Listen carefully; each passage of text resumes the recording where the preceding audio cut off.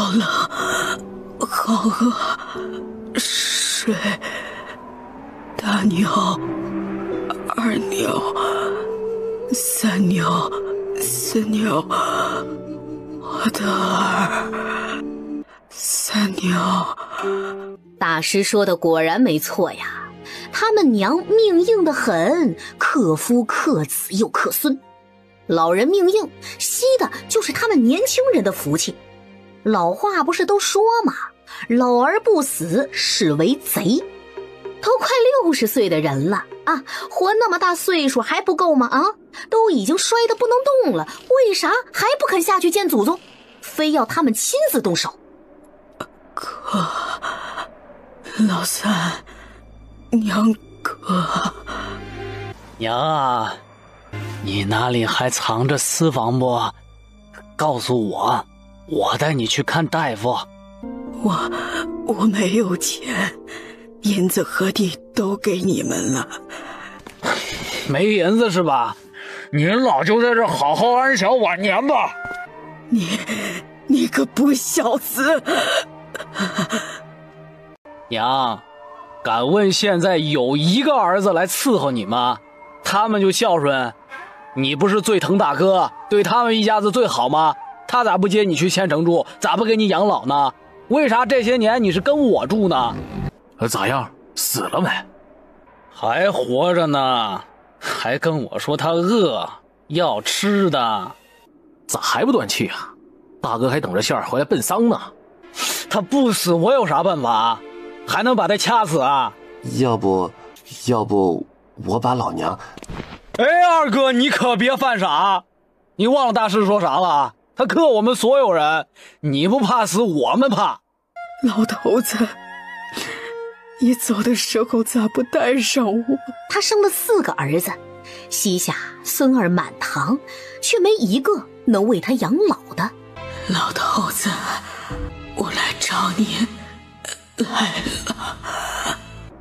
娘死了，二哥三哥，娘死了。陈氏睁开眼，娘，你总算是醒了。听到你晕倒在田头，你不知道我有多担心。娘，这是哪儿？咱们家呀，你和爹的屋。娘。1个时辰后，陈氏终于弄清楚了自己的处境。他重生了，重生在自己36岁，身强力壮，家里最穷最难的时候。想到上一世自己悲惨的结局，他就抑制不住的全身发抖。看着年轻的孩子，他做不到不管他们，可是这几个白眼狼比狼崽子还狠，管了他们，死的就是他和老头子。哎，老婆子，你咋样了？啊，还好，就是有点头晕。老头子，咱们要不早点去吧？你说啥？我们早点走吧，与其活着受罪，不如早点投胎去个好人家，我们俩一起走，还能做个伴儿，你说好不好？你发烧了，说啥子个疯话？孩子还小，咱们怎么能走啊？老大不念书了，老三老四不娶亲了。我说的是真的，老头子，我带你走吧。哎，你别发疯！老头子，我来陪你了。老徐。什么老徐啊？我名是你能叫的？我陈如。老陈，你怎么穿越了？老头子，我以前跟你说过的。穿越？哎呀，怪我，都是我不好，明知缅国不是啥好地儿，还拉着你来捡漏，结果命都给捡没了。哎呀，怎么就能地震了？那么大的地震，山崩地裂的，你说咱们俩怎么就能那么倒霉呢？你没学老头的记忆吗？我都有原主的记忆，你闭眼回想试试。想到晚年被冻死的原主，重生之后绝望到重新自杀，陈如不由得唏嘘啊，养儿子养成这样，还不如养条狗，起码还会对他摇摇尾巴。别愁了，咱们也不是不能重新创业，有4个壮劳力，肯定可以好起来。甭提了，我跟你说啊，老头子，这4个全是白眼狼。原先那个陈如就是被他们冻死加饿死的，连碗水都不给亲娘喝，死前几天滴水未进，活生生冻死的。你说还是人不？所以原主收不住啊，重生回来拽着老头子一起撞墙了。老伴儿，既然4个是畜生靠不住的，咱们就靠自己。哦，对了，老陈，咱们这是传到哪儿了？你知道不？大圣朝，应该是历史上没有的朝代。咱们以后说话注意点啊！你也别再老徐老徐的叫了，叫我老头子，我叫你老婆子。哎，老婆子，你手里头有多少银子啊？23文。23文，一家子就这么点钱，喝西北风都不够啊！没记错，前阵子给老大那个混蛋玩意儿交束修了，银子不够，还是卖了家里的粮食凑的。还有1个多月就要入冬了，可咋整啊？我再想想法子。咱们俩现在先养好头上的伤，银子的事儿后头慢慢想。只能如此了。爹娘，你们醒了吗？要死了呀！大白天的叫魂呢，给老娘滚出去！老娘吃炮仗了。徐老二小心地退出屋子，老爹都被砸得躺床上了，他可不敢惹了老娘啊。你安心走吧，我不会帮你照顾几个儿子的，我会帮你照顾好大闺女的。咋样，有记忆没？原来的陈氏对4个儿子护得跟眼珠子一样，你刚才嫩凶，他们会不会怀疑啊？怀疑个屁！我跟你说啊，老头子，还是咱们无儿无女无牵无挂的好。要是生这么一帮冤孽，会活活气死。是这个理。4个兔崽子，你咋想的？我想全丢出去，就咱们俩过。怕是不那么好分，2个小的还没成家，先把2个成亲了的丢出去。老二还好说，老大怕是不好丢。那小子猴精，知道自己翅膀还没硬，现在要靠咱们，怎么会轻易分家呀？爹娘，你们醒了吗？进来。爹娘，快喝药吧。放下吧，出去吧，我和你爹再躺会儿。没想到咱们俩给人开了一辈子药方子，到了新地儿就被赐了一碗药。古代的药味道就是浓。呸！这里的赤脚大夫开的药忒苦呀。以后咱们家就靠你了。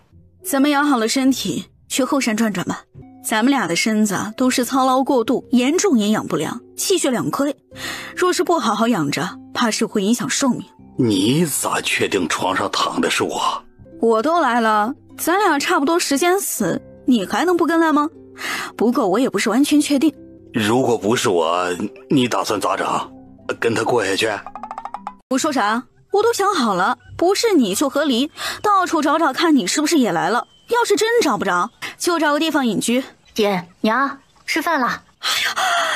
整天鬼叫的，就嫌你嗓门大，一说话就跟放炮似的，是吓死谁啊？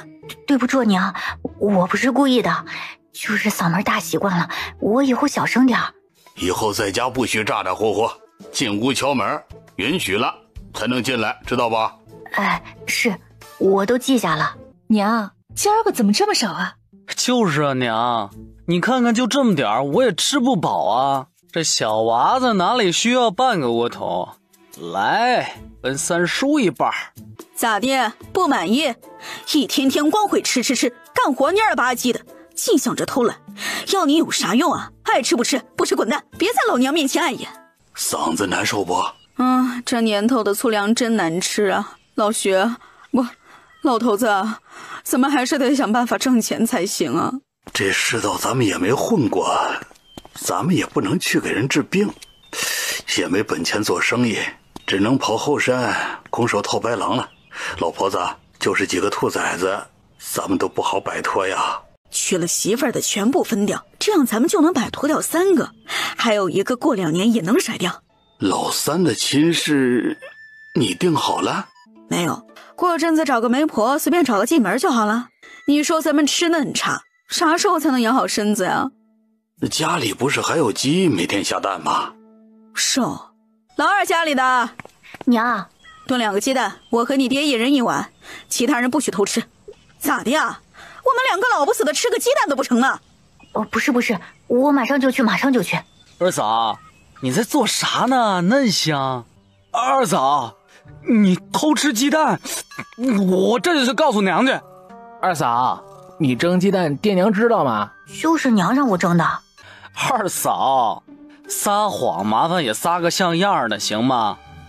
真的，真是给爹娘的，我发誓。哎，二嫂，啥都不说了啊，我们都懂。今儿个呢，这2碗鸡蛋羹我们就端走了，这事儿啊就当没发生，我们也不为难二嫂，只不过下次再偷吃，别忘了我们的份儿就成。哎呀，三弟四弟，真是娘要的，我不能给你们。鸡蛋，你们偷吃鸡蛋。娘，锅里有鸡蛋，我要吃鸡蛋。你几个意思？大晚上趁着大家休息的时候偷蒸鸡蛋，我端1碗走了。不行，大嫂，鸡蛋是给爹娘的。你糊弄傻狍子呢？你看我像缺心眼的吗？二嫂，还有1碗，我们俩兄弟分。你们不能。你们干啥呢？娘，二嫂偷吃蒸鸡蛋。是啊，娘，今儿个是被我们逮个正着。咱们不知道的时候，指不定大嫂偷吃了多少次呢。鸡蛋羹是我要吃的。你要吃的？娘，鸡蛋是您要的呀。有为啊，最近想鸡蛋想到晚上睡觉都咬舌头。您看他最近瘦了多少？当家的回来指定心疼死了。还不赶紧把鸡蛋给我送屋里去，2碗，一点都不能少。娘，我也饿。还不快端进来！怎么，我和你爹的口粮你们也想抢？不是，娘，我们……我要吃鸡蛋，我要吃鸡蛋！你个死老太婆，老不死的，你还我鸡蛋，还我鸡蛋！老大媳妇儿，你觉得我这个老不死的不配吃鸡蛋是吧？不是的，娘，我没有，我对您有多尊敬和孝顺，您还不知道吗？管好你孩子的嘴，再有下次我就撕烂他。他们几个不消停了？看见蛋羹眼馋了呗，眼皮子浅又黑心的玩意儿。老头子，赶紧的，咱们快吃。我跟你说啊，刚才我看见蛋羹就一直流口水，哎呦，我都不敢相信自己怎么这么馋呢。要不我的分1半给你，你身子虚，多吃点。说的好像你就不虚似的，赶紧吃。咱们家一天8个鸡蛋，咱们以后早上2个，晚上2个，还剩下4个留着卖钱。明天呀，让儿媳妇炖好，加点葱花，哎呀，更好吃。想不到咱们俩混到这份上。没事儿，以后都会有的。别人穿越都有金手指，他的呢？在哪儿呢？下一瞬，他脑子里出现了一个大概20平左右的空间。我操，金手指来了吗？老婆子，来泡个脚。老薛，咱们的金手指来了。老伴儿啊，你咋恁能干呢？以前就说，要是能有个放东西的空间，就能把东西随身带着。你梦想实现了。爹娘，咱们吃饭了。来了，一大早的叫魂呢！有鬼啊！他低头看着水缸里的人影，魂都没了3分。我操，原主他就长这样？这么磕碜，徐老头是咋下去嘴的？还剩这么多呀？他可真不挑啊！哎，咋了？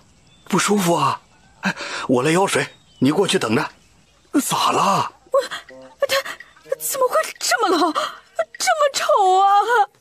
哎，没事儿，等咱们有银子了，保养保养就好看了。人靠衣裳，马靠鞍，皮囊啥的都是小事儿。你还年轻，以前就是累的，吃的差，太瘦了。人瘦不就褶子多吗？你看看我，脸上都能擀面条了。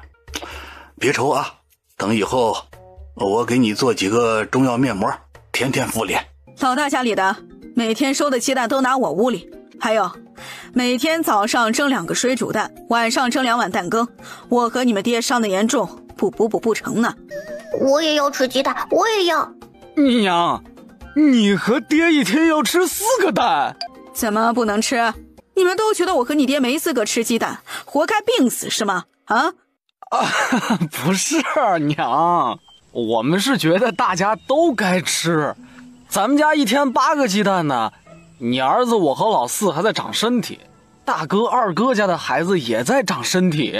想吃鸡蛋没问题，你们自己买鸡仔自己养，谁养大的鸡下的蛋归谁呗。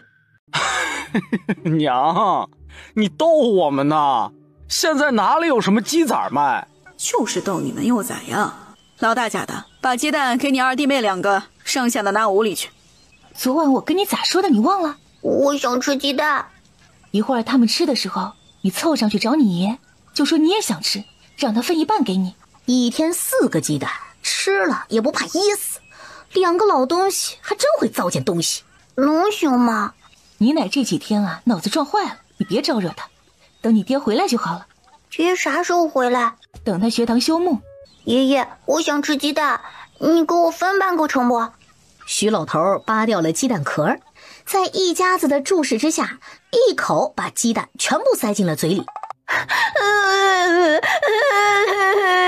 你爷奶一大把年纪了，还能吃多少？你们还年轻，好东西以后有的是机会吃的。爹娘还年轻，一定还能吃很多年。以后我每天蒸鸡蛋给你们吃。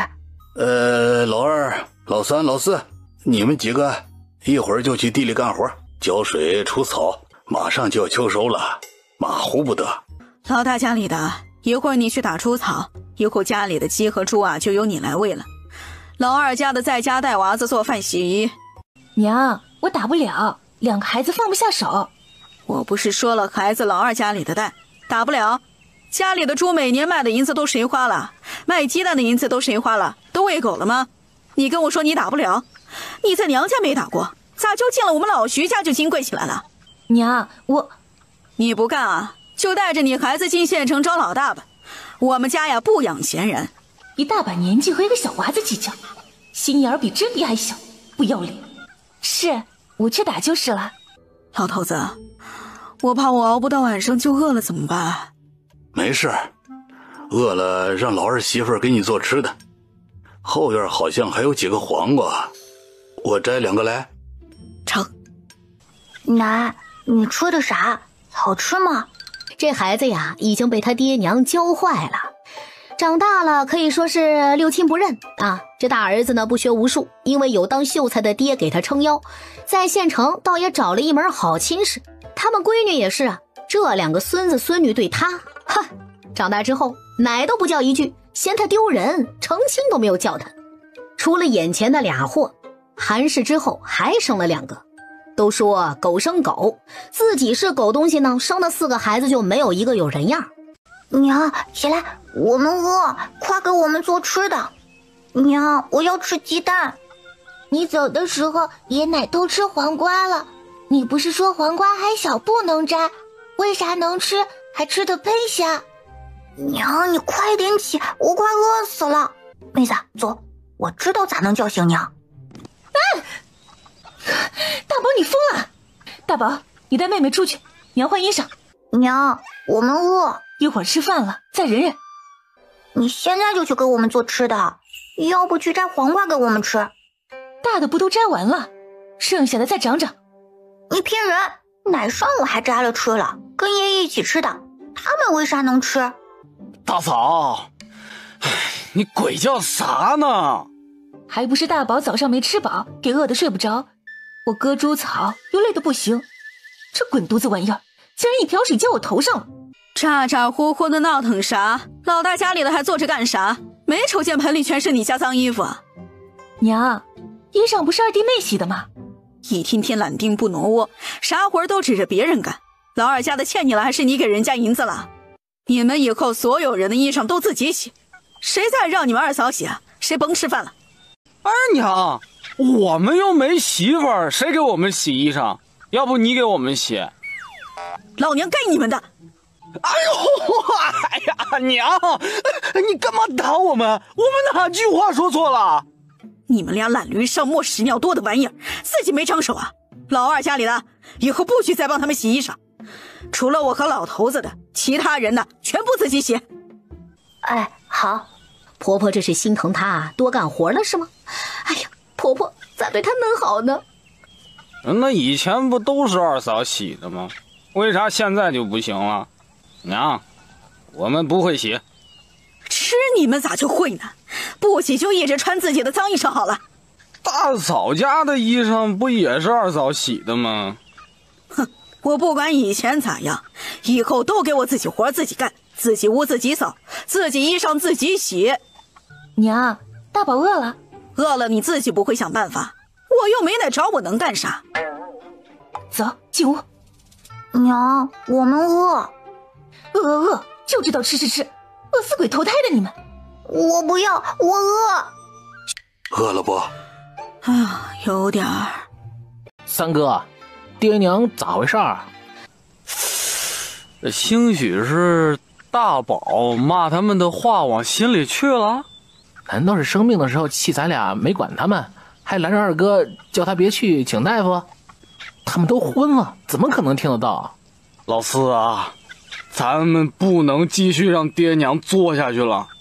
要吃可以，得全家都吃，最起码咱们俩得有，你说是吧？自己家下的蛋就是香，鸡肉肯定更好吃啊，老头子。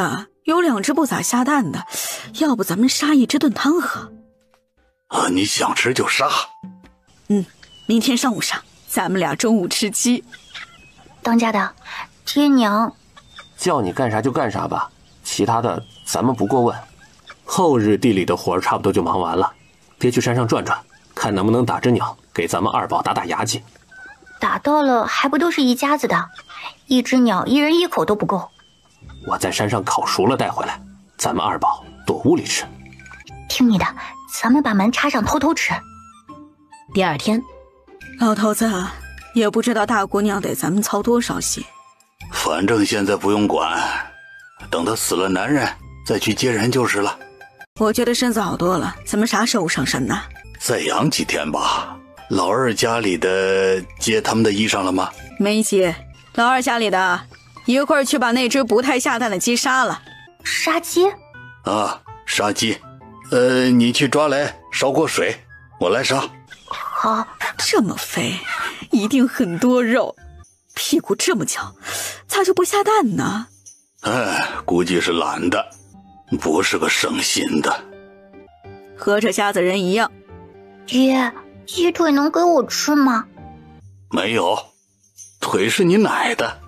鸡肉呢？给我1大块鸡肉不？鸡肉是我的。我们吃啥？地上的鸡毛，你们捡着玩去吧。你敢嚎一声试试，看我会不会把你丢出去。我也一起写过，肠子不好写。你一边乘凉去，又不急，我慢慢来就行。哎呀，可惜没辣椒，要不然来个辣椒炒鸡杂还是很不错的。没辣子就算了，盐巴就灌底一点了。咱们一会儿的鸡汤都喝不到咸味儿。盐都没有？古代盐贵，还好有生姜去腥，咱们就凑合凑合吧。行吧。我把最肥的鸡油割下来炼点鸡油。成。二哥三哥，你们闻到肉味了吗？一天到晚的就你嘴馋，咱家哪来的肉？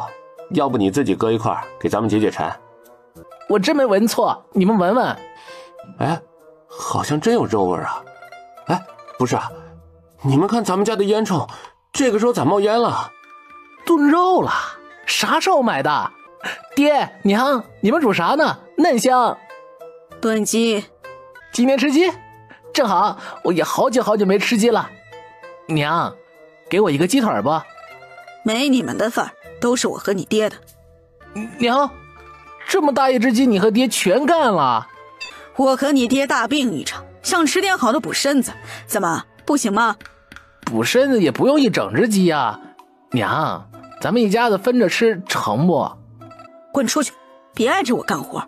娘，不孝子，有点油星就上门，出一点点事，一个个跑得比兔子还快。嗨，甭生气，他们孝不孝顺的和咱们没关系。三哥，怎么办？一锅鸡汤咱们连个鸡骨头都捞不着。老四，那天爹娘昏倒的时候，你确定是真的昏了吗？应该是吧，看着是没反应。怎么了？应该是没昏倒，听到他们说不用请大夫的话，记恨上了。哼，他们凭什么生气呀？家里一清二白的，拿什么请大夫？不是他们打肿脸充胖子，死活要供大哥念书，家里会是现在这样？吃不吃鸡的，徐老三不在乎，他在乎的是春儿，他能不能够娶到春儿？合着报复他们呢？他无所谓，只要帮他娶了媳妇儿就成。韩氏实在是受不了了，在院子里头疯喊：鸡明明说好了是给当家的补身子的，他们怎么能吃呢？怎么敢吃啊？吃就算了，竟然连个鸡屁股都不分给他们。你叫魂呐，让你打个猪草很不满意是吧？不想干就滚出去，再鬼哭狼嚎的，一家子全搬出去。老伴儿，有钱了咱们就搬出去吧，太闹腾了。我也这么想，村委没啥人，咱们就搬去那儿吧，买块地，盖个4合院，再买几个下人。哎，咱们现在还年轻，天气好的时候就到处走走，旅游。哎，咱们得先挣钱呐。鸡汤好了，咱们就在这吃得了。腿咱俩一人一个。啊，我吃鸡胸肉也一样，主要还是汤补身子。剩下的咋办？放你空间里去，咱们平日肚子饿了吃。等咱们有钱了，多存点熟食放进去。老头子，空间的小碗里多了一滴水，你说是不是洗井罚水的灵泉水呢？老婆子，要不我先喝试试毒？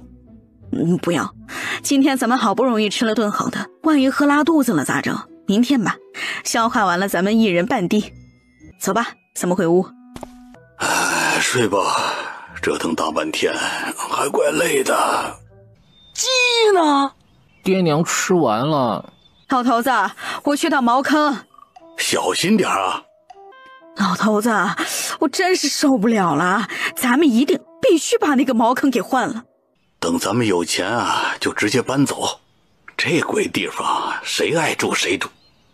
等秋收后闲下来，我叫老二再挖个坑给咱俩用。大冬天的去那里确实太遭罪。这样最好。我就不懂了，一个坑挖嫩深干啥？看得我眼晕，蹲在上头一点安全感都没有。嘿嘿，这样才能多存点肥呀。比咱们当年下乡的厕所还吓人呢。确实是。7天后，就说他是灵泉水了。他们俩都是中医，每天都会互相把脉。这几天他们身体的暗疾都在慢慢修复，虽然缓慢，他们还是感觉到了。过2天就要滴下第2滴了，咱们过2日又能再喝半滴。这次你喝，下次我喝。哎，不要，每次一人一半，要不大家都不要喝。成，都听你的。咱们明天上山。啊，身子养得差不多了，是该出去活动活动了。娘，过去是秋收，咱们咋安排啊？过2日老大就回来了，这次秋收就你们4兄弟干吧，我和你们娘身子骨不行，估摸着干不了重活。嗨，这次一病啊，怎么都不见大好，还是这疼那儿疼的。左右家里的人也多，老二家里的你也去地里干活，老大家里的负责在家带孩子，打猪草、做饭、洗衣、喂猪喂鸡。这样安排，你们觉得怎样？娘，大牛要念书，怎么有空下地呢？念书也不急于一时，他1年到头都要念书，偶尔也要歇息几天，让脑子清醒清醒。再说了，当今圣上重视民情，老大帮着家里秋收，也是体验百姓辛苦。若他日做了官，必能更好的为百姓谋福祉。不是娘，大牛他干不了那些。咋就干不了了？咱们家从他出生就是泥腿子，每年除了种地就是种地，他怎么可能不会啊？他是家里头的老大，凡事都干在前头，为弟弟做榜样。还有你，韩氏，你是大嫂，都说长嫂如母，我和你爹年纪大了，身子骨也不好，家里头的事你该多操心才是。这个家以后就要靠你和老大操持拉把了。不是，爹娘你们还年轻着呢，我啥都不懂，哪儿就能操持家里了？还是得有你们撑着，你们在，我们才有主心骨。爹娘，秋收你们真的不管了？不管，好不容易把你们拉拔大，我们现在只想过几天安生日子。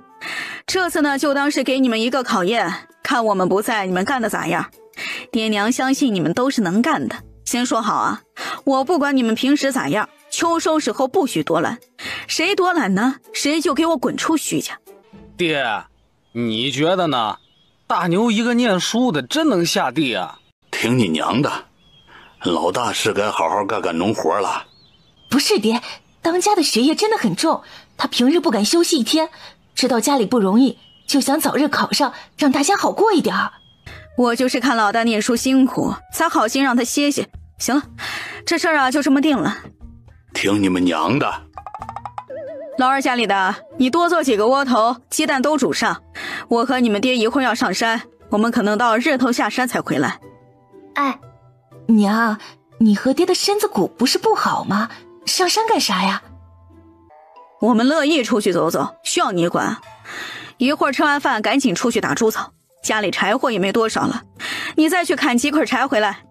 柴火不都是男人砍的吗？随便你吧。黑子，你伤好了？啊，好了。你下地呢？这不马上秋收了吗？伺候好一些，兴许啊能多收几颗粮食啊。哎呀，村民真热情。以后啊，咱们还是尽量少出门吧。我跟他们唠不上嗑。你话少，大家都知道，不想聊就不聊呗。以后可能找你唠嗑的更多。好像原主是有好几些个姐妹，尤其是住在他家旁边的曹氏，跟原主啊最为亲近。之前曹氏几次三番的劝诫过他，不能把地全分了，不要对老大嫩上心，看着不是个靠得住的，因为大家说的大实话他都不爱听。两人吵几架之后，曹氏便不再跟他来往了。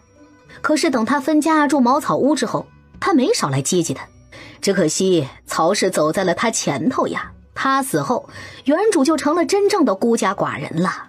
作孽呀！村里的后山，咱们别进太深，万一有野兽，真就交代在那儿了。啊，我知道。哎呀，白天可真热呀。快凉快了。等天冷的受不住的时候啊，你就想现在的太阳了。你说的也是，这里的冬天比咱们以前在东北旅游那会儿子好像还冷。所以咱们得赶紧挣钱，今年盖房子是来不及了。咱们住的破屋修修，起码得不透风，再把家里的炕整整。老破炕不知道里头是堵住了还是咋的，这2年好像都不咋暖和。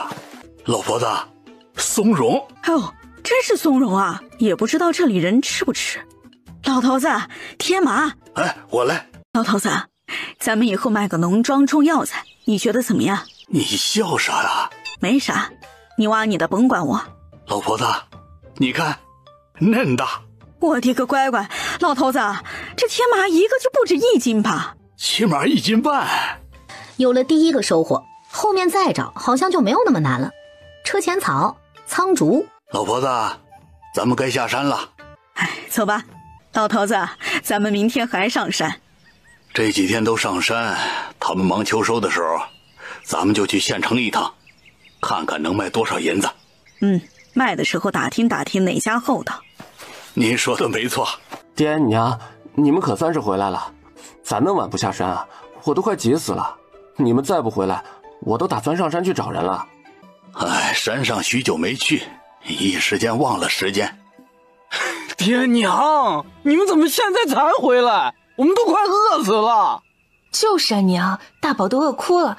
你们下次能不能别一出门就找不着人呢？娘，你跟爹上山干啥去了？咋就去了1天？去打猎了？妈，我和妹子快饿死了。咋的？我们现在出个门还要你们同意？我和你们爹吃口饭还要看你们脸色是吧？晚回家一会儿耽误你们了是吧？娘，我们没那个意思，就是担心你们，山上到底不安全嘛，是吧？就是这样没错，刚才我们还在商量要不要上山找你们呢。娘，天马上要黑了，咱们吃饭不？爹娘，走了1天乏了吧？泡泡脚再睡。老二啊，辛苦你了。嗨，就1盆水的事儿，辛苦啥呀？爹娘不嫌弃，儿子愿意天天给你们打洗脚水。你是个孝顺的。你怎么了？嘿，爹刚才夸我孝顺，媳妇儿，爹刚才夸我了，娘也跟我说辛苦了。真的吗？当家的，咱们孝顺爹娘，他们还是能看见的。老婆子，原来的婆子真是被几个儿子联手搞死的，老二也参与了？我见着不像啊。这还能记错？你不知道原来的陈氏多绝望，到现在每个片段我闭眼就能感受到。人心易变，看着挺憨厚的汉子。老头子，咱们谁都不能信，咱俩以后踏实过日子就成。哎呀，想想我们俩还不到40，我就开心。就是吧，这里咋的都得选个儿子养老，全分光我们愿意，族里也不会肯，所以一直在想留哪个。我们再观察观察吧，擦亮眼睛好好瞧瞧。都分了也没事，老四还得过几年成亲，等他成亲的时候啊，再定一个养老的也不迟。左右老大不能留，先把他丢出去再说。还有老三，老三想娶夏青儿，他们家要500文聘礼，咱们给他娶吗？跟他说清楚，如果他非要娶那丫头，500文我们可以出，他必须成亲后立刻分家出去。咱们家咋分？公平的分，所有财产1式5份，你我1份，其他人各1份。老四还没成亲，他的我们暂时代管，等成亲后再给他。如此也行，银子左右没有，家里的饥荒他们也得帮忙一起承担。是这个理儿，没的只分财产不分债的道理。如此的话，咱们留一个养老的事儿啊，也可以暂时不提，以后谁孝顺叫谁养老就成。5个人5份，就等于4个儿子全分出去了，包括还没成亲的老四，也就是个形式。咱们手里有银子，买几个下人，还不比那几个白眼狼好，还不用看他们眼色。那就这么干。第2日，娘，不知道当家的在学堂吃饭没有？哎呀，在外头啥都要花银子，他又知道家里不容易，一省再省，上次回家瞅着瘦了好大一圈。上次不就是前段日子的事吗？爹娘昏迷在床上，生死不知，他拍拍屁股就走了。徐大牛真是个孝子。娘，冤枉啊！大牛不知道多想留下来照顾你们，大夫说你们无碍，他才赶走的。学堂咱们家是交了束修的，不去人家也不给咱退钱不是？加上大牛知道你们一直希望他学业有成，怕他耽搁学业，你们醒来反而着急上火，这不才强忍着担心去的学堂。现在也不知道他有没有心思念书，不知道担心爹娘担心到啥程度了。我也知道老大是孝顺的，等他回来呀，我们会和他好好唠唠的。娘，这些个鸡蛋，要不我们托人送大牛学堂去，给他补补身子。鸡蛋一会儿我和老头子要带上山去，相信老大嫩孝顺，也想给我们都补补身子，你说是不是？我们要吃鸡蛋，要吃鸡蛋！你个死老婆子，天天抢我们鸡蛋吃。就是你们俩天天抢我们的鸡蛋，臭不要脸！你们闭嘴！娘，2个孩子就是馋了，你别往心里去，他们还小，我一会儿回屋就训他们啊。孩子没教好都是爹娘的过错，他们骂我们老不死的就算了，别以后等你老了也这么骂你才好。老二，去把藤条拿来。老三、老四，你们1人按1个。爹，他们知道错了，真的。老三、老四，来了。爹，儿媳求你别打我俩娃，他们还小。老二媳妇，把你大嫂拉屋里去。不要，你们不许碰我孩子。下次再敢骂我和你们奶，就不只是捂鞭子了。爹，孩子有错，好好教便是。现在你看，屁股都打肿了，等大牛回来看见该多心疼啊！我怎么跟他交代呀？老大回来你先问问他孩子骂我和老头子老不死的，问问他是怎么教孩子的，问问他眼里还有没有自己爹娘，还是你们都盼着我们早点死啊？徐大牛娃子竟然敢骂自己爷奶老不死的，他咋教孩子的啊？他不是读书人吗？大牛都不在家，肯定是韩氏没教好。你看他平时对他婆啥态度不就知道了？是啊，这些年我都没见他出来干过活，谁家娶进门的媳妇不干活的？最近干了，我看见他进山打猪草了，看见好几回了。他干活不是应该了吗？徐家要供他家里的念书，银子都是他们花了，不该多干点啊？你说的也是，确实是银子都给大牛念书了。哎呀，这老陈氏徐老头真可怜啊，是一大把年纪了，还被孙子指着鼻子骂，这打几下你看你们看看这韩氏兄弟恨不得吃了他们。我看呐，他们以后也甭指望徐大牛养老，没啥指望得上的。哎，养那么多年，平日里他们对孙子孙女多好，你说心里该多难受啊！哎呀，没良心呐！韩氏也不是个孝顺的，指不定就是他教孩子的。哎呀，肯定是啊，孩子那么小知道个啥？爹娘，你们打得对，这么小就敢骂长辈，是要好好教训。这都打轻了，儿媳妇儿回屋里一定好好教他们，你们放心。大家先回去吧啊，就俩娃子不懂事儿，不耽误大家干活的时间。老大家里的记得去打猪草啊。知道了，一会儿就去。娘，疼！娘，我饿。娘出去给你们拿饭。也好吓人。等你们爹回来，让他给你们讨公道。你们先乖乖躺着，娘去拿吃食给你们。记得翻着面睡啊。知道了。最好摔死在山上，别回来。两个老不死的，打他闺女和儿子。老头子，咱们今天往哪儿走啊？还去昨天那地儿吗？咱们今天往右边走。哎，咱们今天小心一点，这边的蛇估计有点多。啊，一会儿你看见想办法收你空间里去。蛇胆、蛇皮、蛇油都是好东西。我就是看到本能的紧张，再想收进去就不见了。啊，没事，紧张咱们就不收。黄芪都长这么高了，地下的药材不会小，起码有10几年了吧？有了。老头子，这里还有一颗呢。哎，一会儿就来。老头子，我们是要发财了还是我眼花了呀？嘿嘿，你没眼花，咱们确实是要发财了。五味子是中药没错吧？确实是药材没错。咋没人摘呢？可能没人认识。老头子，这东西要晒干入药，咱们怎么晒？家里这么多人。现在太阳大，前头不是有片平坦地吗？咱们明天带簸箕就在这山上晒，反正最近我们早上出门，天黑回家。成，咱们就在山上晒，背回家路上村里人问咱们也不好说嘛。明天咱们俩再早点来。回吧，天不早了。走。如此又忙活了几天，徐家兄弟对爹娘天天上山天天空手回家的事儿已经是习以为常了。爹娘，我回来了。当家的，你可算回来了。哎，爹娘，你们身子可好了？儿子在县城可担心了。没死，你大忙人哪里好让你挂念？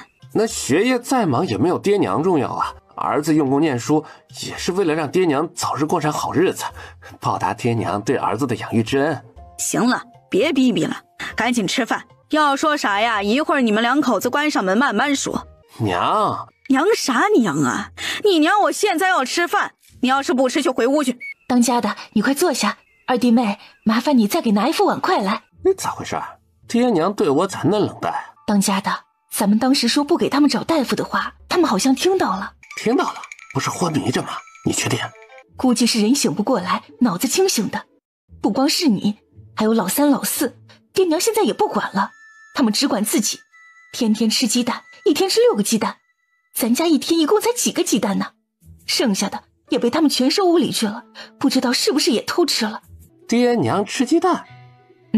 一天6个，家里一点都不分，就连我们家大宝雅韵，因为想吃鸡蛋闹了点脾气，都被公爹拿藤鞭抽，小屁股都抽肿了。他还打我们家娃子。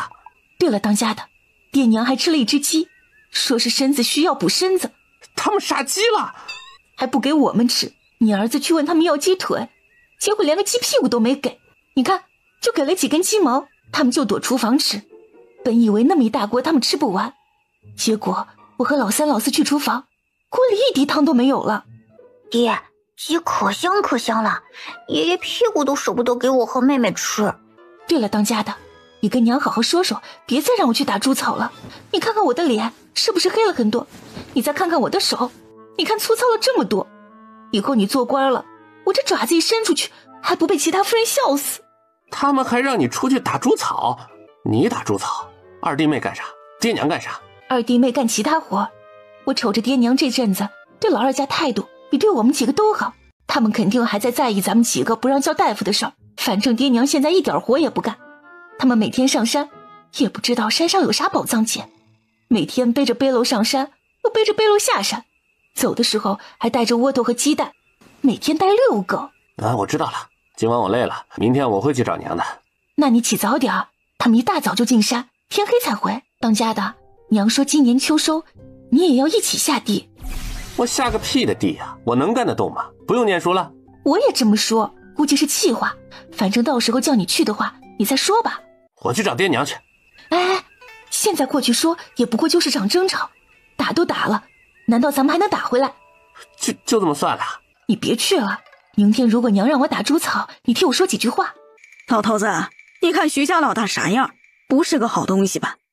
确实是个完犊子玩意儿啊，别期待，没指望。我也觉得这人不正干，他媳妇儿也是心眼坏得很。咱们明天去县城卖药材，买点吃的在空间里。没问题。进来吧，啥事儿啊？那个娘，我和青儿的事儿。他要的500文我们没有。怎么会没有？等秋收卖完了粮食不就有了吗？你知道家里还欠多少饥荒不？那是大哥欠的。娘，银子是咱们家所有人的，你不能只花大哥身上是吧？所以呢，你想咋样？我就是想娶个媳妇儿，不过分吧？不过分，但是你问问谁家娶媳妇儿要500文聘礼的？想娶夏青儿没问题，聘礼家里拿不出来。娘，我只跟你要这1次银子都不行吗？你真非娶夏青儿不可？你知道家里现在的情况，娶媳妇儿不止500聘礼，还要办酒，现在家里根本娶不起。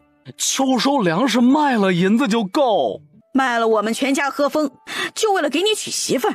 唉，罢了，你们大了都有自己的想法了。你想娶夏青儿，我有个法子，你看成不？娘，你说。成亲的银子算进家里的饥荒里，你大哥和你成亲花了多少，补偿老二和老四多少，你成亲后立刻分家。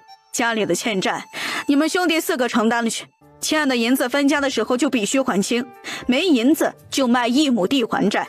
娘，你说的是真的？我成亲了就分家？我想着咱们一直这么在一起，家里不但没过好，反而欠债越来越多，就想着干脆都分出去，以后各过各的，说不定还会更好些呢。你说呢？老娘说的很对，我赞同。爹娘，分家后你们跟谁？我想伺候你们，青儿刚进门，肯定也想伺候你们。要不你们跟着我？我们想着先把你们仨分出去，我们暂时带着老四过，分家是你们4个都一起分出去，这样公平。至于谁养老，等小四成亲后再定。左右我和你们爹还能干几年，小四也能干。再说我们不能干，你们也会帮衬一把，总不能没定养老的，你们就谁都不管我们了吧？不能，以后爹娘有啥活啊，知会我一声就是。娘，这事儿大哥知道不？不知道，我想等秋收后你成亲了再说。大哥会答应吗？家分不分是我和你爹说了算，啥时候咱们家是你大哥做主了？娘，你说的极是，儿子全听您的。这事儿你大哥、二哥、四弟都不知道，也就是你要娶夏青儿，我们临时决定的。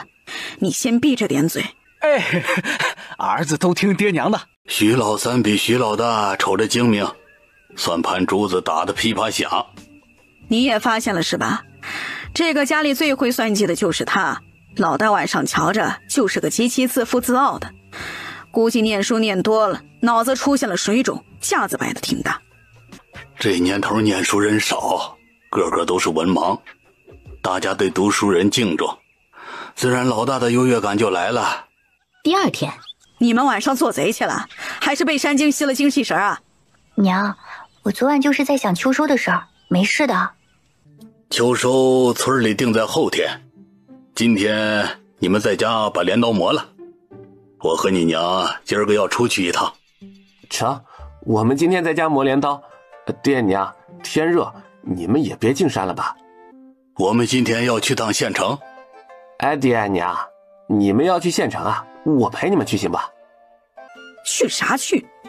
你昨天不是刚回来，一来一回坐牛车的钱不是钱呐？哎，我不是担心你们进城不熟悉吗？就你对城里熟悉，你不得了。进城你是能驮着我们还是咋的？我自己嘴是哑巴了，不知道路不会问，就你最能。老大家里的，一会儿你先去打猪草，打完猪草呢，把老大带回来的脏衣裳洗了。娘，这孩子还小，还是要在家里照顾他们，哪里有时间打猪草啊？这些活儿不都是二弟妹的吗？就你家孩子小，你二弟妹家的孩子就不小了。这样吧，要是你觉得我们偏心，要不你媳妇儿呢就负责大家的饭食，洗碗、喂鸡、喂猪。娘，这些原本就是二弟妹的活儿呀。你二弟妹欠你们的，她活该所有活都干，还是你徐大牛觉得自己比家里人高贵，就要别人伺候着你？不是，一直都是他干的。以前是我老糊涂偏心，现在我醒悟了，大家都是徐家人，凭啥就你搞特殊啊？老大，你要是还想在这个家里待下去，以后大家干啥你干啥，老二媳妇干啥你媳妇儿也得干，要是你不愿意，就滚出徐家门。娘，你脑袋撞糊涂了，咱们家一直好好的，为啥突然就这样？你能不折腾吗？滚犊子玩意儿，那是你好，不是老娘好。我好不就是大家好吗？等我发达了，我会不帮扶家里？你帮扶家里不是该的，家里的银子都花狗身上了，你们俩口子不该多干点活，不该多为这个家操持吗？娘，我都说了以后我好了会帮衬大家，这都不行吗？啊，你还想让我怎么样吗？韩氏他能干嘛，会干嘛？你看看他的手，哎，因为打猪草都粗糙成啥样了？你看看你老娘老爹几个弟弟的手粗糙成啥样了？你个没良心的玩意儿！嫩宝贝，你媳妇儿你们分出去单过呀！娘，你能不无理取闹吗？韩氏以后要跟着我出去见人的，她就是我的面子，她能是普通村妇吗？她不是普通村妇是啥？是贵妇！我呸！我跟你说不清楚，反正韩氏以后不会再干任何家务，你们自己看着办吧。这个家现在是你徐大牛做主了是吧？娘，你最好别再闹了啊！真把我惹毛了，谁都不好收场。哎呦，疼！哎呀，娘！哎，住手！哎，你住手！哎，娘，你放开大牛，放开大牛！你没听到他喊疼吗？你个老不死的，放开我当家的！大嫂，你敢骂娘老不死的？你敢打娘？你看我不打死你！你们几个死的，就看你娘被欺负，还伤着哪儿了？疼不？哎呀，我不活了呀！被儿媳妇压着打，还骂我是老不死的，老头子，我没脸活下去了。打你娘！你他娘的竟然敢打你娘！我没有！操！你媳妇打的，难道就不是你打的？明明是你们打我当家的，打我们一家子，咋就成了我们打娘了？我们哪里敢打老娘？老二，去找村长和组长来。爹，你要干嘛？不是，爹，咱们自己家的事儿自己关起门来说成吗？还不快去叫人！爹娘，儿子错了，你们说的都对，我不该反驳你们，求你们原谅儿子一次，以后你们说啥就是啥成吗？你大了，心也大了，瞧不上我们一家子泥腿子了。你媳妇儿也是个厉害的，我们是管不住你了。以后啊，你们想咋样就咋样吧。爹，我以后一定改，今天就是一时冲动了，您原谅我一次，咱们有啥关上门自己说，要打要骂您和娘随便成吗？娘，咱们关上门自己解决成吧，这家丑不外扬，名声对儿子多重要您应该很清楚，我还要为咱们老徐家科举的。组长您来了。组长您来了，家门不幸，家门不幸啊，出了这样的逆子，都是我没管教好啊！你们这是一言难尽呐！咋回事啊？这是？村长您来了。村长、组长，我们没脸呀！ 80把娘养大的儿子是个没良心的，有了媳妇儿忘了娘，怪我让媳妇儿去打猪草，把手干粗糙了，就跟我们发脾气，还没说几句就直接对我们动手。村长、组长，我们没教好老大呀，他和他媳妇儿都敢对我上手了，你看我的脸，就院子里那个韩氏骂我是老不死的，这还没吃他们的喝他们的就骂我是老不死的，以后我和老头子要是年纪大了，还能有口饭吃吗？娘，韩氏一时口快说差了，他有多孝顺您还能不知道吗？村长，这不是他们第一次骂我们老不死的了，就前阵子我和老头子病倒那会儿子，他家娃子因为老儿媳妇给我们蒸了碗蛋羹，也骂我们老不死的，不配吃蛋羹这样的好东西。大牛啊，你也是念了10几年书的人了，最基本的伦常该是懂的吧？你怎么可以纵容媳妇和孩子骂爹娘呢？怎么可以对他们动手呢？村长，我没有，我不是。你别狡辩了，事情都摆明面上了，这事儿你们打算怎么办？爹娘，求你们这回毁了我的，咱们家出个读书人不容易呀。爹娘，儿子真的知错了，韩氏和孩子我一定会好好教训的，以后家里的活该咱们做的，一定不会再偷懒，我将来定会好好的孝顺你们的。村长、组长，事已至此啊，我和老婆子也心灰意冷，孩子们也都大了，有了自己的想法，我想着就干脆把家分了吧。爹，不要啊！分家？你说你要分家？确定，现在这样不是个法子。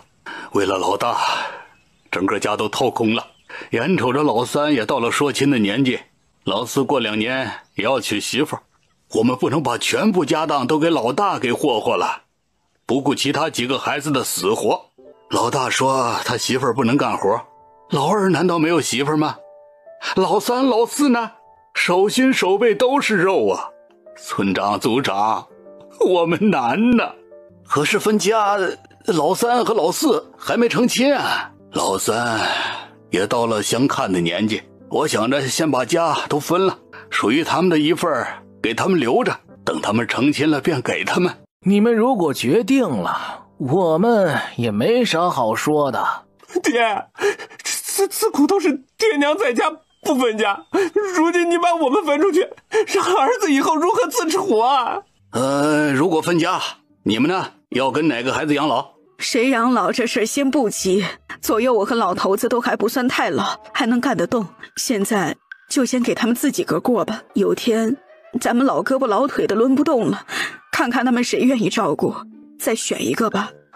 爹娘，你们不跟我过啊？这儿子还没有伺候你们呢。我们不跟着你们碍眼，你们先自己闯几年，没有我们你们也自由，我跟你爹以后就过自己的小日子。娘，我咋办？老四先跟着我们过着，等他成亲了再自立门户。爹娘，求你们跟儿子过吧，我发誓，我一定和韩氏好好孝顺你们。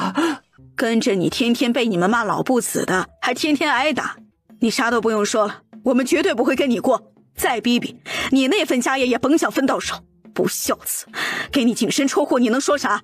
老大去韩氏花了500文聘礼，办酒席花了470文，老二家里的成亲一共花了100文，我们补贴他们870文，老三老四也都一样，按老大的给。家里的地现在是良田11亩，荒地6亩，一共分成5份，每人2亩良田1亩荒地，多了1亩良田我们打算卖了，还家里的饥荒，剩下的老二老三老四纷纷成亲的花销也就没几个字儿了。老大这些年念书花了家里不少钱，卖地的银子就不分他了，也就只剩下1两银子左右，我们呢就自己留着养老，还有1亩荒地也归我们，分也分不均，以后谁养老给谁吧。家里的屋子没啥好分的，谁的屋现在还是谁的屋，房子的地契也是5个人均分，如果谁想买下自己住，就按村里的价格来就是，其他人搬走。谁有本事想自己出去盖房子，咱们也不拦着。粮食、农具、碗筷也全部均分，鸡你们一人一只，剩下的是我和你们娘的，逐到年底卖了，银子分5份。成，那我就这么写了啊。就是地，你们确定要卖掉一补吗？哦，对了，马上就要秋收了，我和你娘身子骨不好，你们也是知道的。今年我们地里的粮食就辛苦你们哥仨帮我们收了。爹，你说的啥话？你不说我们也得帮你们把地收了。你和娘的地啊，以后就交给我们哥仨，收和种我们来就成。爹娘，你们放心，以后你们的地就我们包了，你们安心等收成就行。老二家的，你去抓只鸡杀了。老二啊，你去跟你大伯借点银子，去村头买点酒，再去郑屠夫那里打1斤肉。记住啊，叫你大伯也来家里吃饭。哎，大伯，你大哥真的打你娘了？不是，没打，你娘冤枉了他。也不是，一句话都讲不清楚，打没打呀？你没看清楚啊？不是二伯，看清楚了，是大嫂打骂了娘，大哥没打。放肆！还是平日里偷奸耍滑就算了，连婆母都敢动手，他真是好样的啊！徐大牛真是娇气有方。你爹娘怎么处理这事儿的？爹娘他们给我们分家了，因为分家要请族长他们喝酒，所以分家了，把你们都分出去，他们跟老大过。不是，谁都不跟，他们说养老的事以后再说。哦，你跟我说说，你们家咋分的？大伯，你等等，我去拿钱给你。老婆子，别问我，家里有没有钱你不知道，全给了你弟，我们不过了。人家孩子念书考状元，咱们孩子呢，现在还在地头干活呢。咱们家过的啥日子你看不到是不？哎呀，他们分家了，这是最后一次，我保证。村长族长都在，我不能让他们抓瞎呀。给，全给你，你以后就跟着你三弟过去吧。三弟现在是最为难的时候，就咱们家跟他最亲，不帮不成啊。哎呀，真的是最后一次，我保证。拿去吧，办漂亮点，咱们老徐家不能让人家挑理啊。大伯，娘说让您也过去，家里今天杀鸡了。哼，还算他懂事儿。知道了，你去买酒买肉，我一会儿就过去。哎，老二，快去隔壁曹婶子家借点盐。老二家的，一会儿你烧火，我来做饭。哎，好，娘，我们还做大哥他们一家的吗？做啥做？他们自己没长手啊。你忘了都散伙了吗？窝头做几个？桌上的人一人按3个做我们自己1个。一会儿鸡肉给娃子留2块，肉也给他留2块。有粮不吃，留2块给娘吃。你身子弱，奶吃。奶最近吃了很多鸡蛋，精神头好得很。今儿个就咱们有粮吃肉，下次奶吃。你跟你奶一起吃，娘也吃。哎妈，徐老二上辈子积了啥德了呀？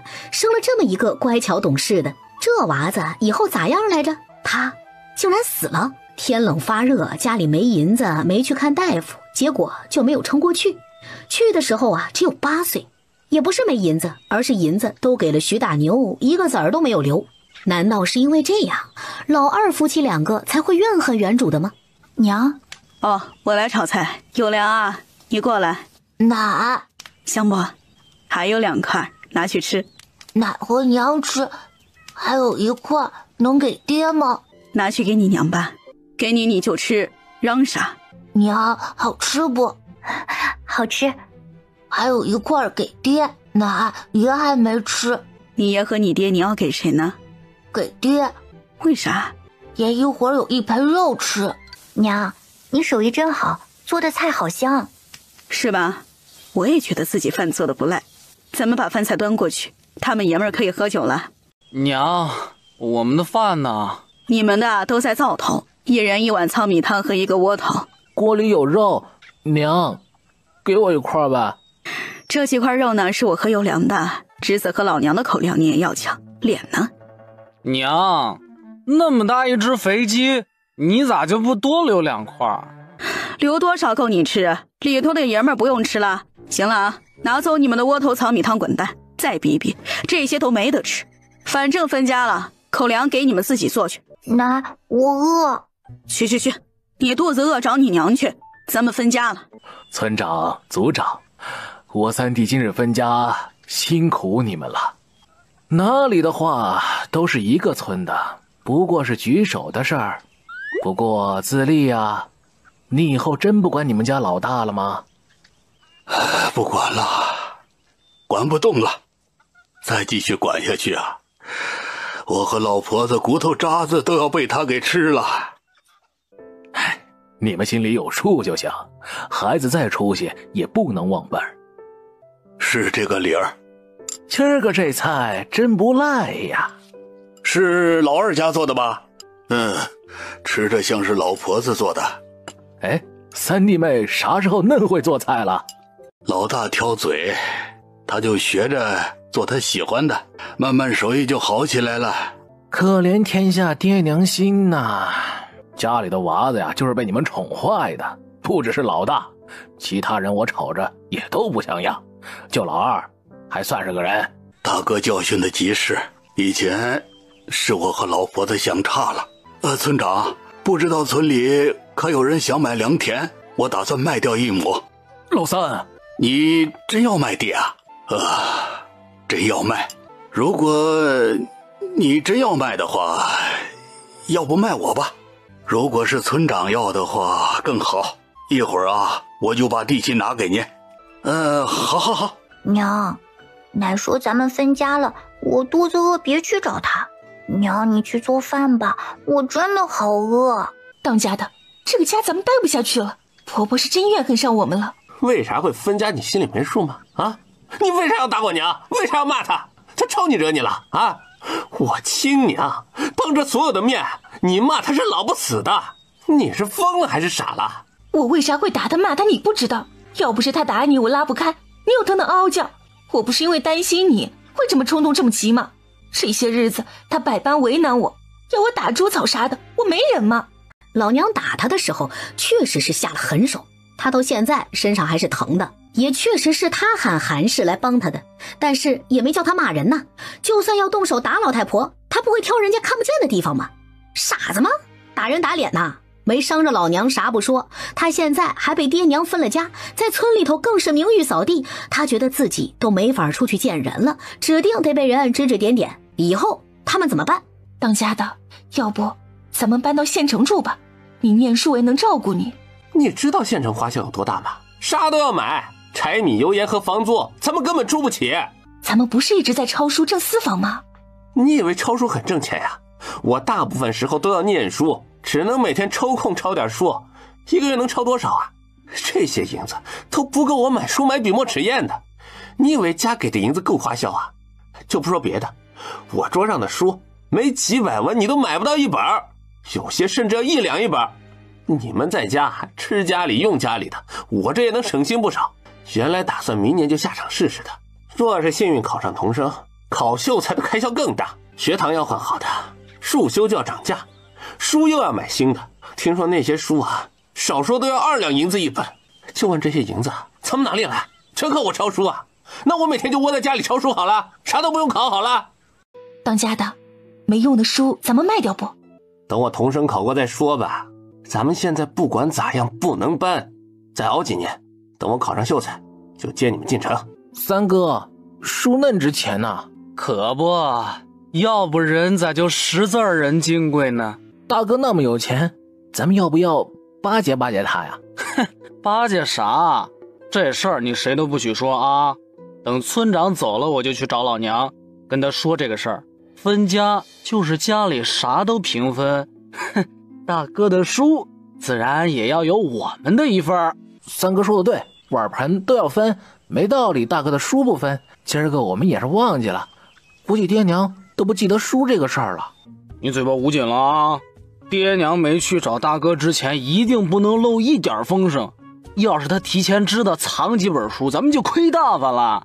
娘，你要死啊，兔崽子！走路没点声，想吓死我分我2亩地是不？娘，我有事跟你说，大事儿。你最好有啥大事，要不然以后啊，你甭想跟老娘一锅吃饭。娘，大事儿，真的大事儿，在陈如耳边这样那样了一番。我操，这小子行啊，他是真忘了徐大牛书的事儿，家里就他念书，书一直在他那儿，谁能想起分书的事儿？不是，压根儿就不知道书值钱，天天想着挣钱，日日进山找药材，眼前就有个发财的门路给忘了，抄书。嘿嘿嘿。娘，我知道了，等晚上时候把老大一家子叫出来，你去他屋里拿书，咱们分。哎，我都听你的。别再来烦我，进门给我敲门，再吓老娘，我就先把你打死。嘿嘿，知道了娘，以后你没看见我一定不出事儿。滚吧。这是卖地的银子。银色咋那么黑啊？成色这么差，确定是纯银吗？确定是，村长绝对不会忽悠我们的。估计是这年代的手艺不行，提纯度不够，银筷子跟纸钱一样，太多人摸脏得很。成吧，明天吃完晚饭咱们就去挨家挨户还债吧。欠着人钱我总不踏实。好。我跟你说，老头子，老大那还有一大笔银子没分呢。他藏私房了。陈如又把徐老三跟他说的跟自己家老头学了一遍。一会儿吃完饭咱们就去堵他，书也是家里的资产。明天我们去县城给卖了，大家平分，他想要就给我们银子便是。我的个乖乖，你这是要彻底断了徐大牛的求学路。没办法，谁叫他蠢，门口有人偷听都不知道。老二家的，把碗先收进厨房，别急着洗啊。你和老二一会儿再给我看好堂屋门，谁都不许出门。好。去，老四，叫你大哥大嫂过来。我就知道他们白天是一时冲动，一会儿我非得好好说道他们。一把年纪，做事一点也不靠谱，完全不够厚。现在好了吧？我在村里里子面子全丢尽了。算了，只要他们还愿意供你，咱们就勉为其难原谅他们一次。娘，你叫我们来干嘛？爹娘，你们这是啥意思啊？要囚禁我们？没有，就是还有些事情没弄清楚。你别急，坐下等一会儿。什么事情没弄清楚啊？咱们家闭眼就那么多东西，难道爹娘还有其他资产要分我们吗？别急老大，一会儿会给你一个惊喜的。爹娘，我怕俩娃在屋里会害怕，要不我去陪着他们。在自己家怎么会害怕呢？你平日去打猪草也没见他们找你。放心吧，两个孩子很乖很懂事，会照顾好自己的。爹娘，拿来了，全拿来了。娘，你看，大哥还存了私房1两多银子呢。哼，爹，三叔偷我们家银子。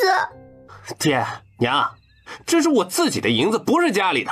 还有书，你们拿我书干嘛啊？除了我，家里还有人念书啊？大哥，你这么说就不对了。这些东西都是没分家之前就有的，也就是家里的财产。你原本就在念书，花家里的银子，因为你家里还欠了不少钱，你不想着帮爹娘还债，竟然还藏私房。大哥，你良心不会痛吗？爹娘，你们不能这样。等开春我就打算去考童生的，你们拿书干嘛呀？又不认识字儿，他又不能当吃不当喝的。爹娘，咱们不闹了成吗？书我们是不认识，可是我们可以拿去书铺卖钱呀。大哥，分家的时候爹娘可是说了，家里所有东西均分，你的私房，你的书也是家里的东西吗？这书又不值钱，你们卖它干嘛？哎呦娘，求你了，这些书对儿子真的很重要，我去考试也是为了咱们老徐家，书就不分了成吗？偷藏私房是我错，银子大家分，书给我成吗？大哥好口才，好算计。娘，大哥还要念书，咱们怎么能让他吃亏呢？就均分吧。老三说的极是。老大，明日我和你爹就去县城书铺询问价格，要是1两银，就当你买下这些书了；要是不足1两银，娘把多的退还你，且不会占你便宜的。娘，你把书卖了，我还念啥呀？大哥，我听说你都在抄书挣私房，可以自己抄呀。你偷听我和你嫂子的谈话。恭喜你，答对了，惊喜不？意外不？娘，书不能卖呀，不管值多少银子都不能卖。书卖了，当家的科举怎么办呢？你们是要了他的命，要了我们的命啊！老二家的，快把他扯开。娘，银子归你们，书归我成吗？不成，我是很公平的，必须均分。明天去问了价格回来再说。若是超出1两银呢，我会直接卖掉，到时候你去书铺买就是了。你当真要做得这么绝？娘，我是您大儿子嫡子，将来是要给你们养老送终的。养老送终啥的，我跟你爹都不想了。你们爱送就送，不送我们也没辙，总不能跳出棺材板拉你来吧？就说眼前的书肯定是要卖的，家里因为你已经够亏欠你3个弟弟了，我不能连最后的分家还做不到公平。老大，你也说了这书不值钱，娘呢就是去问问价格，明天再给你带回来。1两2钱银子咱们先不分，明天问了书价再分。娘，我年后就要考试了，等我考后你们再拿去卖成吗？我要是中了童生，难道咱们老徐家不光荣？难道我们草垛子村不光荣？等我中了童生，中了秀才，我一定不会忘了兄弟们的帮扶，爹娘的养育之恩，一定会报答你们的。我们知道你孝顺，老大，我们就是去县城问问书价。你为啥急成这样？你3弟也没说要你的书啊，他就是说还有东西没分，得分个公平。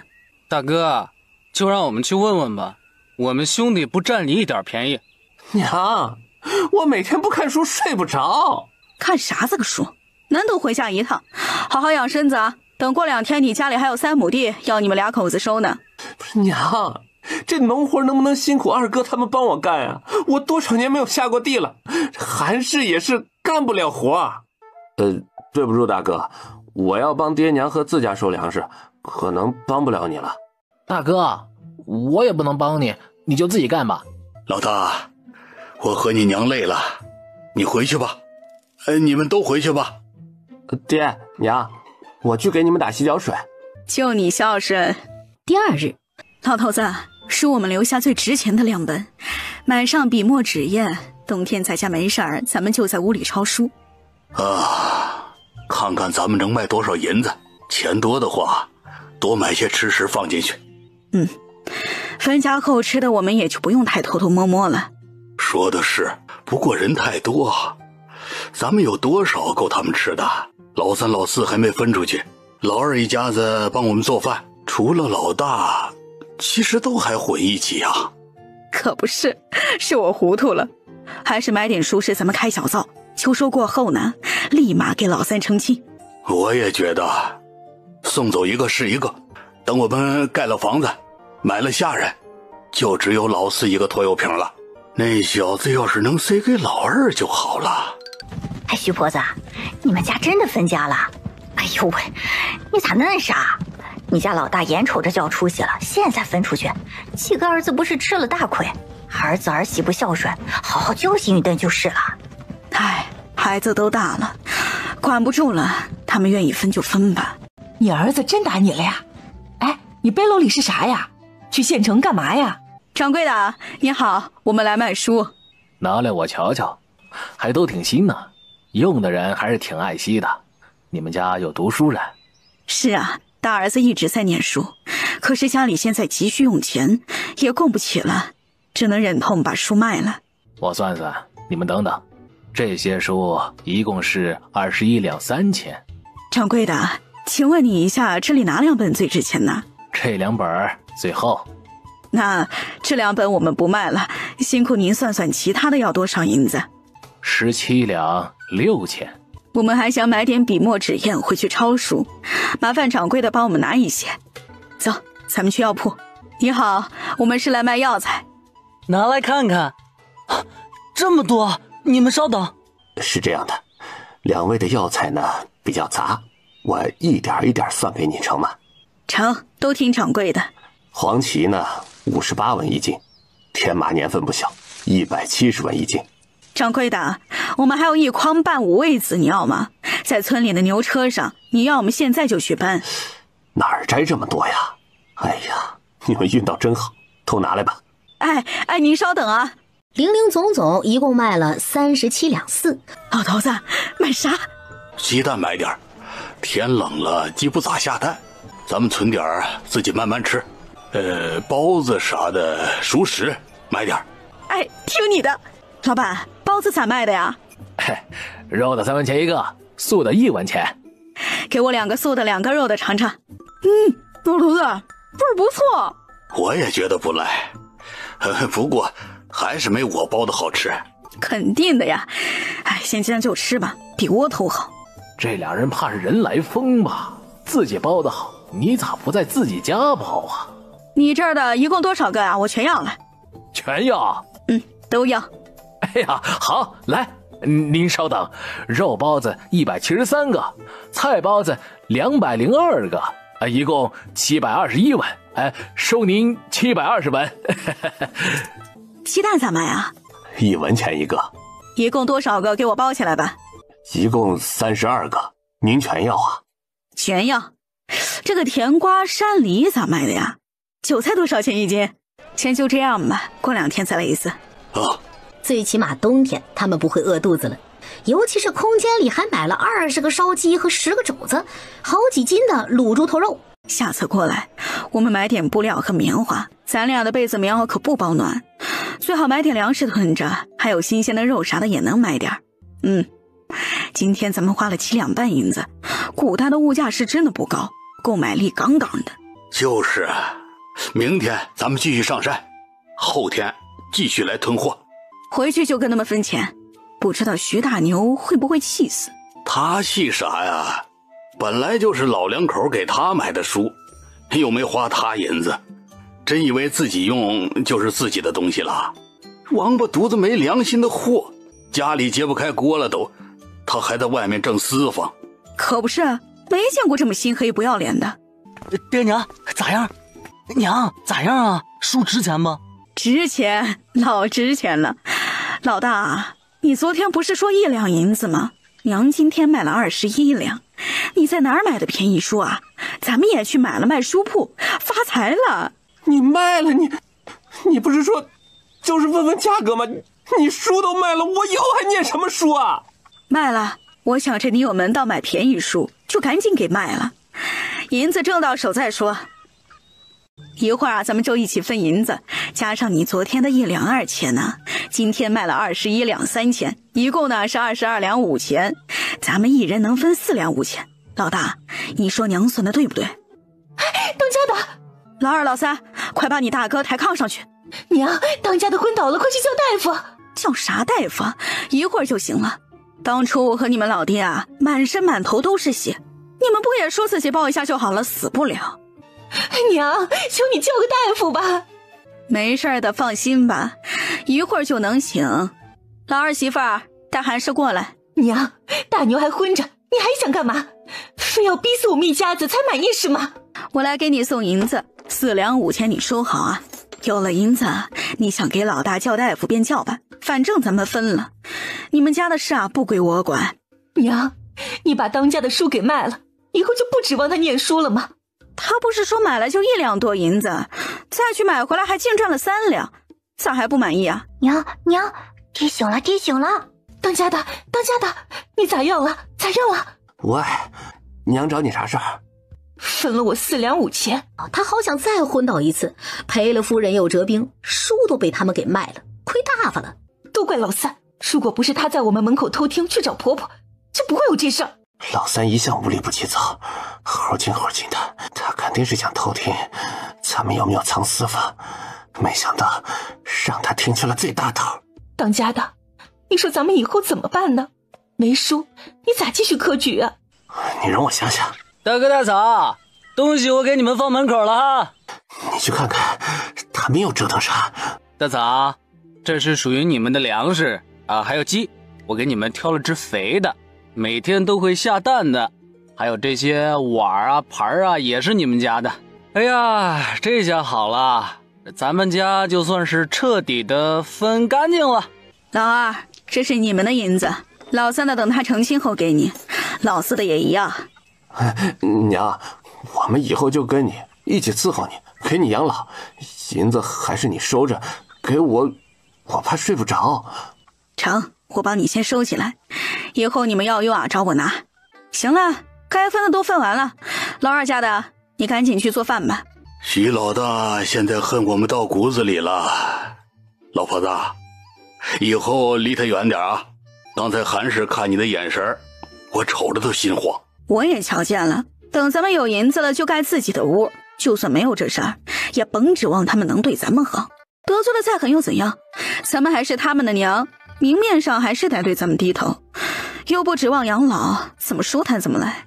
你还是这性子，没法子，改不了。这辈子啊是捡来的，我只想咱俩活得开心就成。一定会的。空间里的水效果真好，身子骨比刚来的时候壮实了不少。咱们一直喝，肯定能够长命百岁的。等银子挣够，就去看看这朝代的大好河山。全听你的。当家的，二爹没做完饭我就去做。今天咱们的鸡下了一个蛋，一会儿我把它煮了给你吃。娘，我也想吃鸡蛋，给我吃成不？你爹病了你没看到啊？乖一点，等你爹去县城念书了，鸡蛋就给你和你妹吃。当家的，秋收咱们怎么办呀？去请人干吧。成，找2个粗工，干几天也就能收完了。老二、老三、老四，明日咱们就开始秋收吧。我和你娘的粮食给我们留下，你们自己的自己分配。老四也一样啊，你自己的那份想怎样处置，我们不过问。但是有一点，如果你卖了，1年的口粮不够，就自己饿着吧啊！跟我们吃就必须给我们粮食。老三，你没成亲前也一样。知道了，爹娘。现在咱们吃的全是你们二嫂种的，今年就算了，明年开始要吃菜自己种，自己不种就想吃，就花银子买。好，娘，自己吃自己种。娘，你说我娶个童养媳好吗？毛还没长齐的兔崽子，要啥童养媳啊？你又想祸害谁家小丫头？我告诉你，甭想啊，给我安分一点，要不然滚出徐家门。还有，秋收时候自己衣裳也得给我自己洗，甭想指望你们二嫂，她要做饭带孩子，还要给你们送水送饭，没空。不过呢，猪草这几天就由你们二嫂帮你们打了。知道了。第二天，老二媳妇儿，家里的事就交给你了。我和你爹呢，今天还要上山一趟。娘，那这日头还上山，不如就在家里歇着吧。娘，你跟爹天天上山，啥也没带回来，你们到底去山上干啥呀？我们去上山干啥跟你啥关系啊？管好你自己就好。秋收完了就给你去提亲去。事情办成了。成了，干活的人已经在地里收庄稼了。当家的，你今天好点没有啊？好多了，明日我就去趟县城，去书铺要点书来抄去。秋收假期这段时间呢，一定要想办法把书都抄好了。等到冬假，我多抄点书来补贴家用。要用功念书，开春就去考通生。哎，当家的，那天去药铺忘记卖蛇胆了。下回再卖。也怨我忘了这茬。现在只差1只鸡，咱们就能吃小鸡炖蘑菇了。想吃鸡了呀？明天去县城买几只，再买1只锅，咱们下次进山里炖。你这主意真不赖，不知道咋摘。来这里后嘴特馋。血有水，这副身体的本能反应，等以后吃的多了就不稀罕了。咱们下山去吧。别急，天冷还有段日子，等冷了咱们不是还能抄书吗？咱们手里的银子也够盖新屋的，就是吧，咱们心大，想盖个好的还差点。抄书我们是2个人抄，冬天好几个月，估计能抄出一套宅子来。这里的读书人是真值钱呐。说实话，就算徐老大不继续考试了，他的前途也是几个兄弟里最好的。就算他不去教书，就在家里抄书都能养活一家子，而且还能过得很不错。是啊，不过我记里的徐老大是不会消停的，他一定会继续念，心大着呢。继续念就不一定了，念书也是真烧钱，他念书也没那么多精力抄书，日子怕是就难熬了。我要是他呀，现在可以专心培养徐大宝。他是不会死心的，他当官的梦做了这么多年，怎肯轻易放弃？徐大宝也不是个好的，大了甭想指望。咱们回家吧，今天看来没啥收获，明天再换条路走。爷奶，你回来了。二宝今天乖不乖呀？乖。奶，你们吃。你怎么不吃啊？给爷奶吃。爷奶不吃，你忘了我们也有鸡也能下蛋，你吃吧。奶，鸡蛋好吃，以后每天都有一个。不，明天给爹吃，后天给娘吃，然后再给我吃。你们没带水？带了，二嫂还给送了2回，天太热了熬不住。明日我们去县城打些肉回来吧。真的吗，娘？咱们明天吃肉？娘，买肥一点呗，大肥肉筷子好吃。你们还挑上了是吧？再叨叨，你们都别吃了。娘，我今天看见大哥地里有人在帮他们收庄稼。他们估计请人了。不是，娘，你知道大嫂请谁了吗？就是村口刘家，就跟大嫂玩的特别好的那家。跟韩氏好的就是村里有名的大喇叭，最爱东家长西家短的，他竟然请他们干活，这活能让他们干活干好了，才真是见鬼了。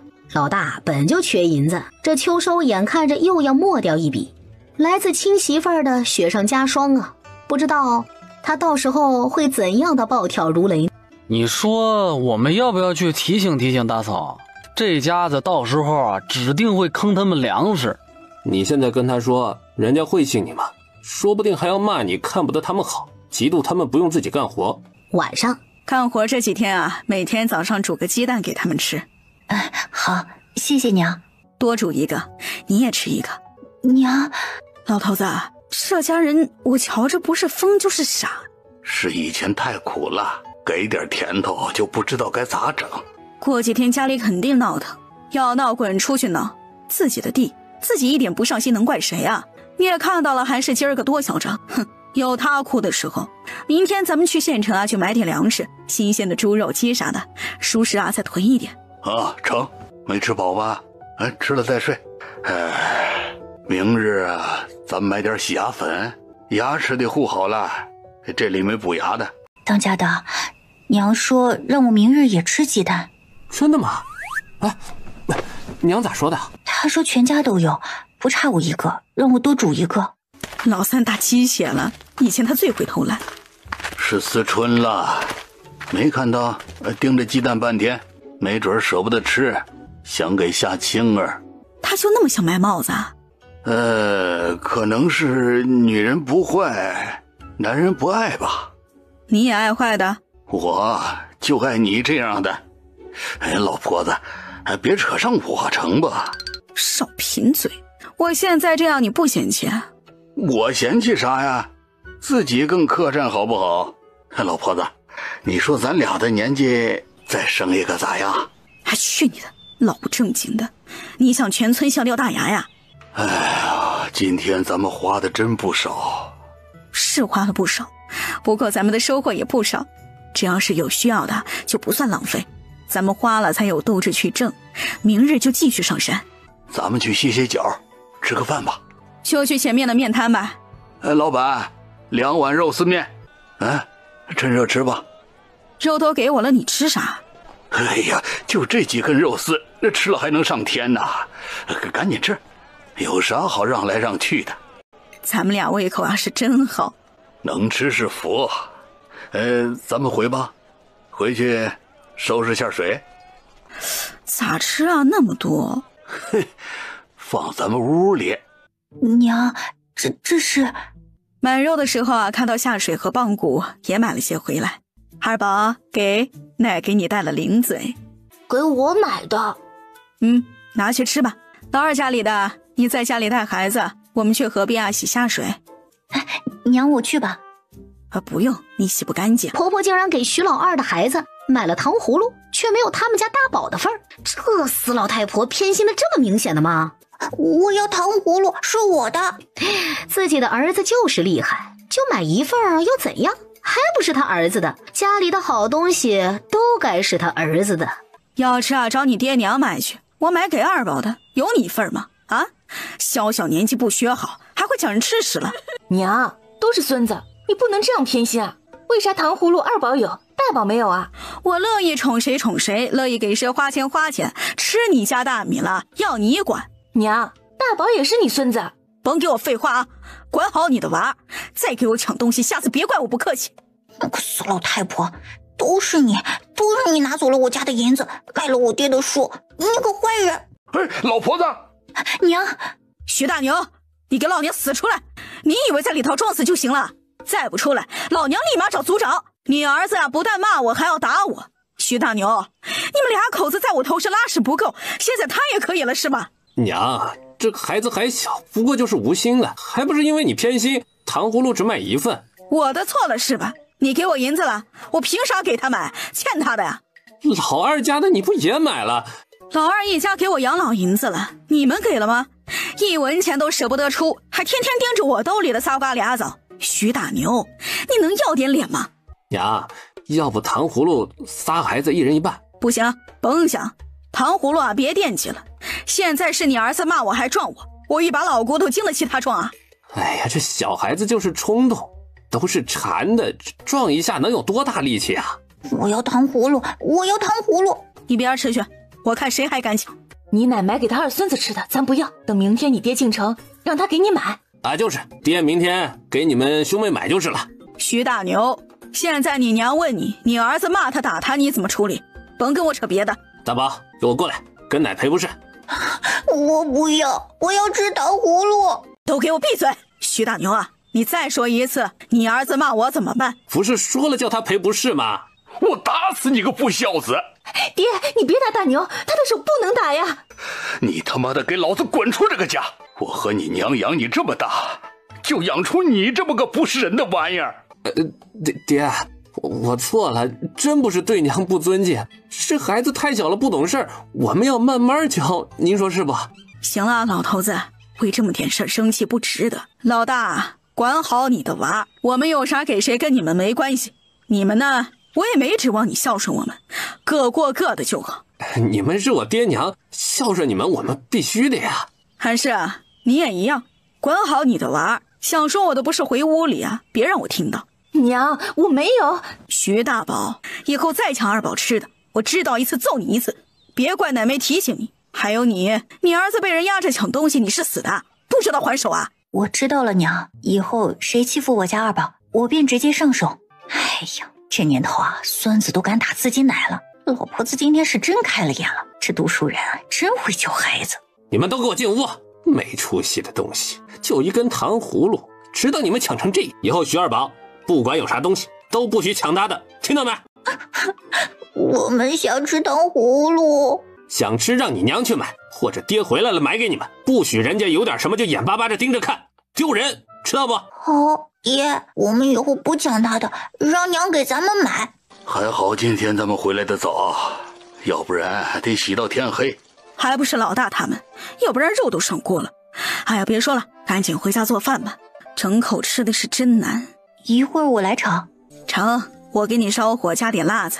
老二家里的，你先把饭做上，一会儿我和你爹炒菜，拔颗萝卜回来。哎，嘿，今晚的菜真好，全是肉菜。可不是咱们最近吃的最好的一顿，明天炒猪肝和大肠。娘，爷奶做饭真香。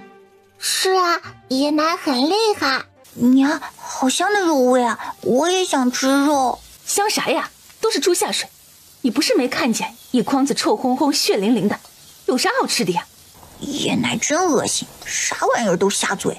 明日爹去县城带1斤猪肉回来，顺便给你们带糖葫芦。好，明天我们吃肉。爹娘真去买肉了，咱们晚上有肉吃了。这还能有假？爹娘啥时候骗过我们？都回来了，洗个手准备开饭了。二嫂，今天有肉吧？有，还是爹娘亲自炒的。真的吗？难怪这么香。哎，买的多吗？不少，一会儿你就看到了。娘，这是啥？猪大肠，快吃吧。娘，你吃肉啊？对，爹娘，你们吃肉。哎，不用了，你们管自己啊。猪大肠更对我胃口。当家的，你尝尝，猪大肠好吃的嘞。二嫂太久没见荤腥了吧？下水能好吃？我们又不是没吃过。不是，三弟你试试，真的好吃。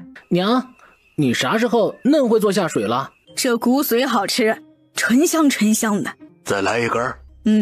娘，骨头虽然没肉，味儿还怪好的，萝卜里全是肉味儿，以后咱们再炖着吃啊。娘，咱们明天还这么吃吗？这几天啊都有的吃，你们活还要几天干完呢？差不多还得10来天吧。等忙完秋收啊，我就找媒婆上下家说亲。你和他们打过招呼没？他们咋说？说了，青儿说，只要聘金是跟大嫂一样，他们家没问题。成，我知道了。日子一晃而过，秋收即将忙完。我看看收了多少粮食，为什么只有这么点啊？兴许是你们今年田里没伺弄好，产量比往年低了些。就算再低也不可能低这么多呀。我前2天还听二弟他们说，今年我们家田地伺候的特别好，收成比往年都要多上一些。为啥到了你们这儿却少了这么多呀？我们就收了这么多，地里粮食多少咱们就收多少，没有的难道要我们补给你们？大牛家里的做人要讲道理，你是给了我们工钱，我们也老实给你干活了。咋现在活干完了就想找事儿啊？当家的，我们家粮食比以前少了一半，怎么办呀？刘叔啊，我那2亩地的粮食长啥样全村都看着呢，有些事儿还是别太过分的好。嘿，你说的没错，全村都看着呢。你有啥证据说你们家的地能收多少粮食？媳妇儿，你去找村长来主持公道吧。咱们家一样4弄的地，二弟他们收了多少粮食，我们收了多少？3亩地正常干活需要多少时间？大家都是常年下地干活的人，都是种地的好把式，谁也别想糊弄谁。要是我们的错，一会儿我们就跟刘叔你赔不是；要是不是，我就算分家了也还是徐家人。我们徐家人不是谁都能欺负的。你叫就去叫，我们没做亏心事儿，还能怕了你们不成？莫不是你们不想付8天的工钱啊？村长，您能过去我们家一趟吗？刘家跟我们家闹起来了。2弟、3弟、4弟，你们也赶紧回家去。刘家父子欺负到我们家头上来了。大嫂，是你们自己要找刘家来帮工的，现在出了事就自己解决啊！我们现在忙得很。你大哥现在被刘家父子欺负，你们不管？不是叫村长吗？你们之前咋交易的，我们咋知道？你不是和他们家关系好吗？慢慢聊呗。现在还说这些干啥呀？你们赶紧过去撑场子。咱们徐家人要是被欺负了，爹娘回来指定生气。大嫂，你还是赶紧跟村长去吧，粮食摊在这里晒，我们现在是真不能回去啊。就是大嫂，你在这里跟我们扯半天，大哥在家里都要被刘家撕了。村长，你看看，我们家2亩1等田，刘家才给我们收了300来斤粮食，欺负人也没有这么欺负的吧？就您说，咱们家的地能收多少粮食？哎呀，村长，大牛家里的一直说他们地里的出产高，可是我们真的就只收了这么多粮食啊！天地良心，我们是真没坑他们一点点粮食啊！他们这样冤枉我们，还请村长还我们一个公道啊！一定是他们不想给我们银子，故意想赖账。故意赖账？村长，就3亩地，粮食少了一半不说，他们给我们干了足足8天，要400文工钱。您说3亩地2个人需要8天吗？有1亩还是大豆。当初干活的时候，可是拍着胸脯跟我保证，一定尽快干完，一定干得仔细，给我多收点粮食的。刘家把徐大牛当凯子薅，薅了粮食薅工钱，这2口子非要请他们干活吗？不知道他们啥德行吗？你们就收了这么多粮食？是啊，村长，他们自己家的地没好好打理，就只能有这么多收成，这能怪我吗？地里没粮食，我能给他们生出来啊？你放屁！咱们家地拾掇的多好，你看不见啊？咱们家又不是只有那2亩田，你要不要看看他们收了多少？村长，他们就是不想给工钱，故意找茬子，你可要为我们做主啊！你们要不要听听自己在说什么？啥是睁眼说瞎话，他算是见识到了。你公婆呢？上山去了。我行了，你们别可着人徐老大欺负了，他年后就要去科考了。就问你们，现在把人得罪的死死的，以后能捞着好？这事到底咋回事？咱们谁不明白？你要不要现在去晒场看看徐老二他们收了多少粮食？他们往家里搬粮食晒场，不是没人看见。还有啊，到底这几亩地需要干几天？你们敢不敢去村里说？村长，我们干活细致，速度慢些也难免。能慢一半？你摸鱼？干活细致，粮食呢？你们确定非要坑徐大牛，他跟村里人可不一样。我看，要不这样吧，工钱算6天的，粮食你再搬150斤过来。村长，真没收那么多粮食啊！想想你们挣了多少，这事儿继续闹大，对你们一点好处都没有。别到时候东西要拿出来，面子里子也没了。你说以后谁还会敢找你们帮忙？谁家有好事敢叫你们？莫要因小失大才是。继续闹下去，我也只能去请你们刘氏组长了啊！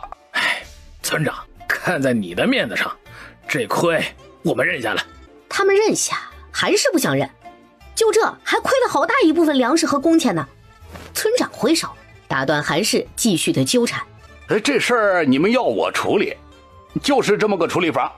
要不啊，你们就甭找我。我们也听村长的，就是还要耽误村长一会儿。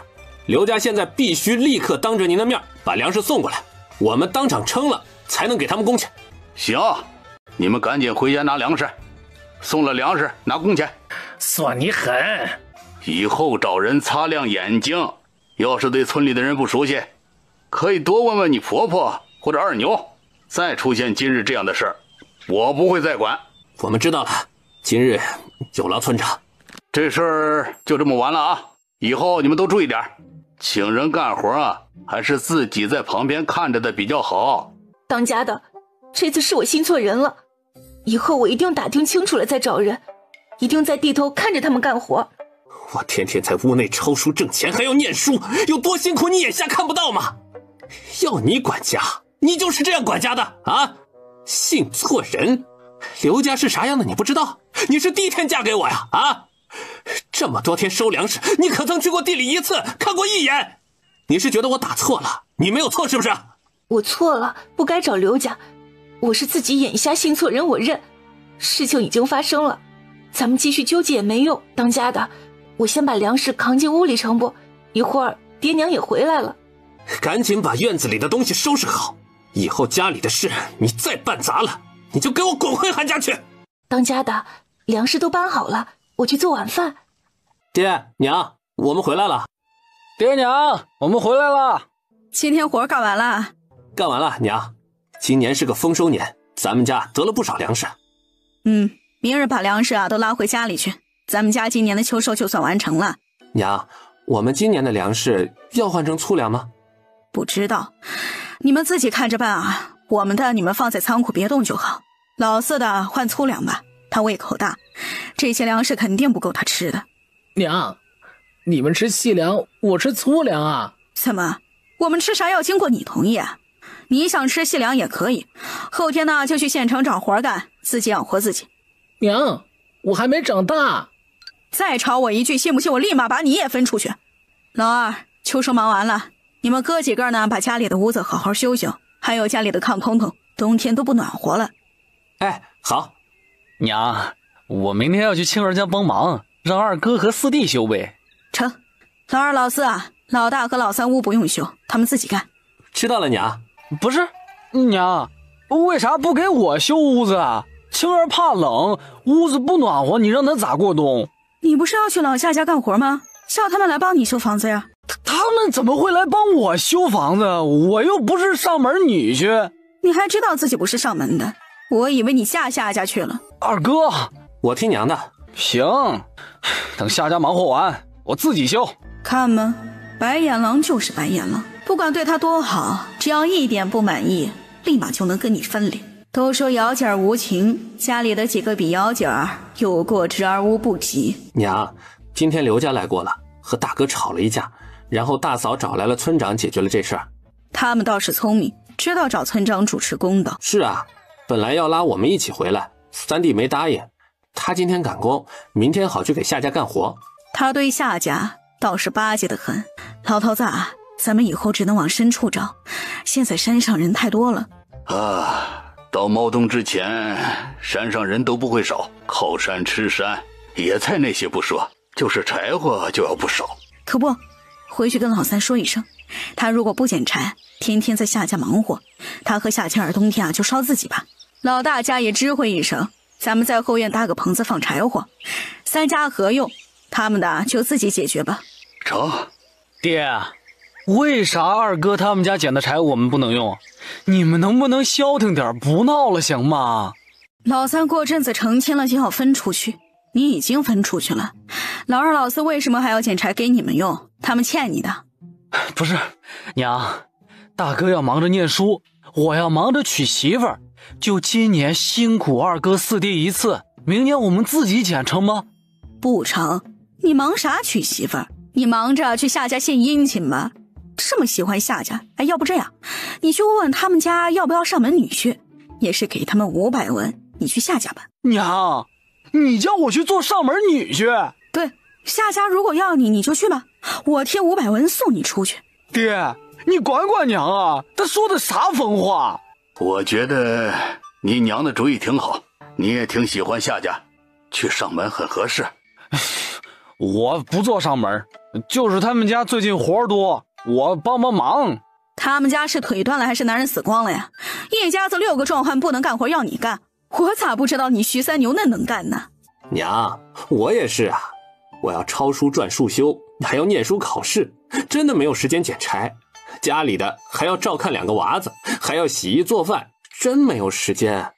要不我们合一起吃一起用，柴火也能省一点，怎么样？你考试和我有关系？你们家没饭吃是你自己没本事，别来和我瞎逼逼。娘，我考试都是为了咱们老徐家，你能不能讲点道理啊？是啊，我没念书不识字，不讲道理人粗鄙，你就别和我们住一起，搬走呗，反正柴火谁家的谁用，你们说再多也没用。还有徐大牛，别天天的说自己为了老徐家怎样怎样，你念书那么多年，老徐家没得一点好，明知道家里为了你的束修借银子，也没见你抄书挣的钱给我们1毛。娘，你一定要这么逼我们啊？你这些年不也把我们一家子也逼得够呛？行，很好，分开就分开，真以为没有你们我就活不下去了？娘，为了你新媳妇儿，忍一次成不？等青儿进门，她一定会好好孝顺你。算了吧，你还是求头上少几顶绿帽，村里少几个兄弟吧。哼，那女人能指望？母猪都能上树去。不用等进门，你能去他家献殷勤，他自然也能来咱们家。要不你去他家干活，他来咱们家捡柴，互帮互助嘛。娘，叫啥叫？没聋。老二啊，这事就这么定了，赶紧砍柴啊，还要修房子，哎，事情多得很。知道了，娘。哎，对了，老三，你跟夏家说，后天媒婆会上门。哎，谢谢娘。老三的亲事，希望别出啥岔子。一定不会的，只要银子到位，他们家啥毛病没有也成。反正就那么多银子，用超了呀，就从他的4两半里扣。老二家的，你在家没事帮我缝2身衣裳吧。好。娘，我也要新衣裳。要，看人有啥你就要啥，你咋不上天呢？一共就4两半，你自己看着办。四弟，走，咱们去砍柴。等我一下，饭还没吃完。你快点。青儿，我娘说明天媒婆就去你家了。三牛，聘礼你娘咋说的？不是都跟你保证过了吗？大嫂多少你多少，1文钱都不会少你的。我等你来娶我。青儿。三牛。青儿。我家的柴还差许多，你赶紧干活去吧。青儿，你听我说，我可能明天就不能来干活了。为啥？你不是答应猫冬前天天来我家干活？你骗我！不是，你听我解释，我们不是成亲后就要分开单过吗？我娘说柴必须我自己去砍，房子也必须我自己修，咱们已经算是分家了，自己的事儿自己做。娘真那么狠心，这点事还跟你分得那清楚？估计是被我大哥伤着了，整个人邪乎的很，一点就爆。幸好你嫁进来，咱们就分出去，要不然啊，你的日子肯定不好过。咱们真的进门就分家？是啊，都分好了，你进门就有粮食，还有4两半的私房。青儿，到时候银子我都给你保管，我们2个好好保持自己的小家。咱们手里有银子，日子就能更好过了。你放心，我一定会把咱们家操持得很好的。我信你，咱们俩心往一处使，咱家一定会是几个兄弟里最好的。你明天就忙自己家的事儿吧，我晚上就跟爹说，你没空要忙成亲的事儿。青儿，媒婆啊，今儿个就辛苦你了，你去回夏家，这门亲事我们允了。哎呀，那感情好啊，两家孩子般配得很。徐家知道呀，指定高兴。我这就去回话，然后你们两家商谈成亲下定的事儿哈。当家的，你明天能跟我一起砍柴吗？我没空，你先去捡着。徐大牛，你看看我，就这2天我都成啥样了？我是真干不动了。你咋成这样了？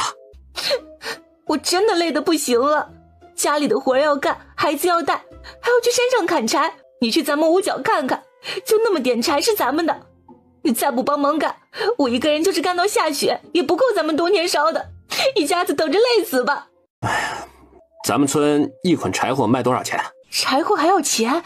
没听说过呀。你明天打听打听，一担子柴火多少钱，咱们买点就是了。我现在就出去问。头发梳利落，脸洗干净再出门啊。对了，找靠谱的，要是再找刘家那样的，以后啥活你全都自己干吧，别再给我诉苦。我知道了，这次我肯定找靠谱的。当家的搞定了，一担柴3文钱。这次找的是孙家，他们全家都是勤快老实的，绝对靠谱。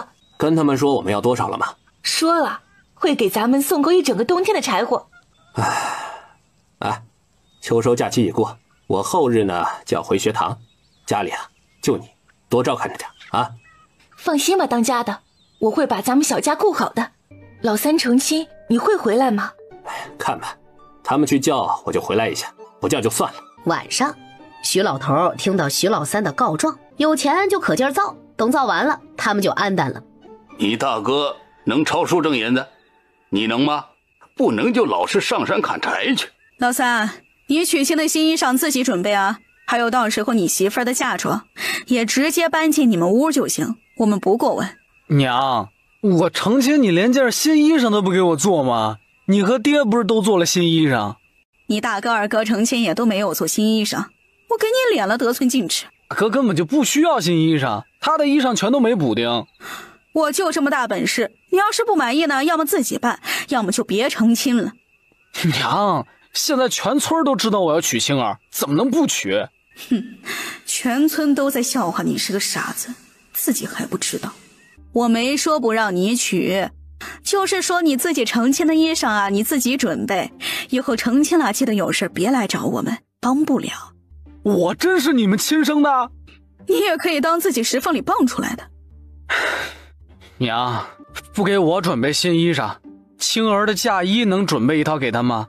还有新被子帮我们打一床，迎亲那天我想用轿子去接。你给我闭嘴吧，她的嫁衣自己娘家不会准备啊，我们是没给聘礼还是啥？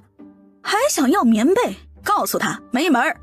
徐三牛，你脑抽了是吧？这些该是我们准备的东西，轿子没有，这么近啊就自己走过来吧。他要是不来早说，我们酒席就不办了。夏家是准备全吞了聘礼，一点不给准备嫁妆，想让他们做冤大头呢。哼，他们想吞是夏家的事儿，和他啥关系啊？反正就那么多聘礼，其他的啥都没，你们爱咋地咋地，再要7要8，信不信酒席我都不给你办。娘，你不能这样对我。老头子，咱们上一天的山了，赶紧洗洗休息吧。爹娘，老三，不是二哥说你，你说咱们村谁成亲要轿子的啊？夏家的要求没理。青儿不一样，她是咱们村最好看的姑娘。这好看也不能当饭吃不是？老头子，咱们发财了，你说这山咋对咱嫩好呢？可能是觉得我们到这里太不容易了，啥都不适应，就想我们早点能过好点。对，就是老天爷赏饭给咱们吃，这么多苍竹，咱们今儿个就把它全挖完。啊，挖完就下山，明天我们就去县城。哎，老婆子，我们一会儿啊得把这些坑给埋了。知道。老头子你快过来，你看这里有啥好东西啊？你看这里一小片是啥？哎呦，老婆子，咱们真的要发财了。你挖何首乌，我挖苍竹。好。哎呀，老头子你别急呀，咱们今天挖不完，明天再来挖。我晓得，这批全挖出来啊，咱们就去换成银子。老婆子，等明年我就给你盖个4合院。好，盖个2斤的。成。哎呀，回吧，一会儿天黑了还挺吓人的。赶紧走。爹娘，你们在哪儿啊？爹娘，爹娘，你们在哪儿？我们在这儿。爹娘，你们怎么这个时候还不下山？吓死我们了！哎呀，没抬头看时辰，耽误了。没受伤吧？啊，没有，赶紧回吧。爹娘，你们咋那么晚回来？你们没回来，二嫂死活不开饭，我快饿死了。爹娘，你们没事吧？锅里饭做好了，我这就去盛。去吧。爹娘，你们能不再去山上了吗？我马上就要成亲，也不见你们有啥准备的，家里的活也是不管不问，就见天的往山上跑，山上有保检啊。陈如是不想理他的，实在觉得没必要跟这样的人多费口舌，可是这个鳖孙儿却是纠缠不放，自以为自己有理。徐老头啥也没说，操起棍子就打，王八犊子，欠揍的玩意儿。哎呀，开饭。老二，把老三的粮食拿他屋里去，我们2个老东西耽误人家吃饭了，这怎么行啊？以后就他自己做自己吃，想啥时候吃饭啥时候吃饭。娘，不用搬，老三的粮食本来就是单独放仓库的，就把他给的口粮还他就成。还他，以后各吃各的，反正还有6天他就娶媳妇儿了。娘，我不会做饭。河水垫6天吧，饿不死。娘，爹娘，饿了吧？赶紧吃饭。哼，自己做就自己做，我还能饿死？老二，老四的屋收拾好了吗？啊，还没，明天就收拾。尽快修，总不能成亲时候老四没屋住。2天后，老头子，这面料真不咋地。哎呀，粗麻布能好到哪儿啊？还都是纯手工织的嘛。咱们啊，一会儿再去买点布料，纯棉的，做几身里头穿。咱们的冬衣老二家的也要做起来，给二宝也做一身。成。老二和邱氏现在看还是不错的，不知道为啥当时老陈是被关在破屋里，他们也没去看一眼，搭把手。不是说了吗？常年不均，心里有疙瘩，主要还是老道士的话，怕连累自己孩子。哎呀，作孽呀！这一次的药材，他们卖了170两银子。老头子，咱们有钱盖房子了。买点肉回去吃，最近一家子干活都挺卖力的。买2斤五花肉，再买3只下蛋鸡回家。行，等天冷不咋下蛋了，就杀了吃鸡肉。老三的酒席真要准备起来了。哎呦，准备啥呀？那天大哥他们一家回来帮忙，还有老二家的。咱们又不大办，一共就5桌席面，菜全是白菜萝卜，加上1个环肉片，一桌子4个菜。忙啥？肉成亲前1天买几斤回家就成了。哎呀，古代成亲是真省事啊！不是穷吗？谁有那么多的讲究？前2天呢，听说老三给夏青儿买扯红布了。这里成亲，能有件新红衣裳，都是极体面的事儿。老三对夏青儿啊，确实上心。我一点不觉得，现在是人没到手新鲜着。老三和老大一样，骨子里呢就是自私凉薄的。这种人啊，只会真心对自己。夏青儿还有个无底洞娘家，你看到时候夏家还要贴补他们会不会闹？他不是对夏家很上心吗？你不懂了吧？因为人没到手呗。男人劣根性，得不到的都是最好的。等以后他心里只有自己小家，除非夏青儿和他一样，只一心为小家忙活，要不然2人有的闹。老婆子你厉害，咋看嫩透彻？跳广场舞的大妈天天唠家里的事儿，还有怎么看病那么多年，啥人没见过？爷奶，你们回来了。二宝，今儿个有抓虫子喂鸡吗？有，娘去洗衣裳的时候，我在河边抓的虫。你娘没在身边看着，不许去河边啊。哦，二宝知道了。老二家里的这些棉布啊，给我们做2身里衣，你和二宝也做1身。不，给爹娘做就成，我和二宝有衣裳穿。让你做你就做，哪来那么多话？这些棉花给我们和二宝做袄子，布料在这儿，你都拿屋里去吧。这肉晚上吃，这里还有2根，你放起来，1天只能吃1根。还有糖，1天最多吃1颗，吃完了得漱口啊。娘，糖你们拿去，跟爹偶尔还能舔舔嘴。又不是给你的，是给二宝吃的，收起来给娃子慢慢吃。爹娘，我以后一定好好孝顺你们。你咋了？就是觉得这个家好像没见到一个正常人，瘆得慌。哪儿来的？奶给的，好吃不？特别好吃，四叔尝尝，很好吃的。爹吃。爹不吃，你吃就好啊。爹吃，爷奶和娘都吃了。二哥，你能不能跟二嫂说说，以后她给我做饭，我厨房里吃？不行，你二嫂没空，就是加水煮熟就行了，你自己试做2次也就会了。哎，可是我不能天天喝糙米汤呀，不吃窝头才有力气砍柴。实在不行，你就把粮食给三弟妹，让她每天帮忙做几个窝头称一下也行。娘，肉我怕自己炒不好，一会儿我教你做菜。哎，好。看会了吗？会了。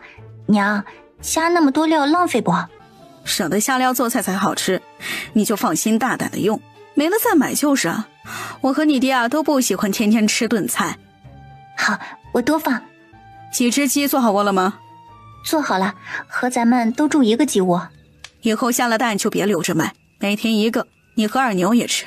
娘，别哭啊，家里的运刀都被你哭没了。老二，摆桌子吃饭了。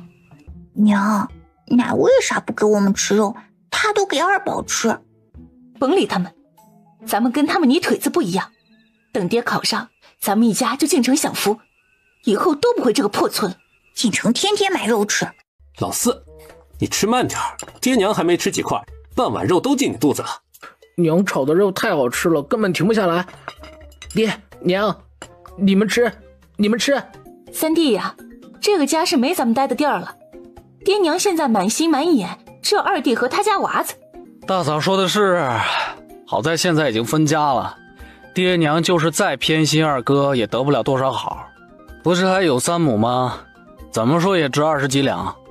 爹娘还年轻，他们绝不会把地给二哥的。至于以后啊，以后还长着。人心多变，今个喜欢大的，明儿个喜欢小的，最后在谁家谁知道。爹娘，明天要修你们的屋和我们屋，后天再去砍柴。你们还要上山吗？你们修你们的就是，我们上我们的山。成。明日你们把被褥都放炕柜里，怕土会掉炕上。知道了。老二家的，你把碗筷洗洗，我跟你爹先回屋了。好，一会儿我烧好水叫你们。老头子，有没有觉得咱俩的身体越来越好了？可不，我瞧着你脸上的褶子都没之前深了。真的吗？等咱们有钱了，就做点药膜，脸肯定能更滑溜。咱们要是挖到个小人参，就给你拿来做人参面膜。算了吧，我可舍不得，就普通的就好。二哥，今年咱们能过个暖和年了。这屋子修得不赖。最起码躺着看不到屋顶的亮光了。哎呀，再忍忍，等明年啊，咱们就盖房子。你记得晚上我跟老二提一嘴茅坑的事。等老三成亲后啊，咱们就做个新茅坑。冬日里我好好研究咋做下水道。咱们新家一定不能留残余，给你整得干干净净的。您好好琢磨琢磨，新家怎么也得干净点儿。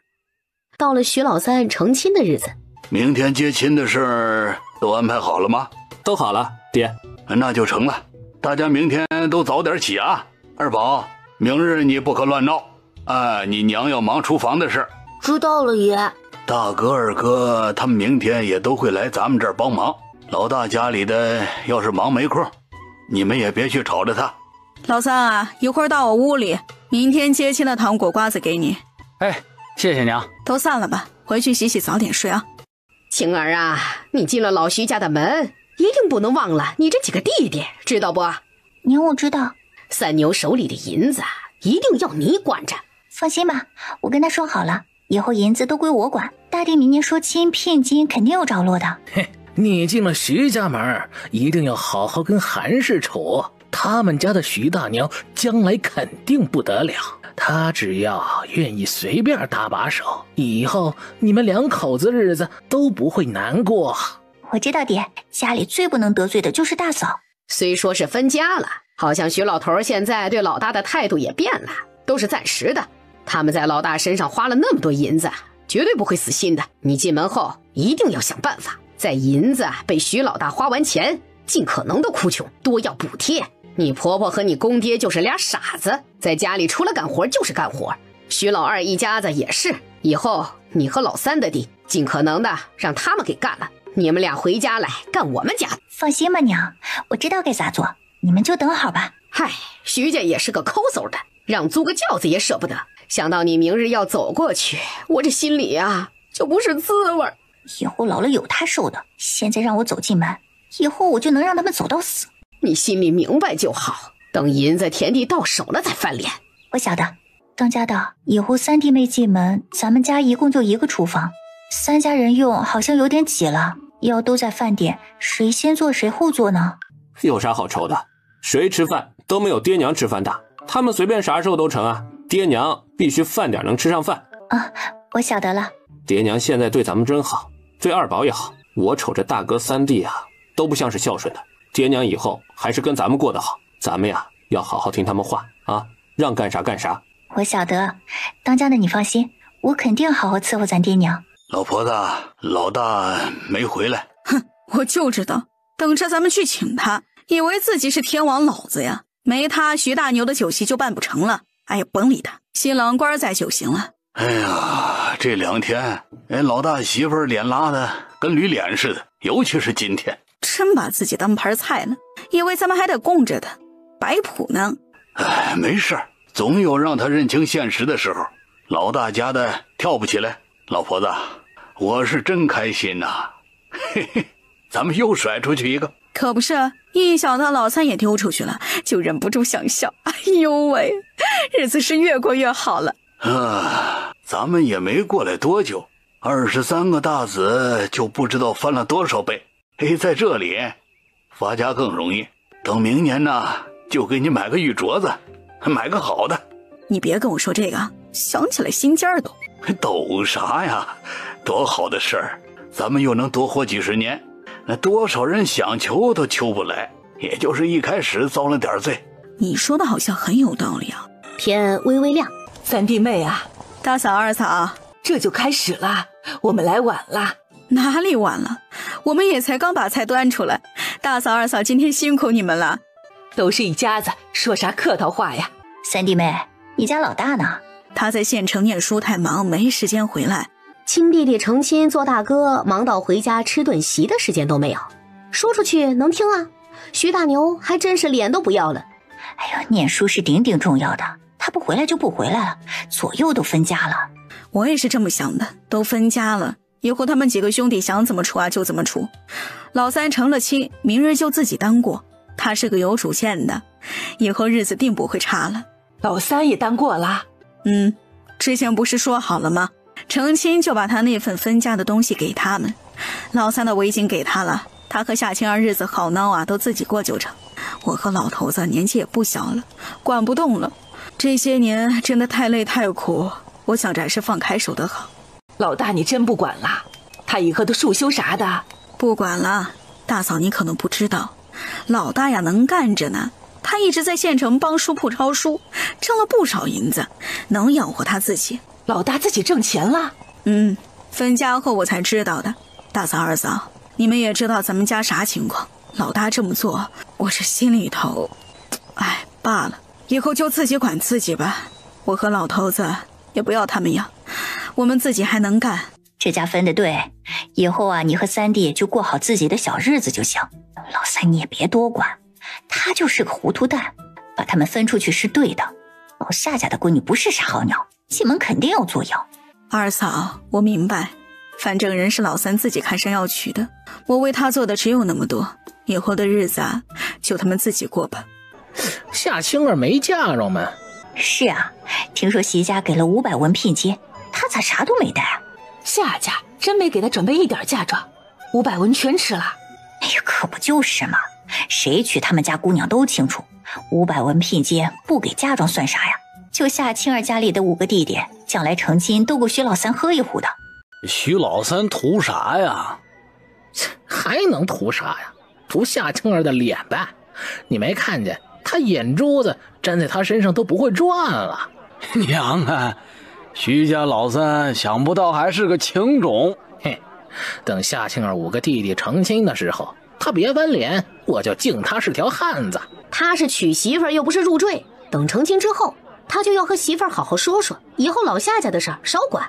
娘，今天晚上要做3弟3弟妹的饭吗？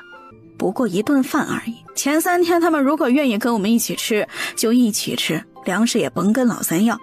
等你3弟妹啊回门后，他们再自己过自己的啊。哦，好，我知道了。媳妇儿，你吃饭了吗？吃了，二嫂给我端的。你们家平时也这么吃的吗？差不多吧，爹娘那边是这么个吃法。三牛，我是新媳妇，还没好好孝顺爹娘呢。要不你跟娘说，咱们暂时先不分吃住，我想多孝顺他们一下。一个院子住着，分得清楚干啥？都是一家子。咱们家青儿就是孝顺，回头我就跟爹娘说说这事儿。青儿，以后我一定会对你很好的，把咱们小家操持好，啥都不让你操心。我信你。咋淘恁多糙米啊？娘说3弟这几天跟咱们一起吃。老头子啊，你说要是今儿个不给他们饭吃，是不是也没关系啊？这会儿子他们应该是有情饮水饱吧？这3天咱们不买肉吃。成。爹娘，二嫂辛苦你了，我今儿个睡过头了，明天一定早起帮你一起做饭。没事，反正家里的饭菜都是我在做，你今天辛苦是该歇着的。三牛，让二嫂帮我们也烧点热水吧，刚才出了一身汗，难受的紧。成，你等着。二嫂，一会儿你帮我烧2锅热水，我和青儿要洗个澡。你他娘的洗澡叫我媳妇儿烧水，她是你们家下人啊，要用水自己烧，你嫂子没空。这咋就没空了？这锅水先给我，我今天成亲，你们对我好点怎么了？我成亲的时候你给我烧水了吗？二哥，你跟我翻旧账。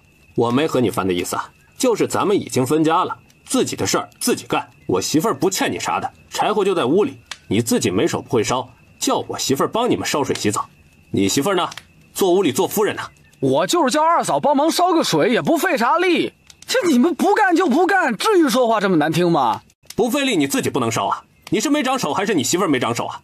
锅里我给爹娘烧了，要不我问一声，你们洗澡比他们重要，让他们先等着。爹娘要用的我怎么敢抢？二哥，你刚才你没说清楚。哎，行了，你们烧好了叫我一声，我自己出来烧总行了吧？家里的，以后咱们家和爹娘家的活我们干就行了。娘说了，咱们分家了，以后各顾各。成，我听你的。水呢？二哥二嫂不给烧，一会儿我去烧给你。他们心眼子咋那小？咱们今日成婚头天，还是亲兄弟，一点不知道今天对你多重要。唉，我们已经分家了，甭理他们，各过各的就行。那咱们还能跟爹娘一起过不？爹娘的事儿二哥做不了主，分家咋的了？二哥一家不是一样跟着爹娘吃喝？你放心吧，一会儿我就去给你烧水洗澡，你先歇会儿。第2天一早，爹娘，你们起嫩早啊？娘，你这干啥打我？老二家里的呀，帮我重新拿双筷子。哎，娘，鸡蛋是你能拿的，我和青儿一人一个，没拿多呀。你分家得的鸡就1只吧，前几天也是你自己养着，下的蛋也是你放着，桌上的蛋都有数，你觉得有你吃的？娘，我那只鸡今天还没下蛋，昨天下的我半夜煮了吃了，要不这样，我今天不吃了，给青儿一个。我说了都有数，他吃了，家里人就有一个没得吃，是我不吃还是你爹不吃啊？二哥二嫂可以不吃啊，他们就分1只鸡，为啥每天全家都能吃一个蛋？我乐意多买2只鸡给他们养着，你有意见？老三，你继续叨叨下去啊，就带着你媳妇儿自己做着吃去。当家的，我们就听爹娘的，他们年纪大了，每天吃鸡蛋补身子是应该的。爹娘，你们别生气，三牛他就是急脾气，对你们是真孝顺。我们年纪轻轻的吃啥子不行，好东西都该可着你们。娘，我温水装好了，窝头也蒸好了，都在爹的背篓里。爹娘，你们上山早点回来。爹娘，那热的天你们还要上山砍柴吗？别去了，这些重活就交给我们就好了。我们出去了啊，天黑前会回来的，家里你好生看着。老二老四记得多砍些柴回来，过几日便修茅厕。好，爹，你们一定别往深处走啊。不是，他们不砍柴上山干嘛呀？寻宝吗？那大山里除了野草和大树，能捡着啥呀？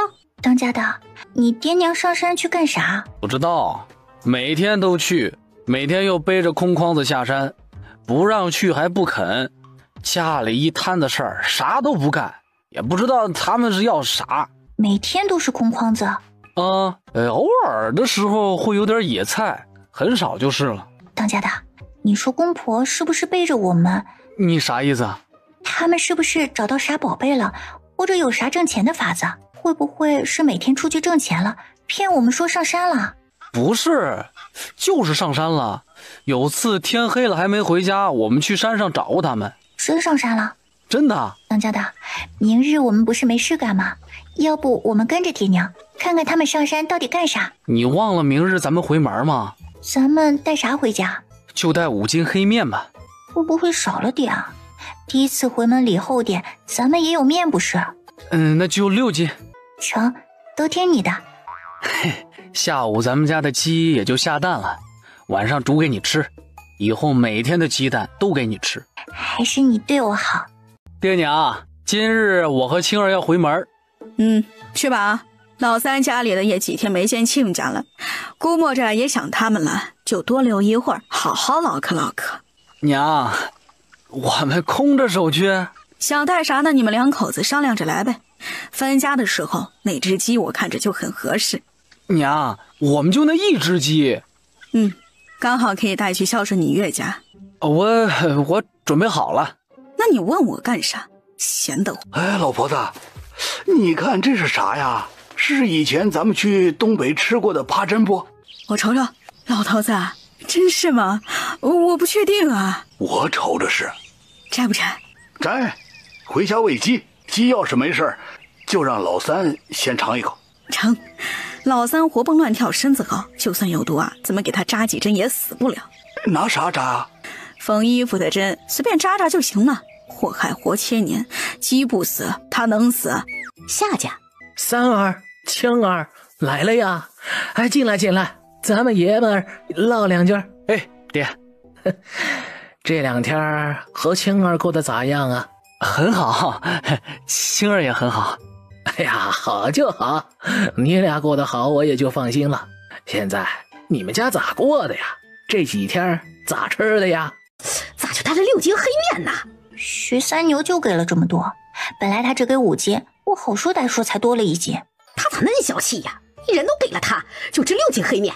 早知道当初不嫁他们家了。娘，钱你收好了。看到100文钱，你不是说他有4两多的私房吗？咋就给咱100文呢？我不敢一下子全拿过来。徐三牛不是个大方的，要是他知道我把银子全搬娘家的，咱们能讨得好？你说的也是，不过青儿呀，你可不能刚成了亲就不要娘家的事儿了呀，咱们家就指望你啦。娘，你说啥呢？我当然知道了。懂房啦？发现没？没，他啥都不懂。我偷偷咬破了手指头，划拉了几下，他就相信了，高兴的跟个傻蛋一样。那就好，那就好。在他们家过得咋样啊？挺好的。你可真是嫁着了，以后天天不用干活，天天能吃现成的了。明年春耕别忘了啊，你和三牛必须来干咱们家的活。放心吧，我们3亩地，他们家肯定能帮着干完。饭回去吃。娘，你说公婆他们到底是为啥不疼在外念书的老大一家？我瞅着他们疼的真的是老二一家子。今天我们回门，三牛想婆婆准备点回门礼，他应都没应声。可能是做戏的吧，就是面上的。好，当家的，咱们明天跟着爹娘去山上走一遭如何？啊，我得去捡柴啊，不多捡点，怕你冬天受冻。哎呀，不差这一天，我看过了，咱家的柴火应该够用，还有20来天能捡呢。你就不好奇爹娘每天到底干啥去了，忙活的连家都不回。成，咱们明天不干活，跟着他们上山看看。翌日，老二家的，今天做饭把老三两口子的也一起做上，一会儿厨房给我用一下。啊，一起？哦，好。晚上就别做他们的了，以后都不用做他们的。娘，你有啥要做的，我帮你做行不？哎呀，不用，你把饭端出去，我一会儿就好了。老三，这碗给你吃，趁热，快吃了。给我啊？就是给你的，赶紧吃了。娘，你汤真好喝。给你做的，你给你媳妇儿干啥呀？啊，喝，把里头的东西都给我吃干净了。娘，你今天做的是啥？真好吃。你管它是啥，给你吃就吃，左右吃不死你。老三啊，今晚上开始你就自己开火吧。当家的你咋了？娘，为啥呀？咱们现在这样一起吃不是挺好的吗？为啥分开吃？是你挺好的吧？吃我的喝我的粮食你自己存着是挺好的，小不要脸的货。我也没说不给粮食啊，一会儿我就去舀粮食给二嫂。别，家已经分了，以后咱们呢各过各的，晚上你就跟你媳妇儿自己煮着吧。娘，我才刚进门，还没孝顺你和爹，现在怎么能单独过自己的小日子呢？让人家知道会怎么说我们啊？爹娘，儿媳妇还要在你们身边尽孝，还想多伺候伺候你们。不需要，你们只要过好自己的小日子就行。这事儿就这么定了，分家的事儿老三也清楚，这些呢都是事先说好的，不会有人说闲话。吃完饭呢，我和你们爹还忙着呢。为啥二哥就能和你们一起吃啊？我们乐意，家分了，现在我们想咋过咋过，你也可以跟你大嫂一起过呀。你好，我老三再纠缠，老子抽你！二哥，我们跟你们搭伙行吗？我跟爹娘搭伙，伺候爹娘就成。娘，我也想伺候你。免了，你们过好自己的小日子就是最大的孝顺。娘，我也是你儿子，你为啥要那么偏心？老娘把你养大，给你娶了媳妇儿，分了家，手里这么点粮食你还要惦记是吧？徐三牛，我该你的。为啥你能跟二哥搭伙，我就不行？我干啥要你同意？我们现在得听你的话过日子。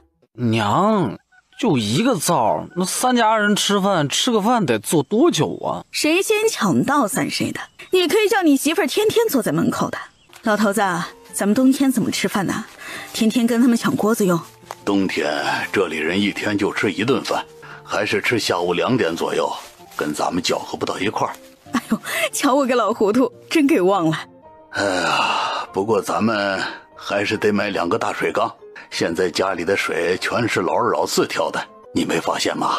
老大家的一次没挑过，老三成亲后也一样，水缸就那么2个，根本扯不清楚。成，明天就买俩新的，到时候也能搬新宅子里去。咱们赶紧上山，一会儿日头起来太晒。咱们过来后这里还没下过雨呢，你看这干的，地都开裂了，旁边的野草都枯了。下雨咱们就只能窝家里了。窝家里抄书。你说的是。当家的，我们走。咱们出门去。往哪儿走？咱们出来晚了，跟丢了。没有，你看这条道就是爹娘走出来的，我们顺着上去就行。你咋知道？见到过几次，他们都是走这里上山。还是当家的心里有成算。徐三牛被吹了几次的枕头风，也觉得爹娘天天没事上山，处处都透着古怪。山上到底有什么宝贝啊？勾得他们啥都不顾，天天的进山。在前面。嘘，小声点。哎，老婆子，咱们今天再换个方向吧。昨天那里好像没啥药材。好，咱们啥时候去县城呢？再等等吧，攒多点再去。成吧。两人浑然不觉，背后跟了2个尾巴。他们到底要干啥？哎，老婆子，这里有窝鸡蛋。嗨呀，还真是。咱们找找附近有没有鸡。他们竟然捡着了鸡蛋。捡着又咋样啊？也没咱俩的份儿。不能再让老东西折腾下去，他得找韩氏商量对策。现在他们和老大一家才是一根绳上的蚂蚱，而且爹娘交代过了，叫他一定要和韩氏处好关系。他们在挖啥？不知道啊，距离太远也看不清楚啊。好像是个土疙瘩呀，看起来。三牛，你说他们挖的是不是草药啊？我爹娘要是认识草药，咱们家现在会穷成这个样？他们除了种地就啥都不会。现在突然改变，我不是跟你说了，因为他们受伤的时候，我和大哥闹腾的最欢，不肯给他们请大夫。可他们挖这些干啥？又不带回家，为啥他们知道那个小苗下面有土疙瘩？你看他们笑的跟捡到银子似的。估计以前打猪草的时候发现的吧。我跟你说，他们绝对不认识草药。咱们继续跟着，看他们是不是每天真上山玩来了。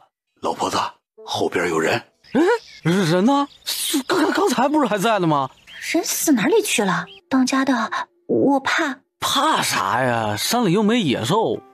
不要，你拉着我。老婆子，咋整啊？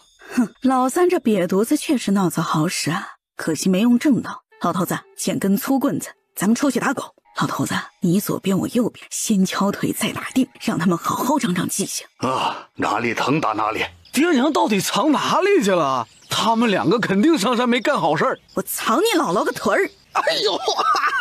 娘！爹，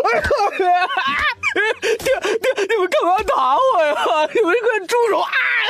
娘，你干嘛打我们啊？是啊，娘，你干嘛冲出来就打我们？我和青儿好好的来这里砍柴，你们问都不问就动手，是不是太过分了？婆婆，你要是对我们有啥不满，就直接说，为啥见面就揍人，还拿棍子打？我才嫁三牛几天，爹娘就想法子搓磨我了吗？你们砍柴，你砍柴找我和你爹，不是问我们藏哪儿去了吗？不是，我们是大老远的看到了你们，想过来打声招呼，顺便看看爹娘有啥要帮忙的。谁知道你们一出来就对着我们就打。甭废话，不就是想看看我们上身干嘛吗？徐三牛你还真行啊哈！要我和你爹把背篓里的东西给你检查吗？哎呀娘，你真误会儿子！你他喵的给老娘闭嘴！嘴巴一张，老娘就知道你要放啥屁。下次可以继续跟，打伤打残那都是你们自找的。娘，你给老子闭嘴！自己咋想的自己知道，下次再跟，老子打断你狗腿！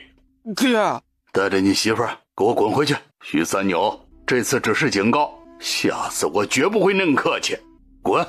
老头子，咱们以后要注意一点了。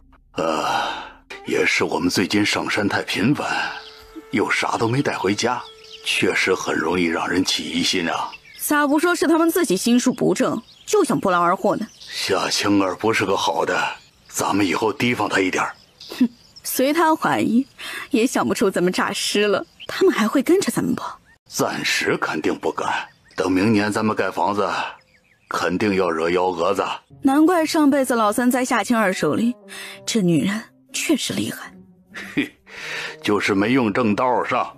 咱们继续找药材。你爹娘为啥会发现我们啊？我们不是已经很小心了吗？谁知道啊，媳妇儿，我们咋办啊？这次真把他们给得罪死了，咱们以后还真不好从他们身上捞好处了。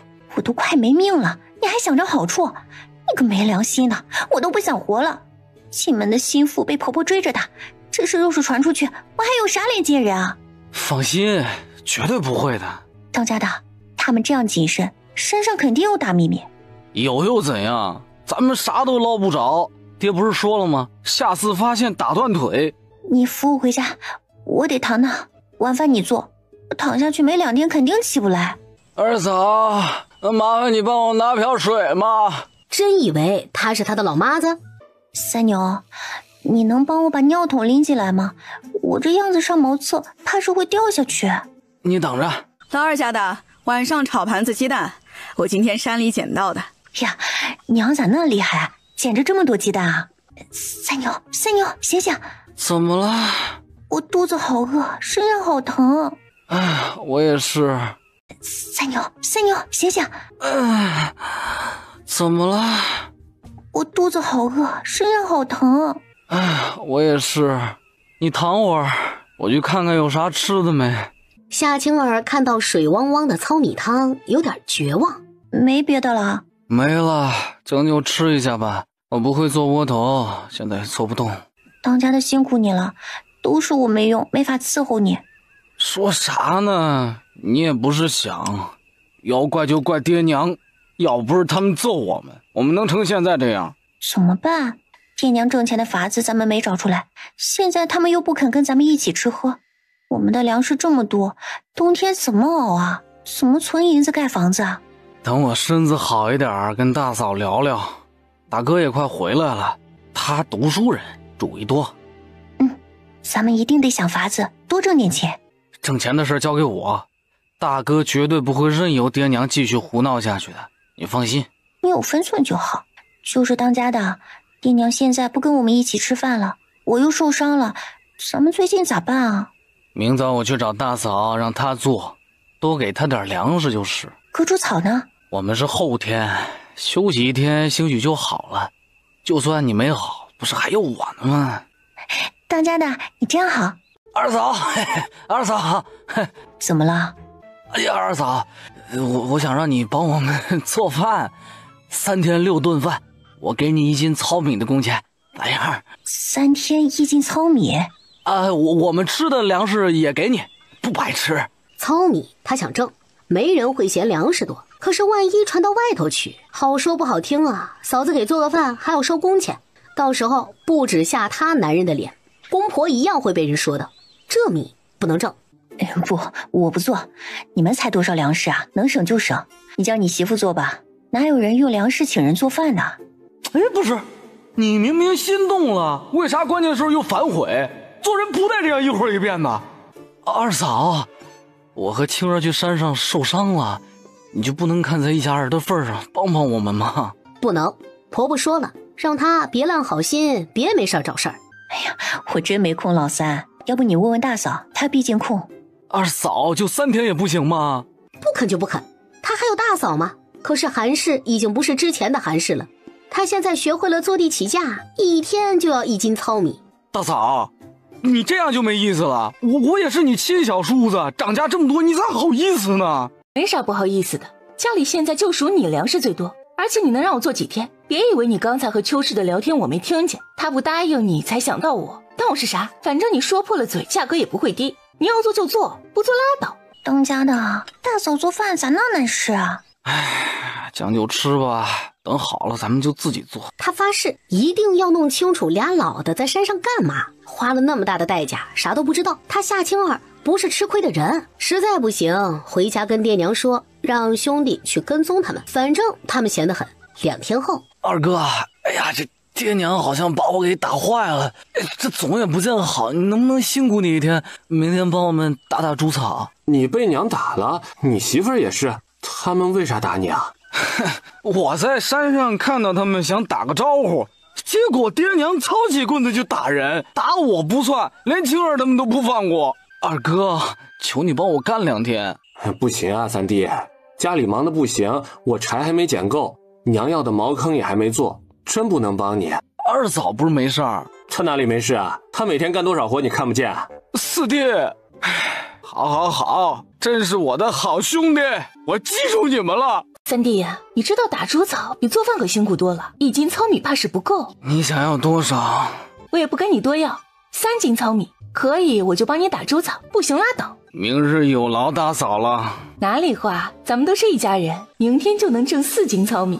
当家的知道了，一定夸我能干。哼，吃了我的早晚得吐出来，不急。娘，你又去县城了？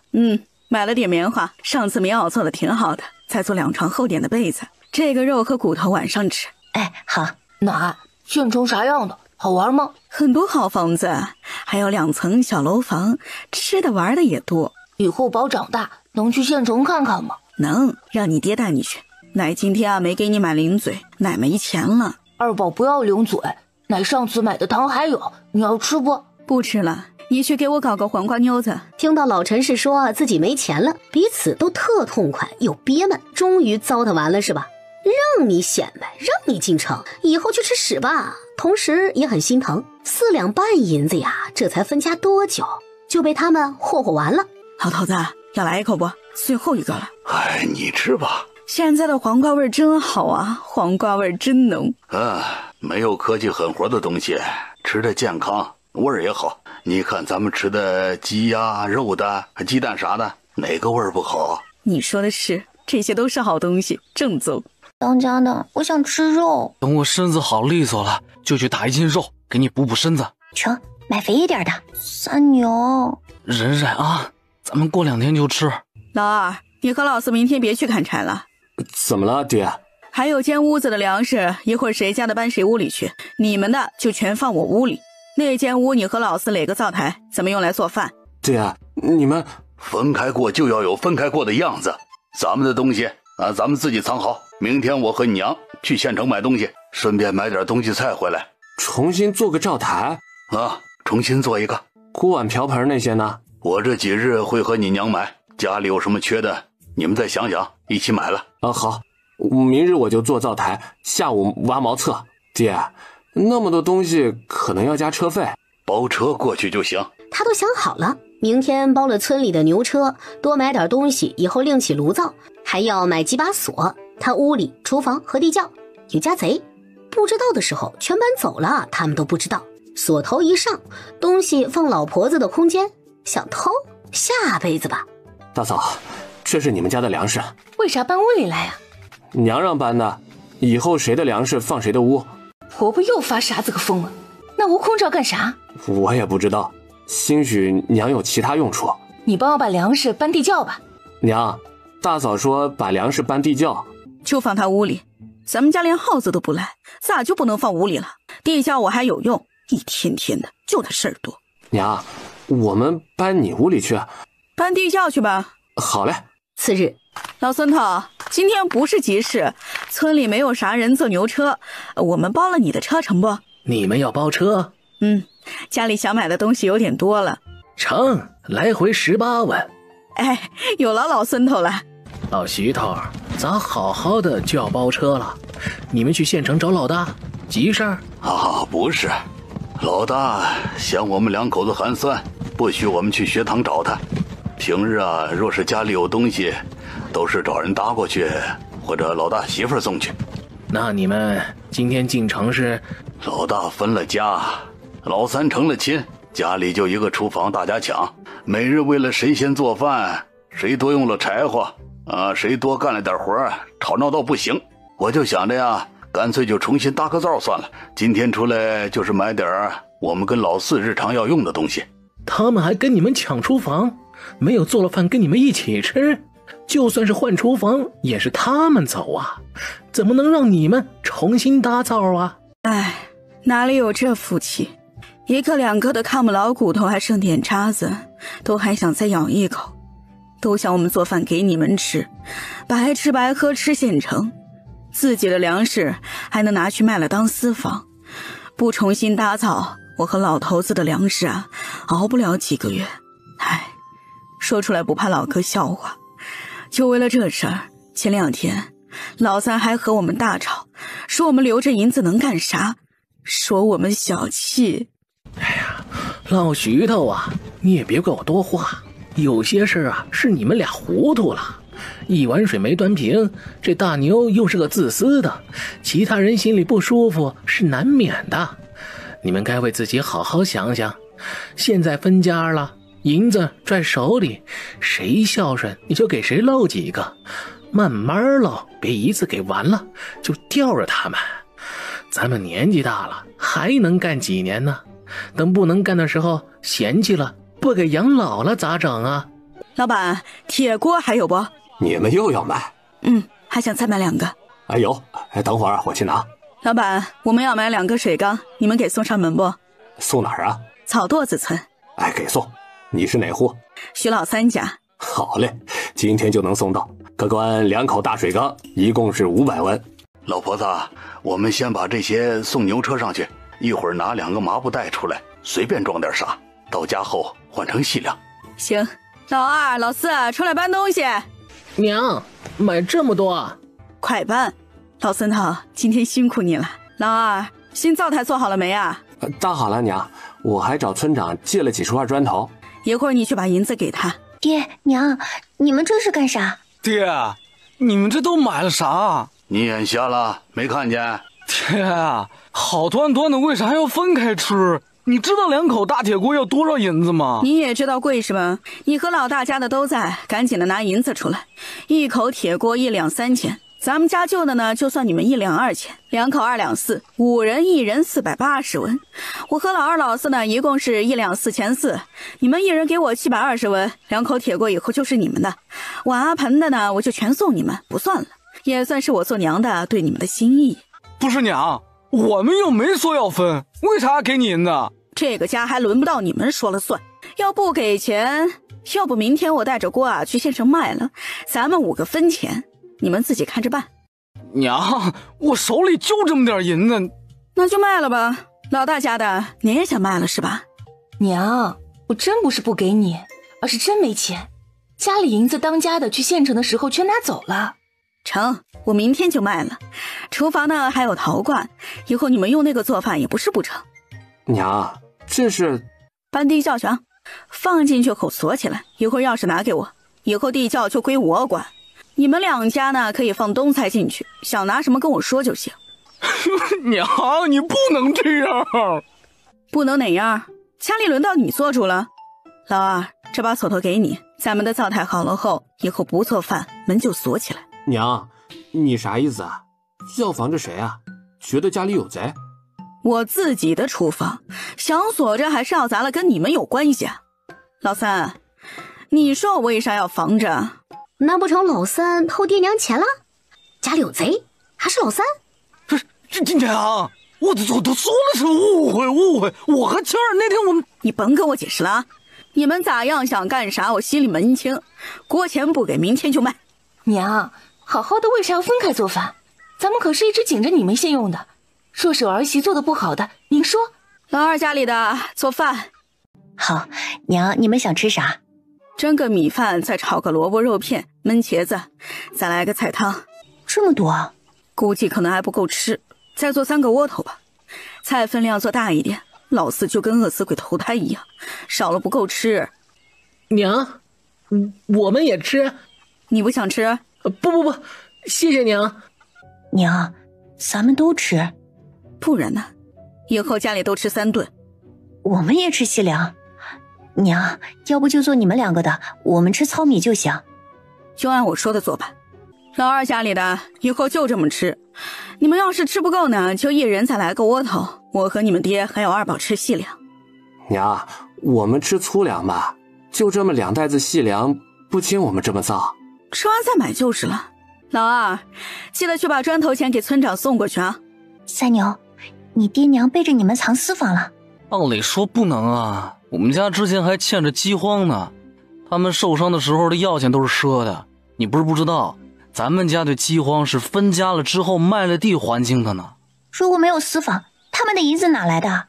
分家一户分的4两半，四弟和二哥的银子也都在娘的手里，四弟还有成亲钱500文，也就是说他有10几两。全给花了？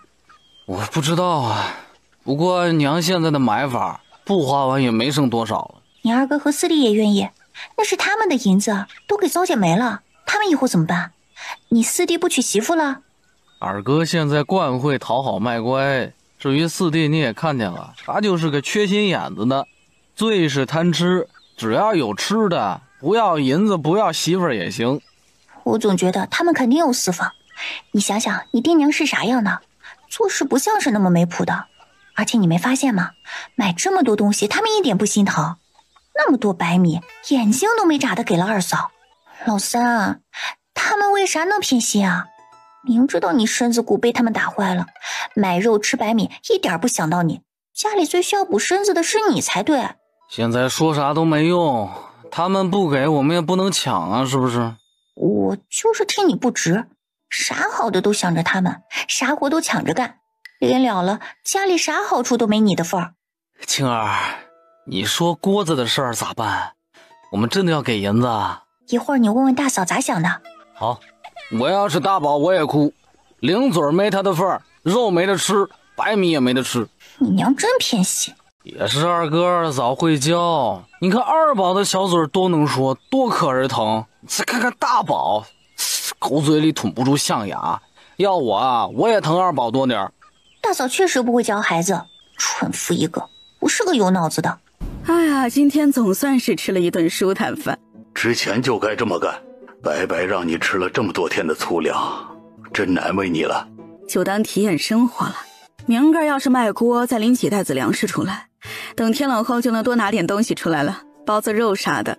今儿个拿出来的鱼，晚上做水煮鱼吃。卖不了，老三比谁都会算，咱们真要卖，他肯定给钱。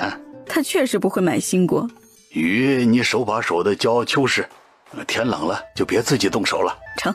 哎，放这里，放这里。老二，以后我们用的水啊，就放新水缸里，你和老四一起挑啊。娘，水缸多了就是浪费，你赶紧把它给退了。咱们家2口缸够用。我要做啥跟你商量。徐老三，你算哪根葱呢？是要我逼着你跟你们算2口子水缸的钱是吧？啊，或者你想我砸烂属于我们3家人的一个？娘，你到底是为啥？咱们好好过日子不行吗？我没阻止你好好过呀，咱们分家了，你过你的，我过我的，难道不应该吗？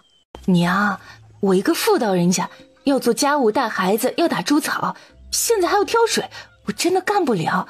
要不我和你们一起用水成不？不成，我不想和你混一起。哪天再打我怎么办呀？再说了，你是天天打猪草还是做姑娘时候没打过水呢？别显得自己多金贵似的。不想挑水就自己去河边洗去。娘，家里就我们一家子，却要分开用水，说出去人家不知道的还以为我们怎么你们了呢。大牛还在念书，最注重的就是名声，你也多为他想想。甭跟我说有的没的啊！换个水缸就是不为你们着想了？哼，韩氏，你不就是不想挑水吗？村里的婆娘你看看有跟你一样懒的吗？挑个水能累死你。我为啥分家了还要和你们搅和到一块儿？为啥老二老四要每天挑水给你们用？就凭你脸大，不要脸得有个度，占自己小叔子的便宜，一年又一年，就不觉得臊得慌呀？老二家里的，平日家里的水啊，你看好了，谁敢从我们水缸里舀水，就把他们缸里的全部倒过来补上。知道了。屋里，老头子，咱们的银子要有个出处啊。就说卖菜方子挣的。菜方子？啊，你以前不是天天说一个破水煮鱼的方子都值50两吗？咱们就是卖方子挣的。明日我们再去一次县城，看看有没有酒楼要菜方子。啊，还真卖啊？不是就是个说辞吗？要是要，咱们就卖2个，做戏做全套，就不怕人查。以后咱们下山回来多带点野菜啥的，实在没有，带捆柴下山也行。娘，你咋哭了？老不死的骂你了，我去打他。娘没事儿，你别出去，也别骂他，知道吗？到时候他打你，娘护都护不住你。我听娘的，等我长大，他们老都走不动道，看我不打死他们。他又欺负你了，打你了吗？没有，以后娘的活儿更多了，你和妹妹在家里要乖乖的，没事儿别招惹你爷爷奶奶，知道不？知道了。第2日，老二家里的，你别给我们做窝头了，我和你娘今日还要去趟镇上。娘，要不这样成不？你和爹改日再去县城，我想过2日就去扛货挣钱，等挣到了钱，你们再去县城。不用你去县城扛货，就把家里的活做好就行啊。银子我和你爹会想办法的。你们能有啥法子？爹娘，你们不会又想卖地吧？你瞎猜啥呀？我和你爹心里有数，你们放心吧，不会让他们卖地卖房，也不会去借，安心顾好家里，把心呢放到实处上。老二家里的铁锅拿给我，一会儿去县城卖了。哎，娘，我银子能先赊着吗？不能。娘，我现在身上没银子，当家的都带去县城了。那我先卖1口，到时候大牛回家，你叫他买就是啊。娘，你就可怜可怜我们母子3个吧，没有锅咋做饭呢？不是不给钱，晚一阵子可以吗？不可以，你跟老三借吧，他有银子。韩氏跟徐老三借了200文，2个人付清了铁锅的钱。二宝，奶今儿个得了钱，去县城给你买肉吃啊。二宝不吃肉，奶别买了。县城。你好，请问你们掌柜的在吗？你们找我们掌柜干啥呀？有点事儿想和他谈谈。你稍等。你们掌柜的，我们想问问你，要买菜方子吗？菜方子？嘿嘿嘿，我们有专门的厨子，定期就会出新品，这方子还真的不需要。要不我做个您试试？不行，不要钱。一连3家都拒绝了他们。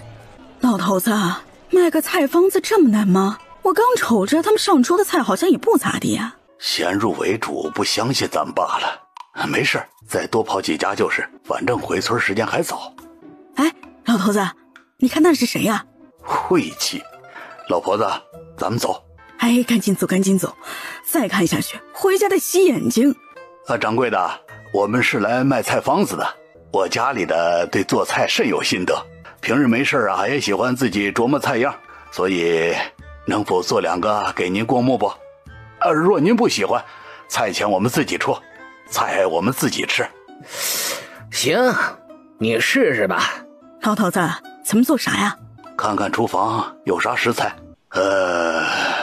做一个水煮鱼，一个粉蒸鸡。掌柜的，您尝尝。这是鱼？是的。你们是怎么去掉腥味的？这个是啥？鸡。哟，不知2位打算如何卖呀？要卖几个菜方子呀？不知掌柜的都上哪儿如何收啊？这2个可都是大菜，无论哪个都可称为酒楼必点的招牌菜。一个10两银子咋样？掌柜的，你给个诚心价吧。12两。掌柜的，我们可以跟你买下这盘子和盆吗？怎么？我想端去别家给他们尝尝，实不相瞒，您给的价格我们接受不了。别，我们再商量啊。你们想要多少啊？50两。行，我诚心买，就不还价了。不过这菜方卖了我，你们就不能继续卖别人了啊！掌柜的，一个方子50两。哎呀，便宜一点，我诚心买，100两能买多少只鸡了？你们得给我留点利润啊，不是吗？您能卖的时间多了去了，菜市场的鸡和您家的鸡能是一个价吗？50两一个方子真不贵。不是，咱们回家。咱们今晚炒鸡吃。好，再贴几个面饼子。哎呀，爹娘，咱们家没啥银子了，以后还是省着点用吧。跟你说了银子的事儿，不用你操心，先放肚子里去，晚上好好吃肉就成。二嫂，今个啥好日子啊？要杀鸡吃啊？你们家的鸡不留着生蛋了？娘今个刚买回来的鸡肉，我要吃鸡肉，给我肉吃！老不死的，你给我肉吃！不给我吃，我打死你！大嫂，你家大宝。你放我下来，放我下来！我要吃鸡。二弟，你这是干啥呀？还才那么小，你可不能可着他欺负吧？有你这么做叔叔的，就算分家了，我们还是亲戚。大牛还是你大哥吧？到你家去做客，给块肉吃不过分吧？二弟，你今儿这么做真让人寒心。大嫂，以前大哥每次回家，你们躲在屋里偷吃也没给我们。娘，你买肉，你快买肉！你个骗子，每次都说过几天，都过了那么多天，爷奶买了那么多次肉，你都没进城，你个骗子！你起来，等你爹回家就买成不？银子都给奶买过了，没钱买肉。你个死骗子，你个死骗子！不给我买肉，我打死你，打死你！住手！混球，你住手！娘都敢打，你咋不上天呢你？你敢打我？等爹回家，我让他休了你！说，还让不让你爹休我了？快说！休就要休，我要后娘，后娘不打人。让你打我，让你打我！徐大宝被打的呀，嗷嗷叫啊！再硬的嘴，在剧痛之下也是疼到没脾气了。娘，跟咱们没关系，别想太多了。当家的，大嫂家的娃一直都是这样吗？挺不懂事的，啥都要抢，啥都要拔尖儿。以前爹娘和大哥大嫂又超宠他们，所以有点宠坏了。大哥不管吗？大哥常年在外读书，孩子在他面前也乖巧，我估摸着他都不知道。大哥什么时候回来？他啥时候才能考上科举做官啊？下雪了就回来了。考试的事儿我真不清楚，明年就想去试试。大哥功课好吗？你觉得他能考上吗？不清楚，反正很用功，在家里边手不离书。三牛啊，你说大哥好了，他能帮衬我们吗？应该会的吧。我和他关系还不赖。我也觉得他一定会。三牛，咱们跟大嫂多拉拢关系，等大哥回来了，他也会帮着咱们说好话的。这样吧，大嫂不是和我们一起用水吗？咱们两家的水就你来挑吧。那天他说没空挑水，也不够力气，就自己挑自己的吧，轻易得到的不会珍惜。青儿，有些东西咱们真没必要上赶着讨好。你要知道，你跟他同为徐家儿媳妇，你们地位是一样的。行，我都听你的。哦，对了，明日我想回娘家看看成吗？住嫩街，你想回去便回去吧。不过青儿，最近我都要去山上砍柴，家里的活只能辛苦你操持了。这不是该的吗？你放心干活，家里我会打理得好好的。三牛，过2天我想去一次县城。咋啦？咱家缺啥？我看你最近太辛苦，人都累瘦了一圈，想着去县城买斤肉给你补补身子。成，买了咱俩一起吃，你也补补。第2日是咱们到这儿的第1场雨吧？昨天还不觉得冷，今儿个一下雨，天马上就凉了，多穿一件，别着凉了。你也是再披1件去，一场秋雨一场寒，天马上就要变凉了。可不是，山上下雨就路滑，最近好一段日子咱们不能上山了。抄书吧，在家闲着还挺无聊的。成，你等着，我去关门。娘，今儿个下雨，咱们中午还吃吗？煮吧，起来，咱们去堂屋门口站会儿。走吧。咱们下次进城得买盏油，屋里忒暗。等天好了，我问问老二，能不能重新打个窗，或者把窗户开大。成，不过灯还是得买，晚上方便点。听你的。老婆子，我感觉真不错啊。我也觉得有种岁月静好的感觉。爹娘，吃饭了。晚饭我来做吧。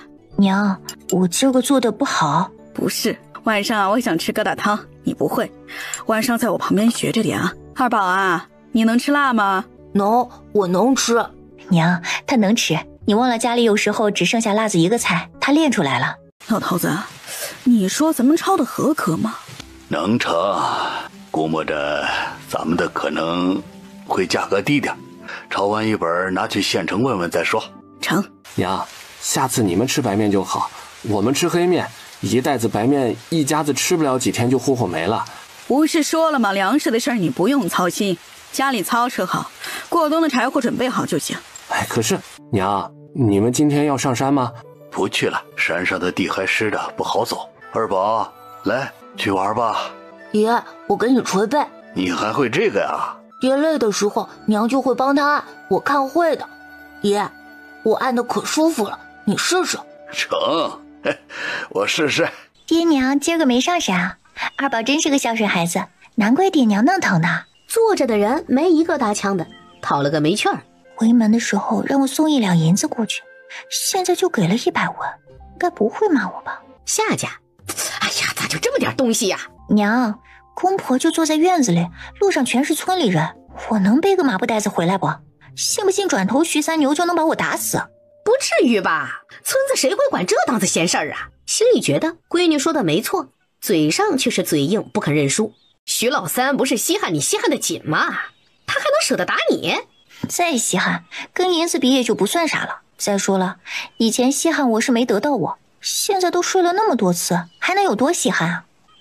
瞧你这德行，没羞没臊的瞎说啥呀？哎呦，我没瞎说，难道不是事实啊？当初你要是跟他要4两银子，你觉得他会愿意娶我？娘，我跟你说，徐老三把钱看得可紧可重了，你们最好别太过分啊，要不然以后他啥都管着，我啥都捞不着。真能抠门？你说呢？你就不看重银子，不守得紧？行，以后就少拿点呗，偷偷拿，背着点人，村里人嘴快。你以后3天来一次，刚好水用完，衣裳要洗一次。哎呀，娘，我不能总是回来啊，今天回来公婆的眼睛都盯着。这样吧，我尽量5天回来1次成吗？不是分家了吗？他们还管着你呀？分家了也是婆婆，别说我了，就是大嫂现在都乖得不得了。老陈是那厉害？娘，会咬人的狗不叫，婆婆她厉害着呢。哼，全村都看走眼了，还是闺女她就不想回家干活啊？你说的是实话？不信你去我们家一趟就知道了，婆婆和公公在，大哥家的孩子院子都不敢待。哎，行了行了，赶紧回去吧，下次多带点钱。100文，你打发要饭的是吧？老头子，老二人话不多，可却真能干事儿。是吧？我也觉得他们两口子都挺听话，心也善。以前那样啊，估计是二宝没了恨的。咱们书抄完了，该去县城跑一趟了，看看能值多少钱。好。老二家里的，咱们家的冬日菜你准备的咋样了？都订好了，过2天就给咱们送过来。3天后我就开始腌酸菜。成，明日我把地窖的钥匙给你2天，等菜全部下窖了你再给我。大嫂，有事儿？老三，我想麻烦你帮我修修屋子。成啊，没问题。1间屋子5斤糙米。你咋不去抢？5斤糙米1天能吃完？能啊，你就是给我10斤我也能给你造完。大嫂，我给你的是公道价，你想想，给我煮顿饭多少米，打饲猪草又要多少米，修屋子我起码要忙活大半天不带喘气儿的，是不是5斤很划算？王八蛋，王八蛋，就是趁火打劫，想把之前挣的粮食全要回去，人咋那么不要脸？3斤怎么样？哎，你等等老三，别急着走啊，咱们还没谈好呢。大嫂，我就明说了吧，5斤糙米不还价，你觉得可以就拿粮食过来，我明儿个就修。你若是觉得不合适，那你就去找二哥或者是四弟吧，他们手艺也很不错。成，5斤就5斤，一会儿我拿给你。媳妇儿，我刚才挣了5斤糙米。哪挣的？嘿嘿，明天帮大嫂修房子，我跟她要了5斤米。我当家的真厉害，这么快就把大嫂要的粮食挣回来了。第2日，老头子，天是不是又要下雨了？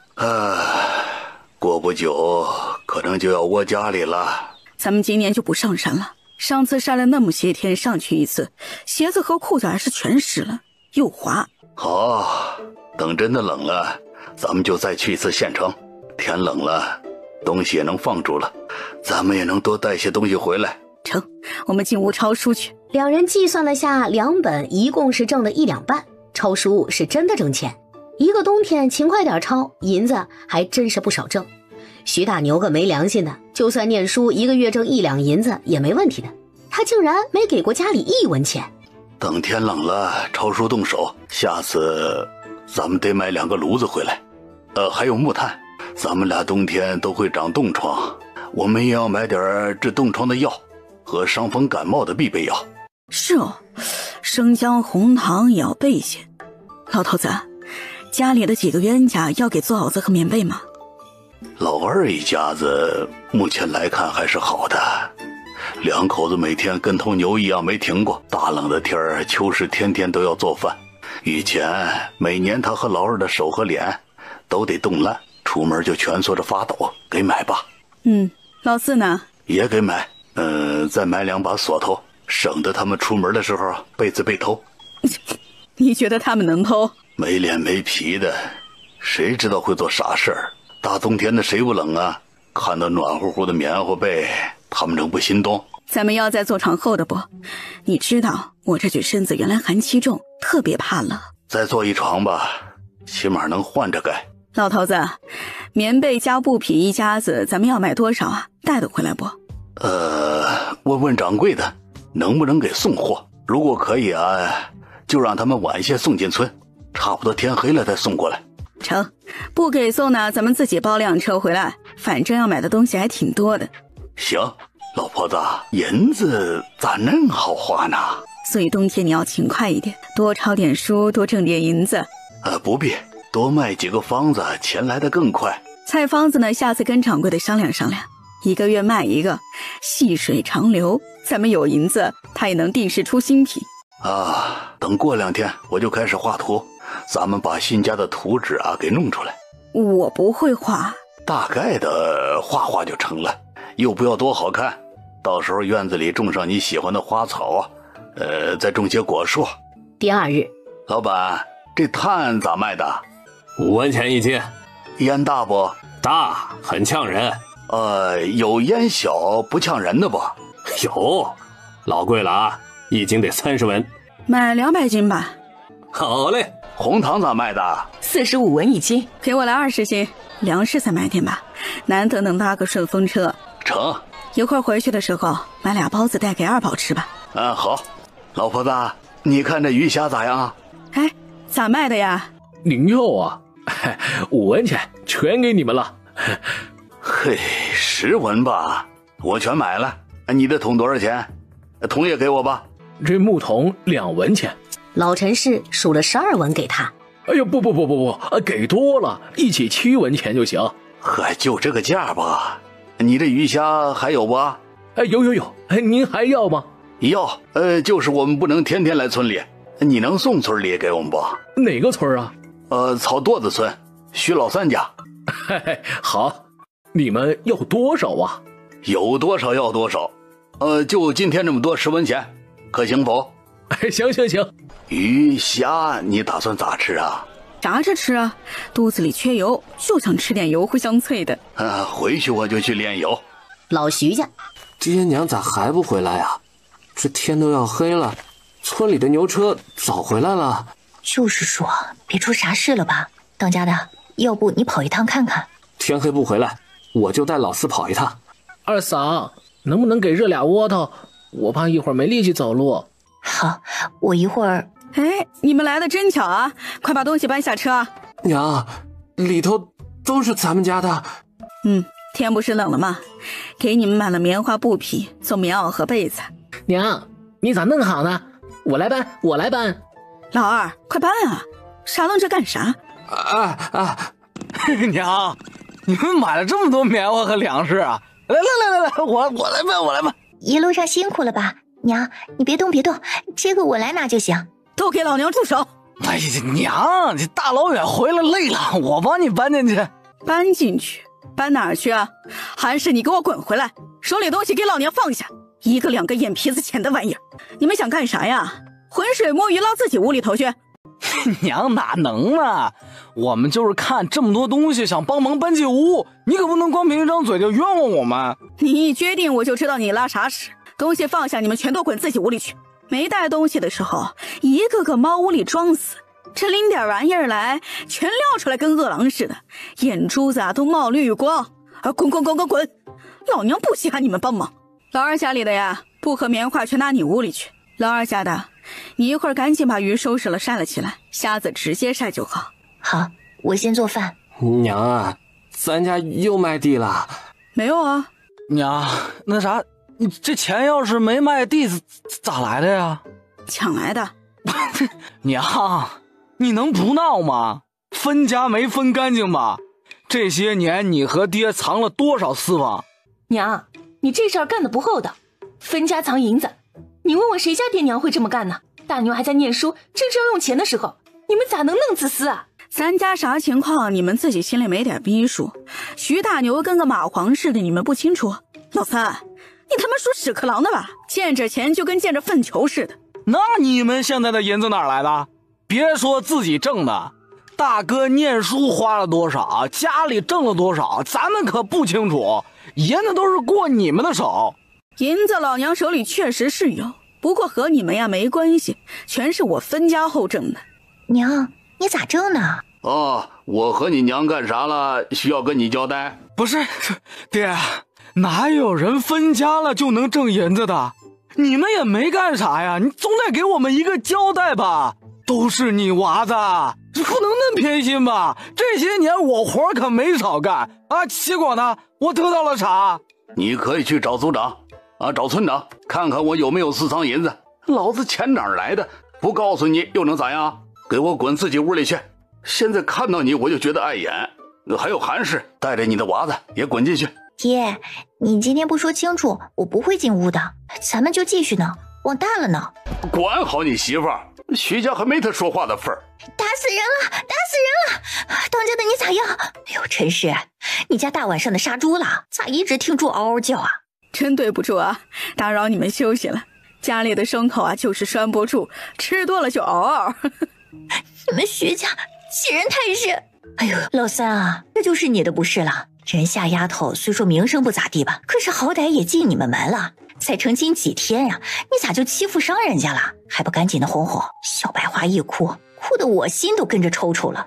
青儿，你没事吧？没事，正是要紧。爹，大牛念书是花了一点家里的钱，可他也是为了徐家的荣光念的书，他的日子也不好，现在这个点肯定还在念书。他这么辛苦，你们背后这么蛐蛐他，良心都不疼吗？徐家现在不需要他的这份荣光，既然这么辛苦，不如明天你就叫他回来吧，抄书挣钱，孝顺我们老两口也不错。哎，不是我说，你们家的娃子真孝顺，这爹娘一天没回家不担心不说，一回来看见点东西，那眼珠子都掉布袋眼里了。你们还没吃饭吧？要不来我家吃点？不用，老二家里的你先去做饭啊，热热给娃子吃。哎呀，不，你自己吃，我先回去了。要是有事喊一声，我家儿子立马到。老二家里的把肉包子也热上。好嘞，娘。爹娘，你们真的不打算说清楚吗？我小瘪犊子，给你脸了是吧？眼珠子粘钱串子上拽不下来了，老子的银子天天惦记，自己手断了还是脚断了？想钱自己不会挣啊！这打我干啥？你们藏私房钱，你们还有理了？分家为啥不把银子全部都拿出来啊？不拿齐了算是分家吗？我不服！藏你奶奶个腿儿！睁眼说瞎话的本事就你最牛，我们藏没藏你自己不知道，别啥屎盆子都往我身上扣，个见钱眼开的货！我和你娘就活该受穷一辈子才行是吧？王八蛋！你们不心虚，为啥不讲清楚来路？滚！个贱骨头！哎，别气啊，气死自己不划算。老头子，老三憋着坏呢，走的时候眼珠子一直溜转，泛着恨意。可老子会怕他？随便他咋折腾，咱们的银子来由光明正大。爹，银子真是你们挣的？那不然嘞，我和你娘去抢的。嘿，儿子不是这个意思，我以为是你们卖了地。行了，赶紧帮你媳妇做饭去。吃完饭，你们几个一起把鱼虾收拾了，包括你，老四。好。老婆子，我们明日不出门了啊。让他去告状去呗，咱们甭管。当家的饭好了，熄火吧。老四，端饭来了。爹娘，你们吃肉包子。你们都吃包子啊，一人一个，小宝2个。不，爹娘，你们吃不完，明天热热还能吃，二宝吃1个就成。少废话，都吃。老二老四，你们今天干得很好，现在已经分家了，以后我们的东西你们要好好守着，知道不？娘，你放心，只要我在，东西绝对不会少一点，东西在，我在。你明白就好。老二家里的今儿个买的棉花和布，给家里人全部做2身棉袄棉裤，再做双棉鞋，一人屋里1床棉被啊。大嫂和三弟要做吗？我要是给他们，刚才吵啥？让他们把东西抱自己屋里就好了。我是说你二宝、老二、老四一人2身棉袄，再做2床被子，老四1床，你们1床。娘，这么多棉花都给我们做了，你和爹咋办啊？我和你爹之前不是做了2身了吗？再给我们做床厚点的被子，我怕冷。行，娘，我再给你们做身棉袄行不？我们1套足够了。不必，我不能忍受你们一冬天不换衣裳，以后都干净点，勤洗澡洗头，别把自己搞得太埋汰。我们现在都是2天洗1次澡，天冷了1个月肯定会洗1次，7天必须洗1次，就这么定了。二宝太小，几天在炕上被窝里擦一把就成，洗了头一定要擦干啊。好。你们俩呀都给我吃干净了，明天我给你们做个好吃的，比肉包子还好吃。饺子，明天我包韭菜肉饺子给你们吃。饺子是那种1人2个的黑面饺子吗？那个老好吃了。不是，2合面的，肉的。1人几个？10个可以吗？管饱。娘，要不少包点。没事儿，吃饭还能让你们吃个半饱，只要你们乖乖听话，起码的饭能管饱。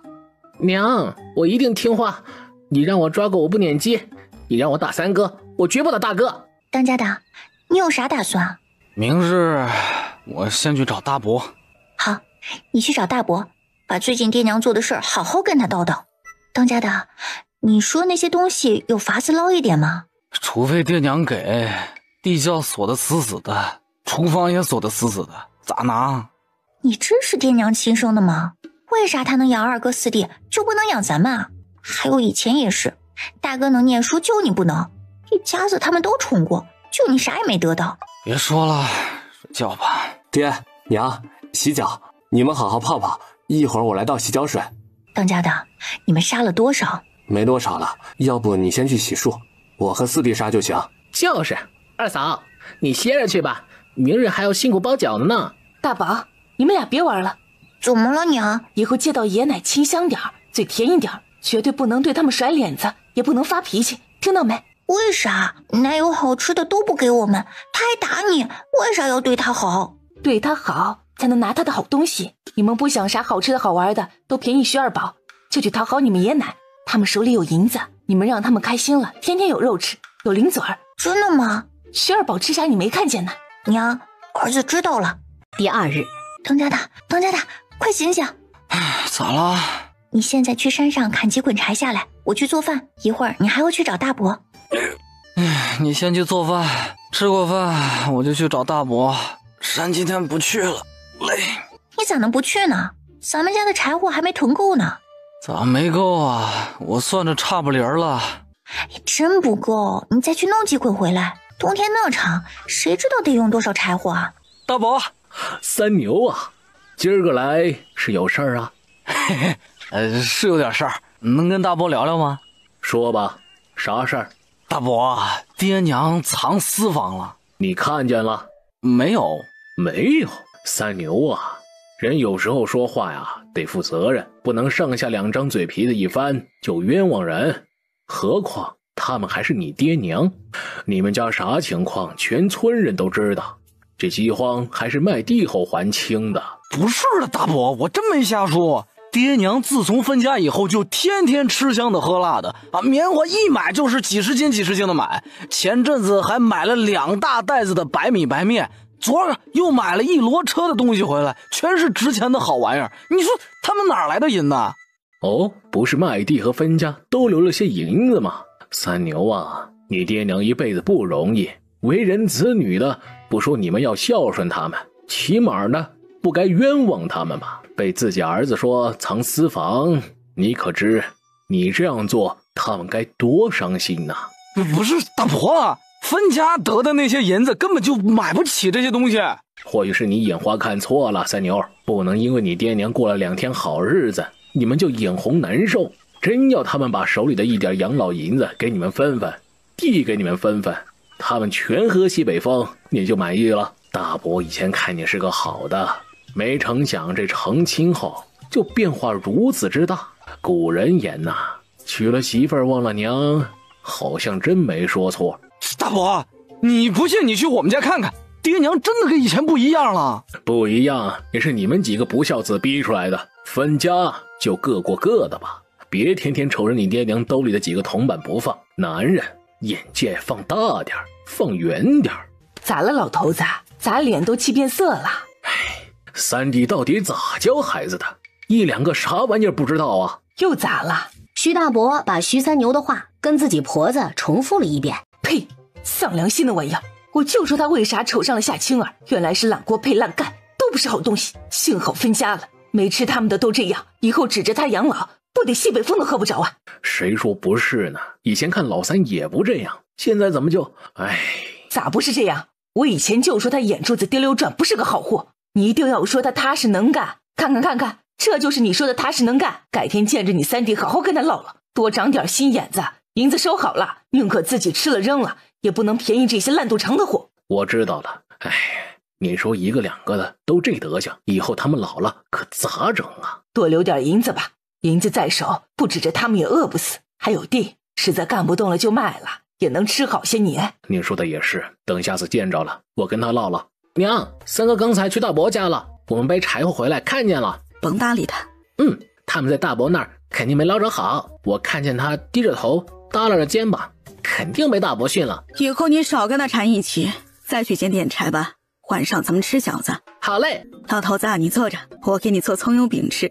好啊，多做点啊，许久没吃啊，我觉得我能干掉好几张。成，明年开春野葱出来了，那时候的葱油饼味儿才正。等春天咱们一起挖野葱。这是啥玩意儿？为啥那好吃啊？葱油饼，吴少奶说咱们就吃这个，还有白米粥。娘，咋嫩好喝？上面飘的是啥呀？米汤。二宝啊，多吃1碗，肠胃不好吃这个补身子。家里白米有，都给我吃自己的。娘啊，咱们以后天天这么吃。你的4两半不娶媳妇儿了？不娶，娶还多个人吃饭，跟我抢吃的，娶她干嘛？以后我就跟你们过。你想啥没事儿？4两银子就想吃我和你爹一辈子？哼，你的银子金子做的呀。嘿，我给爹娘干活，只要管顿饭，啥活我都干。管顿饭就行。男子汉，说话算话。饼子1人4个，2饱的吃不完放着，下午饿了当点心吃。娘，难怪有钱人都是细粮，今儿这顿吃了，我才知道以前吃的都是猪食。你也是靠吃猪食长大的。老四，好东西不能天天吃，咱们啥家庭自己心里没点数吗？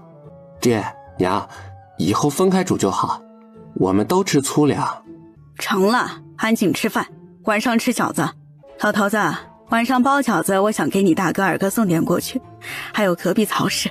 成啊，你们包得过来不？我也上手。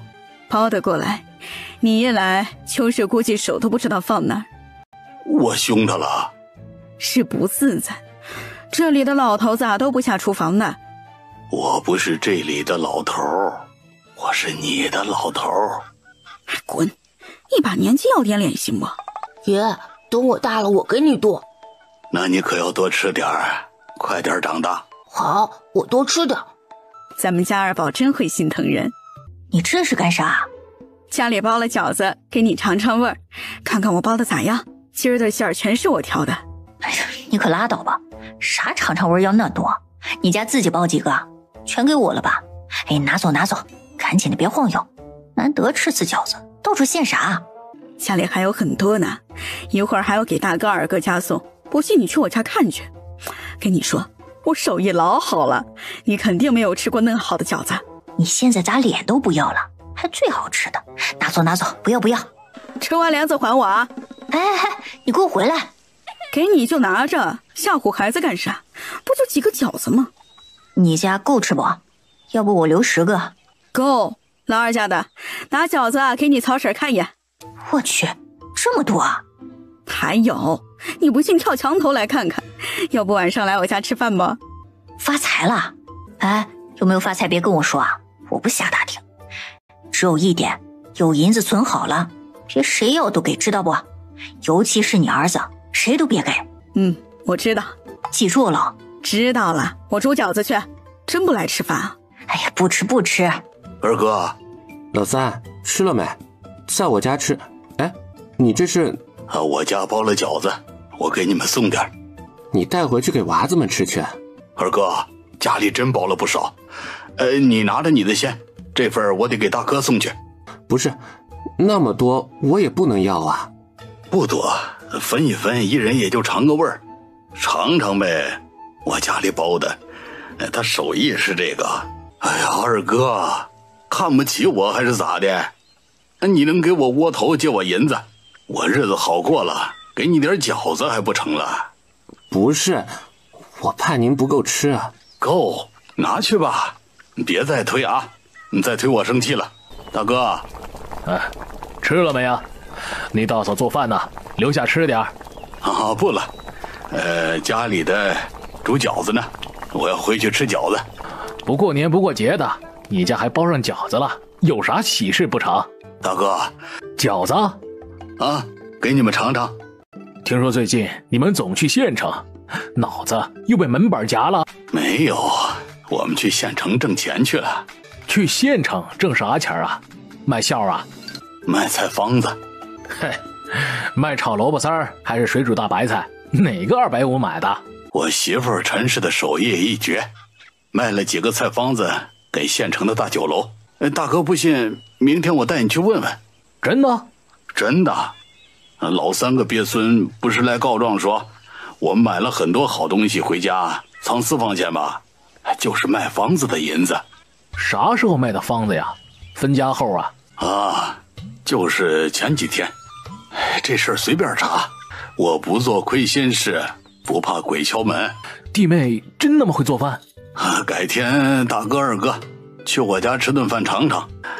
就是怕到时候回家，家里的就吃不下了。你鬼附身了？我就是看清了，谁都没媳妇好，最后陪自己身边的只有他，老大、老三，哼，就是养不熟的白眼狼。哎呀，三弟呀，你总算长点脑子了。哎，也不能怪他们，是你们俩太糊涂，不会教孩子。好好的孩子在你们手里长歪了。大哥教训的是，哎，不过歪了也不会再好了。算了，你就当自己没伤过吧。成，大哥，没啥事儿，我先走了啊。当家的，饺子煮了吃吧，咱们也尝尝三弟妹的手艺。老四，你一起来走一会儿。不，我不动，一会儿我就回屋躺着。这么撑你能睡得着？不觉得胀？能，我舒坦得很。老婆子，我大哥想来咱家尝尝你的手艺。咱们做啥菜啊？红烧肉做一个，水煮鱼来一个，其他的就白菜萝卜，看着做吧。成，卤个猪头咋样？还是再来个炒鸡？你们几个老爷们儿2个肉菜，怕是不够吃。也可以，那玩意儿下酒真不赖。大哥、二哥，今儿个的菜全是下酒菜，咱们哥仨好好喝点。老三啊，你这是干啥呀？啊，手里有几个银子留不住了是吧？银子多难挣，咱们这些年还没受够吗？你手里有俩我知道，存着，以后用的时候花。哎，就是修修屋子也行啊。二哥，我心里有数。你有啥？哎，好了，老二，你别急，听老三细说。大哥、二哥，年后我打算盖房子。盖房子？现在的屋子修修，住个10几年没啥问题。干啥要盖房子？我跟老婆子想搬出去单过，这里就留给他们折腾吧。住一起事儿多。你们带着老四过？啊，他还没成亲，甩不掉，可能啊还会带着老二一家子。这土坯你家里还有多少啊？那么多人搬出去得盖好几间屋，用到的土坯还不少啊。我家里还有些，到时候搬来给你用。我家也有些。哎，不过老三啊，你打算在哪儿盖呀？啊，买地基也要银子的。村委那里清静。哼，村委也行，那边人家少，地基也便宜些。最近呢，我闲着也在打点土坯，放干了，明年你刚好能用。大哥、二哥，我打算盖砖瓦房。不是二哥，我真有银子啊。大哥，发财了啊，发了点小财。你有多少银子，大哥不过问。不过老三呐，咱们可不能做对不住祖宗的事儿，知道不？哎呀，大哥，你看我像是敢做坏事的样吗？菜方子嫩值钱。哎，一会儿你们尝尝就知道了。嘿呀，老三呐，你日子过好了，大哥高兴。其他的我不多说了，就是银子一定要守好喽，知道不？我明白，大哥人傻一次就够了，再傻一次啊，就是自己活该作死了。老三呐，没想到你是咱们3兄弟第一个要盖砖瓦房的。等明年，二哥带上你几个侄子，一起给你盖房子。啊，我家的几个也上，加上老二、老四，还有族人，人手足够了。啊，谢谢大哥、二哥。大哥，我盖的房子怕是工期不短，是不是不能让大家伙免费干？你打算盖几间呢？4、5间瓦房，一家派个人也不用很久。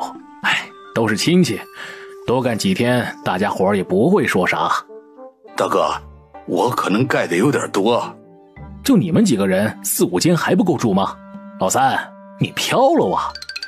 不是，就是想一次盖个自己住着舒坦点的。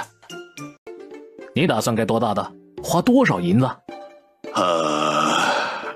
盖个2进的，少说应该要20、30间吧。哎呀，你盖那么多屋干嘛？睡得过来吗？还有，你知道这么多房要多少银子吗？大哥，大概要多少你知道不？我哪里知道啊，我就知道青砖很贵很贵，都是论块买的，没个200两估摸都下不来。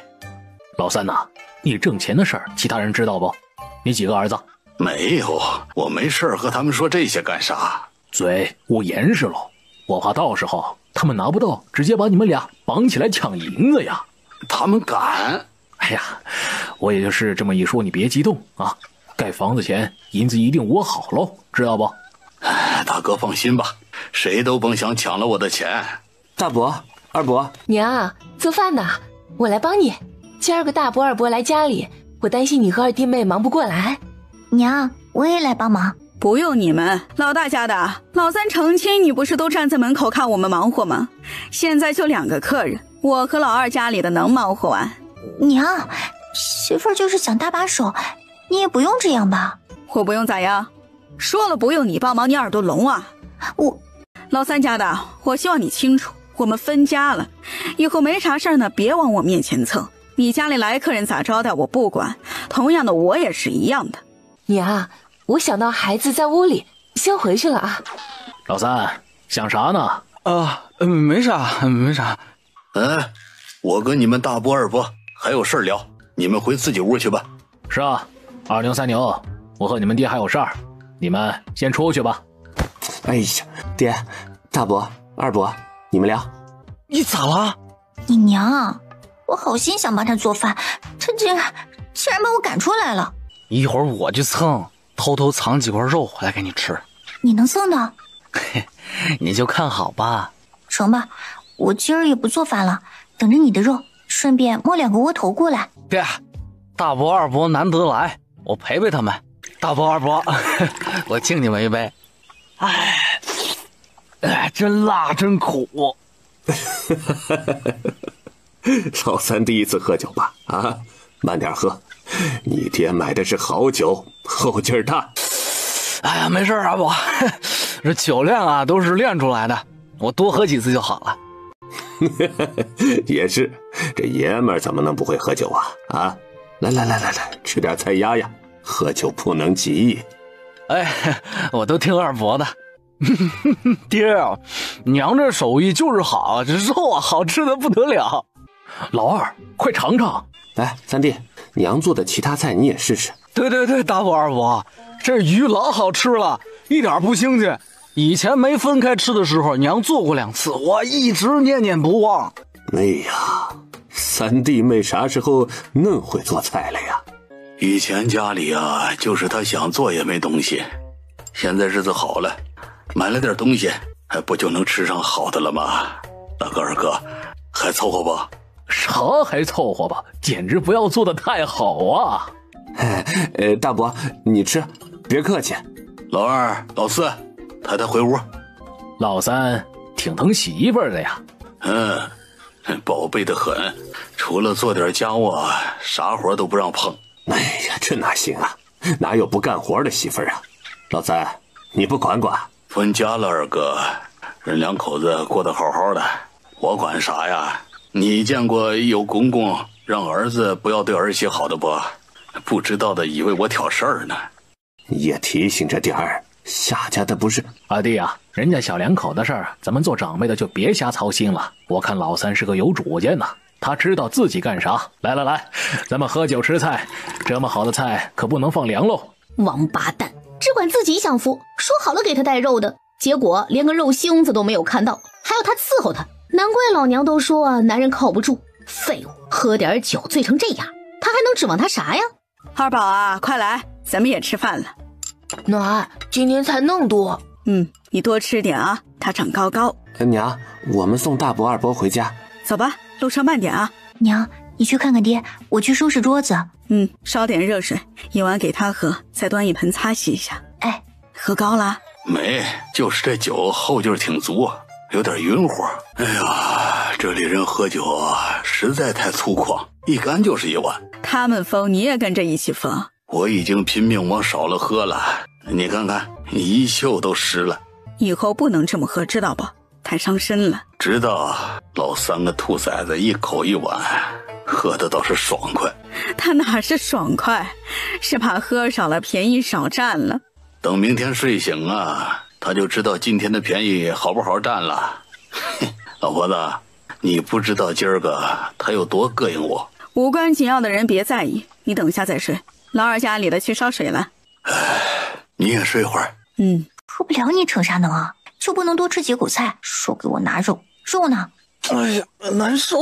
徐三牛，老二，柴火垛子弄得咋样了？差不多了，再过2天准能好。当家的，一直下雨咋办啊？下就下呗，咱们家这柴火肯定够用了，冻不着你。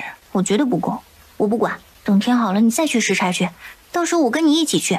行吧，晴儿啊，给我生个娃子好吧？你能不一天到晚想这些事儿吗？下雨天不出门能想啥？你说冬天县城能找到活不？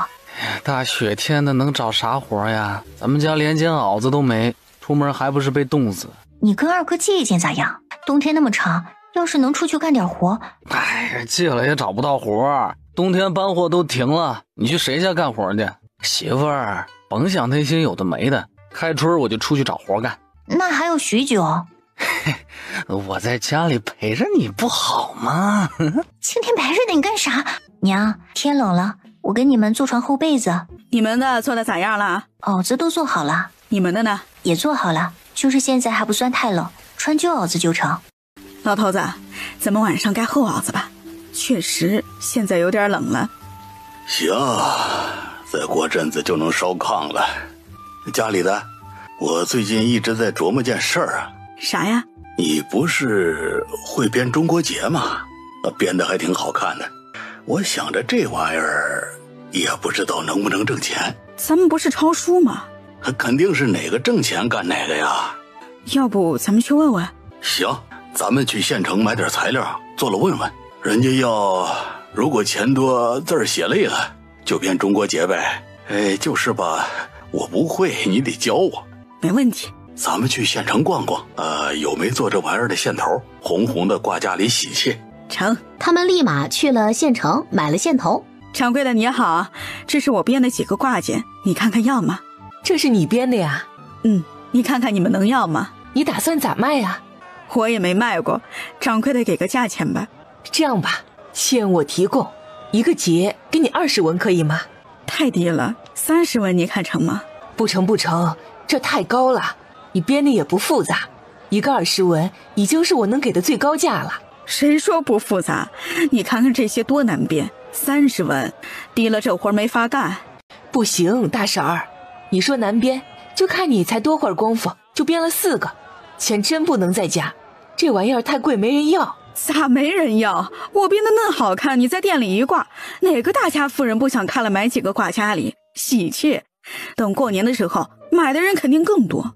咱们是镇上，也没多少有钱人呐，真不能涨价了。谈好了？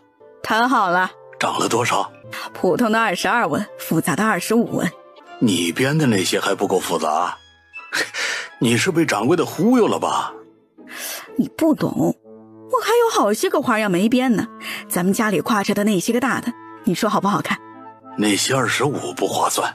是不划算，缩小一半就划算了呀。奶，这些红绳子干啥用的呀？奶做东西有用。哎，你教我试试不？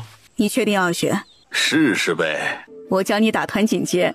你看就是这样，先在这边呢绕个圈，再从这里穿出去，再绕过来，编成一朵花的样子。你也拿上绳子跟我一起做。哎，等一下，你刚才那个怎么拐的？我没看清楚。慢点来，这玩意儿呢没啥技术性，纯粹就是熟能生巧，跟咱们刚学艺一样。接触的病人多了，啥病后头一眼就能看出来。嘿，就你会劝人，我的手确实笨。哎呀，老婆子，我这费劲巴拉的，浪费你时间呢。等你会了，咱们就能挣双份钱。别停啊，继续编。是吧？一下午啊，我还没学会一个结。慢慢来吧，我当时也跟大妈们学了不少时间呢。二嫂，爹娘干啥来？咋好像很忙的样子啊？奶奶在教爷打绳子，爷咋都学不会。二宝别瞎说，爹娘肯定有其他事，咱们别管就好。四弟，你的袄子做好了，一会儿来试试合身不？不行我再改改。哎，一会儿二嫂忙完了，我再去试。谢谢二嫂。老婆子，你看。哟，出师了呀。老婆子，咱们该买一副银针备着。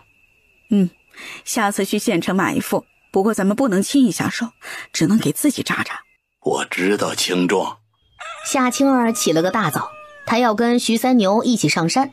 媳妇儿，要不你别去了吧，咱们家的柴火真的够用很久的了。别说了，我不能让你一个人受累，冬天用不完，开春也能烧，柴火放着不会坏，多少咱们都不嫌多。二弟妹，你这鞋子做的真像样啊！我家大宝和大丫冬天鞋子都还没着落，我又是个手笨的，要不辛苦二弟妹帮他们做一双。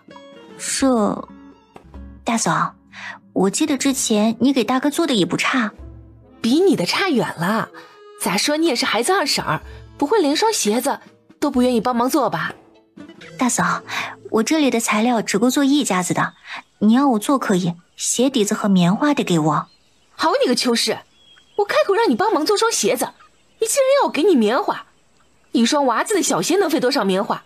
你咋有脸开口要啊？不是的，大嫂，我没有那么多料子。你没有？你没有你面前的是啥呀？撒谎之前能不能好好洗洗你的腚啊？老大媳妇儿，秋是他该你的还是欠你的呀？一句一句让他帮忙做鞋子，你自己没长手。再说谁家帮忙对方出力还要出东西的？你去村里打听打听。娘，我就随口问问，没想到二弟妹那小气，还是孩子二婶儿，一双鞋子都舍不得。你还是孩子大伯娘，不一样没给二宝买过什么吗？说人之前先想想自己。秋是没空帮你做活，就算你给他棉花布料也没空，他要帮我做。娘，你的不是做好了吗？我不能多做一件，我做啥要跟你交代。你自己天天坐门口晒太阳，手是断了还是残了？别天天想着占便宜，不是谁都愿意给你占便宜的。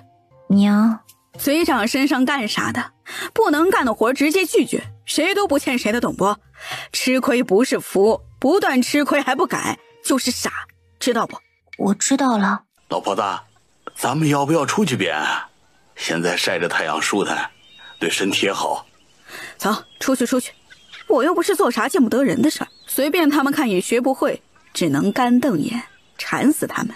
爹娘，娘，你手真巧。原来这就是他们天天买东西回家的原因吗？既然有这门手艺，为啥这么久了都不教他们？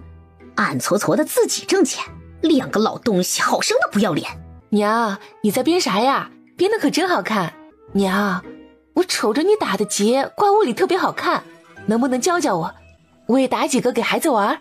一边去，挡着我光嘛。娘，我到这边成不？你慢点，让我瞅瞅。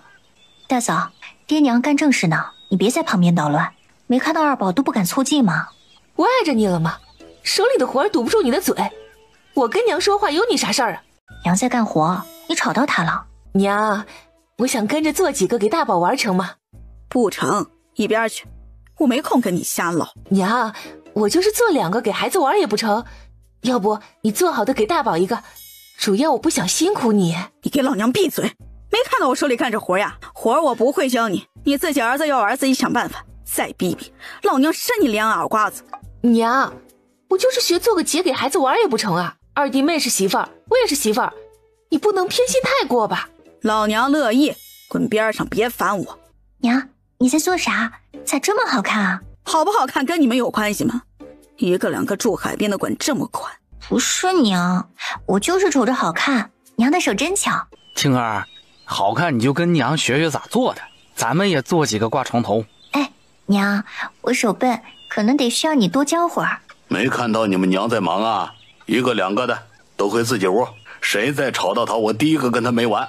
嘿，爹，娘们儿的事儿咱们别干涉，婆婆媳妇儿亲香亲香咋的了？你觉得他们是来找你娘亲香来了？肯定是啊，青儿看娘做手工也想帮着分担。都甭凑过来了，你们有本事就自己看会，想让我们教不可能。不走是吧？我动手了啊！娘，你打我也要说，这是咱们老徐家的手艺，老徐家的儿媳妇为啥不能学？谁说是你们老徐家的？你奶教会我的吗？哎，娘，你不是老徐家的人？老娘我自己的手艺爱教谁教谁。当家的，你咋样了？哎，这把是断了。娘，你忒狠了吧？你见过谁断了腿还能动的？儿子额娘，哼，老婆子我一辈子没见过。你也想被揍？不是娘，我就是站在一旁陪着你。滚远点！当家的，明天你一个人上山，我在家里学编结。娘不教你？我自己看，家里就有现成的麻结，我跟着编。成，也不知道一个能卖多少钱。爹娘啥时候干这个的？肯定干许久了。我怀疑他们上山就是找个没人的地方编这玩意儿。现在天冷了，受不住了，才不上山。咱们才发现，难怪可以买这么多东西。这玩意儿能卖那么多银子吗？咋不能啊？新奇玩意儿就是值钱。你看娘编的这么大一个，有钱人就喜欢大的。学，不教你就偷偷学。大嫂肯定也会偷学的，就是不知道二嫂会不会。不知道，反正她想学，估计婆婆会教。他们俩亲着呢。咱们看来也是要讨好俩老的，他们手里的银子不少，能扒拉一点是一点。成，我都听你的。老头子，咱们明天该去县城了，绳子不多了。啊，明天坐牛车去。爹娘，你们回来了，累不累啊？儿媳妇准备了温开水，端给你们。老二家里的，给我们端碗水来。啊，来了。娘，儿媳妇有哪里得罪你们了吗？没有，你二嫂伺候的我顺心。娘需要啥，我也能伺候的顺心，只要你们给我机会。三弟妹，娘我伺候就行了。你和三弟才刚成亲，啥都没上手，先顾好你们的小家重要。二嫂，我觉得伺候婆婆、孝顺公爹才是顶顶重要的事。娘，你说是不是啊？想孝顺我是吧？我的话你要听不？你说啥我做啥。你呀，离我远点儿，别跟我说话，别靠近我。有事没事啊，都别跟我讲话，别找我，就是最大的孝顺了，懂了不？娘，我是真心想孝顺你，你怎么能这么糟践我啊？我也是真心实意的想叫你孝顺我，只要你做到我说的，就是对我最大的孝顺。娘，杯箩给我，你回屋躺会儿，一会儿水就给你端进屋。好，辛苦你了啊。老二啊，咱们家火炕烧起来吧，晚上太冷了。好。老头子，还没下雪就这么冷，这大冬天的咋熬呀？少出门，冷就躺炕上，每天下来练拳，运动运动就不冷了。咱们屋到时候烧2炉子，冷不了。这年代不知道有没有顶啊？开春后我到时候打听打听，咱们家必须得盖好点，让你过得舒服点。老头子，咱们下次送货咋办？老胳膊老腿的不经吹，就算有水也不行啊，要我老命了。我琢磨着，要不就叫老二去送吧，数量咱们都知道，他不敢坑银子。他去也行，不知道守得住不？风嗖嗖的刮脖子里。改天我问问。爹娘，你们跟我们吃吧，咱们厨房有桌子，吃饭热乎。嘿嘿，就是糙米汤和黑面窝头。娘，要不你的白米白面给我点儿，我也能做出好吃的。老二，咱们吃饭去。娘，你就别犟了，小厨房没桌椅，饭到了堂屋就凉了，吃凉的你和爹身子受不住。我们在厨房站着吃。二宝，现在天冷，你就少去外头跑，知道不？爷奶屋里能去不？能，不过你要敲门，他们让你进才能进。不过爷奶做手工活挣钱，咱们要尽量少去烦他们，知道不？娘为啥不跟着一起做？爷奶也能轻松点儿。你不懂，这家子就徐老二一个实诚心眼子，老四是哪边有好处呢哪边倒，就长了个痴心。老大自私自利，聪明全用来算计自家人了。老三抱着媳妇儿天塌了都没带怕的。确实是，也不知道老三的这份痴情能持续多久，以后老夏家无休止的讹他还能受得了多久？当家的怎么办？他们买了桌凳。买就买了，不买爹娘也不跟咱们一起吃啊。人家吃的都是细粮，哪里瞧得上咱们的吃食？我们就这么算了，他们现在都躲屋里干活，我根本看不见。老二家里的，你过来。咋了娘？我教你打结，以后你自己也能赚些私房。娘，你要教我打结？等你上手了，没事也能教教老二。不过他粗手粗脚的，估计难学会的。娘，我一定好好干，以后挣的钱全给你。大嫂怎么办啊？便宜全让二房占尽了。我也不知道，一会儿你问问老三，当家的不在，我连个商量人都没有。咱们跟婆婆闹赢面大吗？我觉得难，你看咱们哪次闹赢了？婆婆就是个吃软不吃硬的。我觉得咱们还是得好好跟她说，赢面更大些。老二一家为啥进了她的心啊？还不是因为他们足够听话，把他们放心尖上。大嫂说的甚是，倒是娘太难讨好了，跟她说啥都不搭理。以前当家的说过一句话，冰冻3尺非一日之寒，我觉得用在婆婆身上最贴切。咱们慢慢来吧，不着急。老二一家子挣钱，咱们在旁边看，忍忍吧，忍得住才能笑到最后。就没有其他法子了吗？唉，那玩意儿咱俩也看不懂。行吧，我都听大嫂的，一会儿三牛回来，我也得跟他叨叨几句。娘也太偏心了，没见过这样做人婆婆的。你们家怎么还要减柴？不是都减了很多了吗？咋还不让三牛喘口气儿啊？我怕冷，所以当家的怕我冻着，就多捡些回来。三弟对你真好。三牛对我是很好。这两人竟然还能狼狈为奸聊到一块儿，合起来算计他就是有点蠢，好像除了大吵大闹都没有一点新鲜花样。掌柜的，我们来送花节来了。今儿个咋没看到老太太呀？天冷，坐牛车太遭罪。也是，牛车没棚，最近风也大。我来数数，立马给你结账。先不结，掌柜的，这是我儿子啊，以后都由他来送货。我们老了，经不住冻。成，银子也一样现结，老张放心啊。多谢掌柜的。爹，以后我送货。你不行吗？不是说天太冷，每回来一次，我和你娘的腿脚回去都要疼半天，受不住。实数，以后都我来送。爹娘冬日里还是少出门的好。走吧，买东西回家。爹，咱们买那么多东西。天冷，东西不会坏，10天半月才进一次城，多买点。爹，回家没银子给娘，她会不会生气啊？不会的，这些都是你娘交代的，她知道能花多少。老二，你冷不？还成。爹，你还冷不？还冷，我棉袄给你再裹一层。我还成，有大厂好多了。你说过阵子外头该多冷啊！老孙头，大雪天的你还赶车不？干啥呀？过阵子村里没人出门了都。咱们家10天半月要进一次车，到时候能包你车不？成是成，就是雪太大的时候不行，牛车也过不了。嫩冷的天儿，包车要贵5文钱。冷狠了吧？还好你没去。今儿个的风啊，比上次的还大。回来我裹着大氅，挡了许多风，没那冷了。你说他们俩怎么就这么多心思呢？自己不想干，又想要银子，天天在屋里闲着，那心思不就多了吗？你说的也是。秋实学的怎么样？不咋样，手还算灵巧，就是脑子不是很好使，总是记了这个忘了那个，估计还得好几天教。我叫他回屋自己练去了。比我还笨？你笨啥？中医多难学，那么多东西咱们都啃下来了。你是没见过秋实，他才是真正的榆木脑袋。我以为我是干得最差的那个。老婆子，你说咱们以后不进城了，书咋办？偶尔去一次，咱们买了那么多纸，用完了再去。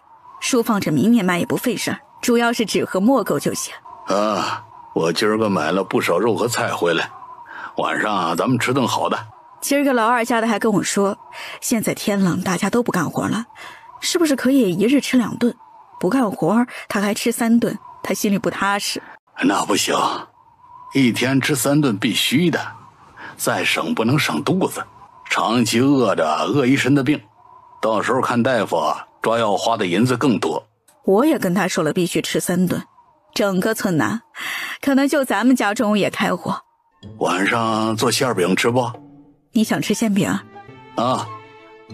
煮个粥配馅饼吃，再来个小咸菜就成。行，过几日咱们家的鸡也该杀了，天冷就不咋下蛋了，明年重新养。明年专门搞个屋子，冬天养鸡，到时候咱们冬天也能不断蛋。你还挺能想的。上头不是说了吗？敢想才能敢干，人有多大胆，地有多大产。是啊，最后所有人一起勒紧裤腰带饿肚子。咱们肯定不会，咋样也不能让你饿肚子。别跟我骗。当家的，大肠哪来的？爹买的。爹买的？为啥不拿爹屋里去啊？你说为啥？肯定是给我的呀。真买给你的？以后我要送货，他们怕我冻着。当家的，娘今儿教我编花结了。真的？教了我半天，我们回来才歇没多久，就是我手笨，到现在还没学会。啊，对了，娘说让我自己挣点私房钱，以后在家腰杆子也硬气。你说婆婆咋对我这么好啊？跟我亲娘一样好。咱们以后要好好孝顺他们。媳妇儿，编花节的银子，我觉得还是给娘保管的好。咱们也没啥花钱的地儿，家里吃穿都是爹娘出的银子。最近咱们花了他们不少钱。我也觉得银子放婆婆手里踏实，在咱们手里我睡不着觉。当家的，今儿爹进城回来，又是大包小包拎回来，还带着二哥一起去。爹娘到底把咱们当啥了？今儿个娘还叫二嫂编结了。娘叫二嫂编结了？哎呀，真的，我和大嫂蹲墙根听了半天，揪得可仔细可细心了。娘太过分了，是吧？大嫂也这么说。我本来想冲进屋闹的，大嫂拦住了。她说娘吃软不吃硬，为啥他们对老二一家子好？就是老二他们够听话。听大嫂说，以前最得宠的是大哥，然后是你，就因为你们俩不听话，他们觉得靠不住就变心了。对，大嫂说的是啊，咱们越闹，形势对二哥越好，爹娘就越看咱不顺眼儿，觉得我们就是奔着银子去的，想抢钱不是真的孝顺。你说你上次找大伯告状的事儿，他告诉爹娘没？大伯应该没那么多嘴吧？难说。你看当天爹去给大伯送了饺子后，又请了他们大吃了一顿，吃人嘴软，知道自己亲弟发了财，他还能不趁机讨点好？你说的好像很有道理的样子。媳妇儿，大伯如果大嘴巴，咱们怎么办？爹娘现在有二哥伺候着，咱们还能有啥好？咋说你也是他们亲儿子，咱们殷勤一点，慢慢他们这事儿肯定就淡了。会吗？哎呀，会。如果他们真敬酒不吃罚酒，咱们就闹，就说银子是分家钱挣的，就说他们偏心偷藏私房，让他们在村里没法抬起头做人。成，听你的。你和二嫂也去唠唠，他人蠢，到时候唠唠叨叨让他教你编花节，他会好意思不教？他教和娘教其实没差，咱们会了就成。对呀，你说的对。如果婆婆那里咱们过不了，找二嫂也是一样的，都是妯娌，她肯定抹不开面子不教我。当家的真聪明，这个家里还是你。哎呀，你去做饭吧，顺道给我端碗热水，捡了一天柴，可把我累得够呛。啊，我去给你端水，等着啊。暖，得特别特别好吃，里头好多肉，外面还脆脆的，跟饺子一样好吃。饺子好吃还是饼子好吃啊？都好吃。娘，猪快熬好了吧？差不多了，叫他们来吃饭吧。娘，今儿个做了啥？门口就闻着老香了。一天不见你人，到了饭点啊，就属你跑得最快。不是现在没事做吗？我不在屋里能去哪儿？家里的水几天挑一次就成。二宝都知道帮忙烧火，你呢？以后家里的碗你洗，你二嫂做饭你烧火。好嘞。老四啊，你在屋里都干啥？躺着呀，我一个人连个说话都没有，不躺着能干嘛？你不难受？不难受，吃饱睡觉最舒坦。吃饭吧。娘，这是啥？肉饼。粥里也是肉吗？肉粥。娘，咱们家捡着钱了。吃你的吧，哪来这么多废话呀？再逼逼，以后连糙米汤都没你份儿。你舍不得。娘，肉饼子也太好吃了吧。你闭嘴，赶紧吃，吃东西给我正经点，不许舔手啊。娘，我今儿没吃饱，半饱都没有，下次肉饼子做大点呗，吃着才得劲儿。你滚蛋吧，就问你给我多少银子，还想吃大肉饼子？嘿嘿，等开春我天天干活。滚去洗碗去。二嫂，你别动啊，晚上的碗我来洗，以后也我来洗。老二媳妇儿，你闲下来呢，多编点花节。老四，家里以后打水和烧炕的活儿都交给你了。二哥干啥？他也打花节。为啥我不能打？你不行，老三来问你，你是教他还是不教？不教，以后最多教我媳妇儿。哦，老三问你，你不教？他不是跟你最好了？屁个好！三哥现在见我就叫我白眼狼，而且他不孝顺爹娘，我最孝顺。爹娘不喜欢的，我就不喜欢，我只跟你们一心跟你们亲。行了，你现在的任务呢，就是洗碗、挑水、烧炕，其他的用不到你。以后家里下雪了，咱们这条道你每天扫扫。娘，我也……你学学，大冬天的窝炕上没事干，能挣一点是一点。娘，我们做的花节钱全部都给你们，你跟爹想买啥就买啥，想吃啥就吃啥。爹娘，我也是，要是以后我挣了钱，自己绝对不藏一个铜板，全给你们花，给你们买大宅子，买下人伺候，顿顿吃鸡吃肉。行了，都别贫了，干好自己的活儿，咱们努力挣钱，盖好房子，过好日子。老头子，你咋看徐老四的？聪明是有点的，年纪小，心性还不定，很跳脱的一个孩子。以前他跟着老三混，都被老三带偏了，现在也不知道还能不能掰回来。他和老三的关系不咋地，老三不待见他。他能待见谁啊？我跟你说，这几个孩子就属老三的心最黑，真心全给媳妇儿了，跟我一样。下雪了，等过阵子下大了，我给你整2个雪人。成，咱们一起做。今儿个咱俩做饭吧。你想吃啥？地窖里的猪头给卤了，咱们包大馄饨吃吧。行啊，下次老二进城啊，叫他多买点肉，咱们做点熏肉。以前不是说那些腌制烟熏的不健康吗？现在想开了，想吃啥吃啥最健康。老婆子，晚上咱俩喝一杯。成，老二2口子陪咱们喝，老四算了，他还没成年呢。老姐们儿，你家做啥了？咋那香？炖猪头，一会儿好了送完你尝尝。哎呦不，我不是给你讨肉吃，就是随口一问。没事儿，猪头够大。哎，我回屋了，你别送啊，天冷不会坏，你们慢慢吃。娘，我想吃肉。你们爹快回来了，等他回来就有肉吃了。娘，以后等奶老了，我天天喂他们吃屎。这话心里想想就好，千万别说出去啊。我知道。三娘，我又馋肉了，天娘咋把肉做得嫩香呢？我也馋。老婆子，猪头炖好了，火灭了吧？哎，香脆，还是猪耳朵上的软骨最好吃了。是吧？一会儿啊，俩耳朵我留下来给你慢慢吃。不用，一会儿配酒吧，咱们赶紧包馄饨，包完好吃饭。爹娘，我回来了。老头子，我出去看看，别让他们耽误我吃饭。你煮馄饨啊。好。娘，你和爹在家一切可都安好啊？儿子在县城特别挂念你们。要是你没回来，我们能更好。难得老头子下厨，到胃口添堵的就上门了。回来就回来，咋咋呼呼的像啥样，一点稳重气都没有。娘，儿子不是看到你高兴了吗？回来就回来，有啥好高兴的？又不是没见过。行了啊，回自己屋找自己媳妇儿孩子去吧。许久没见，他们肯定很想你了。我先陪爹娘唠一会儿。不需要，我们要吃饭了，没空和你了啊。再说我也没啥想和你说的。娘，您还没消气呀？不是，是突然发现根本不值得和你生气。没你的日子，我和你爹啊，日子不知道过得有多舒坦。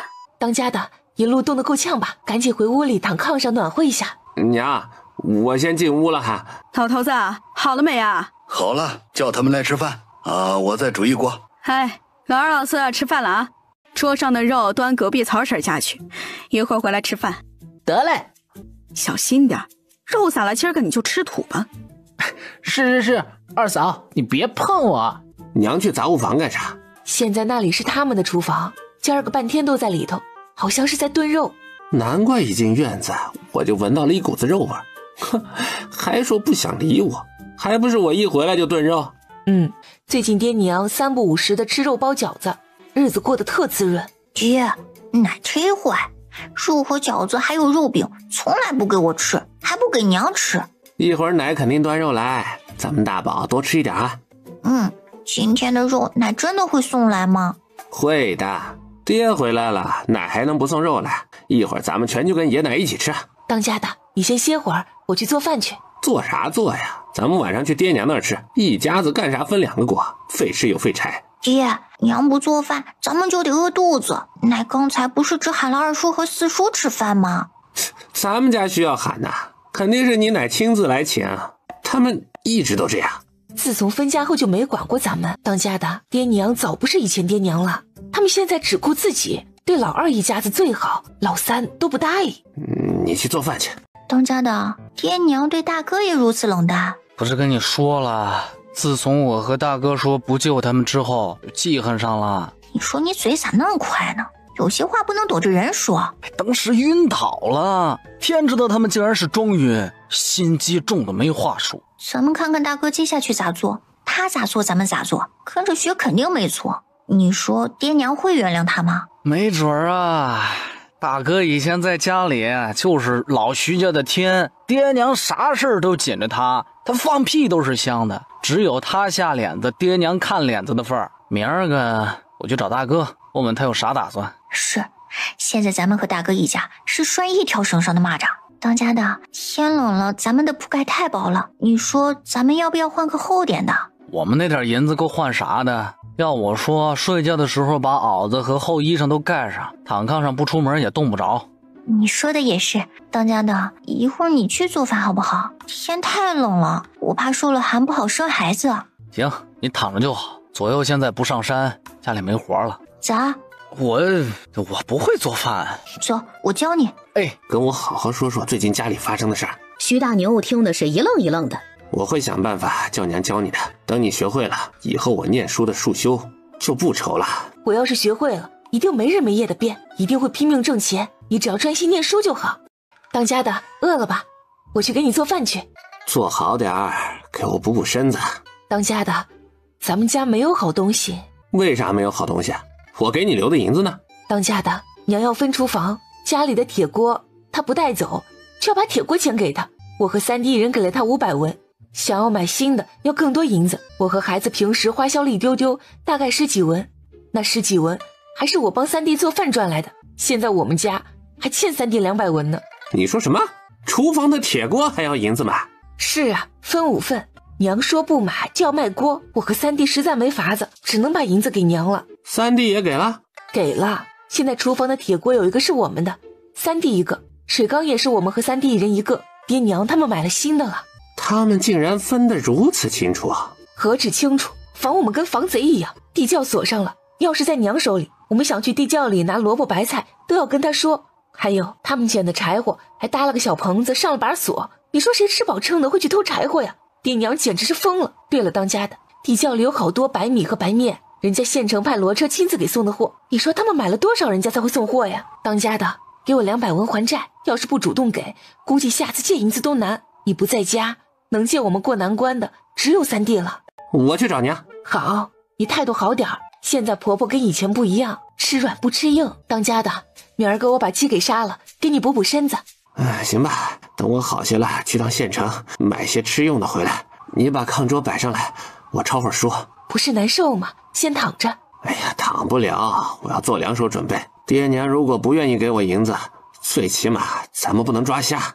我给你弄，累了就躺哈，别勉强自己。爹娘他们吃了什么？好像是面条，白面的。他们晌午也吃饭？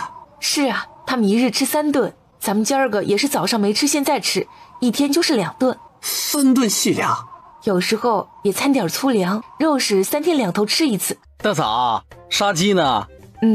当家的回来整天都在念书，还不小心伤了腰，躺炕上翻身都困难，还拿着书看，我心疼他，杀只鸡给他补补身子。大哥受伤了？是啊，躺1天了也不见好，愁死我了。叫大夫看看呀。手里紧得很，明年的束修还不知道在哪儿呢。他说忍忍就好了。咋搁屋里了？今儿个有鸡杂，切了1大块炖汤，你和孩子都能吃上2块肉，剩下的咱们慢慢吃，也能时不时的开开荤，是不是？成吧，汤多熬一会儿，浓一点。好。当家的，我要吃肉，咱们家的鸡也杀了吧？成，杀了。等年后咱们抓个10只8只的养。你可拉倒吧，咱们养，大嫂也养，爹娘他们也会养，一个院子几10只鸡，还不得得鸡瘟啊？年后问问他们打算养多少，大家一家均一点。当家的，明年开春你去县城找活吧，咱们多存点银子，年后再养1头猪。好，娘做的下水很香，很好吃。过几天我去县城一趟，你问问她怎么做的。我总得学会做下水，咱们出去摆摊卖，也能挣不少银子。是吗？娘肯教吗？她会不会想自己做，或者给二哥？二哥已经有了花节不是吗？做人还是别太贪心的好，爹娘最好别太过，把我逼急了，大不了大家一拍两散。你下次买了我去问，我也不说咱们打算卖，就说想吃不会做。你说的对，做了再说，先学会才有以后。娘，今儿个大嫂杀鸡的时候，我听到她说大哥伤着腰了。伤着就伤着了呗，找我有啥用？我又不是大夫。就是他受伤了，有他媳妇照顾，咱们能干嘛呀？养他那么大还不够，扭伤一下，难道还要我们老的去伺候他不成？不是，你们打算连屋都不见，一眼都不看吗？娘，好香啊！当家的，你快趁热喝汤，可鲜了。你手艺啊，比二嫂好多了。你喜欢就好。娘，今天的鸡比过年的时候二婶子做的还好吃。是吗？等过年的时候娘再给你们做，家里还有鸡，过阵子再切一块炖了。爹爹睡一会儿啊，你们都别吵我啊。老头子，你说这些年徐老大抄书挣了多少银子，存了多少私房呢？不会太多的，要是银子多，他不会想着讨好我们，这么低三下四。你想想，如果心思都在抄书里，他能有多少精力念书？老大的野心绝不是抄书的这点小钱能满足的。是哦，也就我们两个，这么点小钱已经满足的不得了了。以后咱们会挣大钱的。我没想多富贵，日子过得安稳舒坦就好。我也是，人一辈子能吃多少喝多少，再多的银子也买不来命，买不了时间呢。爹娘，外头天冷，少待一会儿才好。爹娘穿的暖和，想必在外头也不会冷，哪像你呀，连件像样的棉袄棉裤都没有。这样的天儿，天天窝在炕上念书写字，就连受伤了也不敢懈怠休息半天。既然穿得少，就赶紧回屋猫着吧。老大抄书也挺挣钱的，他每日抽点时间抄点书，自己的心饵子不就来了吗？我和你们爹才命苦呢，生了几个全是讨债鬼，从小到大一根针都没见到过。现在穿的吃的哪一点不是我们自己辛苦挣的？是儿子不孝，儿子没出息。等我日后考上科举，一定好好孝顺爹娘。儿子打算年后就去考童生，这个冬天必当好好念书，争取一次考上。祝你考中。当家的，你看到没？爹娘现在就是这样，自从分家后，心情好了跟我们说几句话，不高兴了理都不理我们。爹娘，我想跟你们聊聊，可以吗？没空，我们现在正忙着呢，你看不见？爹娘，这分家了，难道连聊聊都不行了吗？你眼瞎，没看见我和你爹在干嘛吗？不骂几句皮痒是吧？你贱骨头！不是爹娘，我多日不在家，回家想跟你们聊聊，怎么不行了？你说你要聊什么？在这儿，不然呢？聊完我和你娘还要再走几圈。爹，咱们屋里谈成吗？我腰疼，袄子也薄，受不住啊。既然受不住，就回屋好好躺着，别出去说你受伤了，我们还拉着你唠嗑不放手。爹娘，我可以去你们屋里聊，这许久没见你们，难道没什么想和我说的吗？比如咱们家最近的变化。没有，咱们家啥变化跟你没关系，你管好自己小家就行了。怎么没关系了？爹，我是你的长子，第一长子，将来你和娘我都要供养侍奉到老的。老大，咱们家呢就是个乡下泥腿子，你爹呢也没好干出啥娶两房媳妇儿的事儿。你说你是第一，咱家有数吗？屎盆子千万别乱往你爹头上盖，别说他不答应，我都不能答应。娘，我没这个意思，我是说我是家里的老大，就算分家也该我给你们养老，跟你们同吃同住。村里奉养老人的都是老大，这是自古以来的规矩啊。以后你们天年我要给你们操办摔盆，每年祭拜你们也都是要由我带头啊。我跟你爹年轻的很，分家的时候说了，现在不需要你们任何人养老。娘，我想过了，虽然你们觉得自己还能干活，不想麻烦我们，可是我心难安呀。你们不跟我一起后，我在县城是万分的担心你们，担心这个家完全无心学业。为了咱老徐家，为了儿子的孝心，爹，你还是和我们一起过吧。就算我不在，韩氏一样可以照顾你们，这样我也能专心念书，等将来儿子出息了，接你们进城享福，给你们买下人。等你将来出息了再说吧，现在我和你爹日子甭提多滋润了，一点也不想改变。你家媳妇儿我可不敢让她伺候，怕饭里下耗子药。爹娘，韩氏上次不过是一时冲动，你们就跟我一起过吧，咱们吃住在一起，让韩氏伺候你们不成吗？啊，成全这儿子的孝心嘛！啊，不，我说了啊，不和你住，不和你住，听不懂啊？爹娘，再继续外面待着，当家的就要得风寒了，你们快答应他的要求吧。不是你们要聊的，冻伤寒难道不是你们活该？赶紧回去，离我们远点，伤寒伤害会传染的，知道不？我和你们爹一把年纪，别传染给我们。婆婆，为啥你们就是不肯和我们一起吃饭？为啥二弟就可以？为啥你自己心里没点数？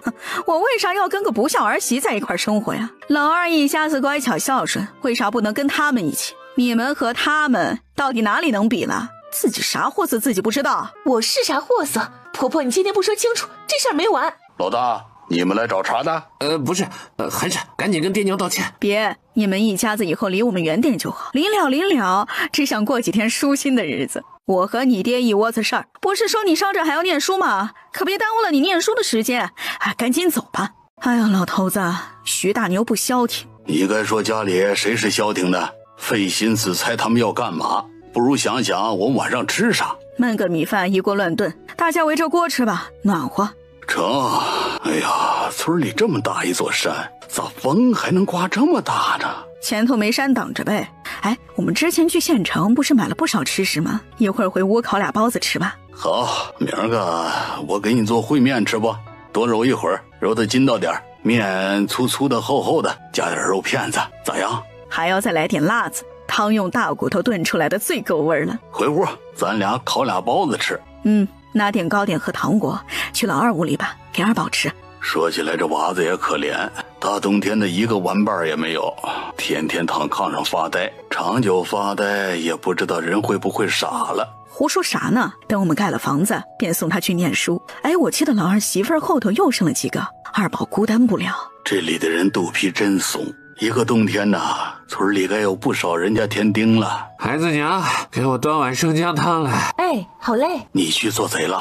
我去抓贼了。怎么有人进我们屋偷钱？不是，我刚看到夏青儿悄咪咪的出门，手里还抱着个啥，跟着看了一下咱们家门口，他娘站在那儿，他把东西递过去，两人话都没多说几句，夏某抱着东西小跑走了。他看到你没？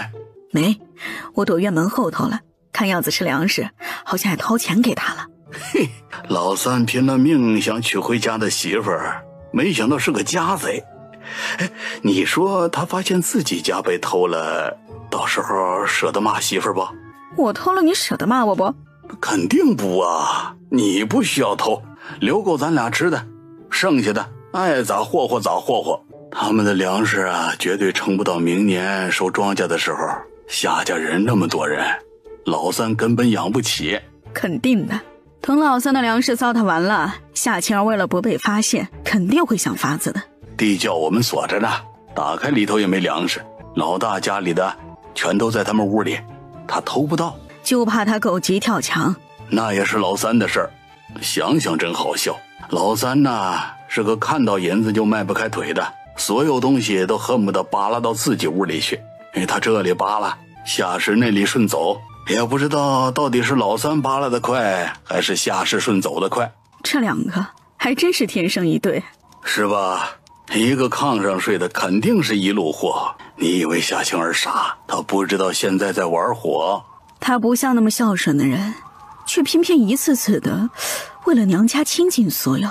你说为啥呢？肯定夏家拿捏了他的把柄。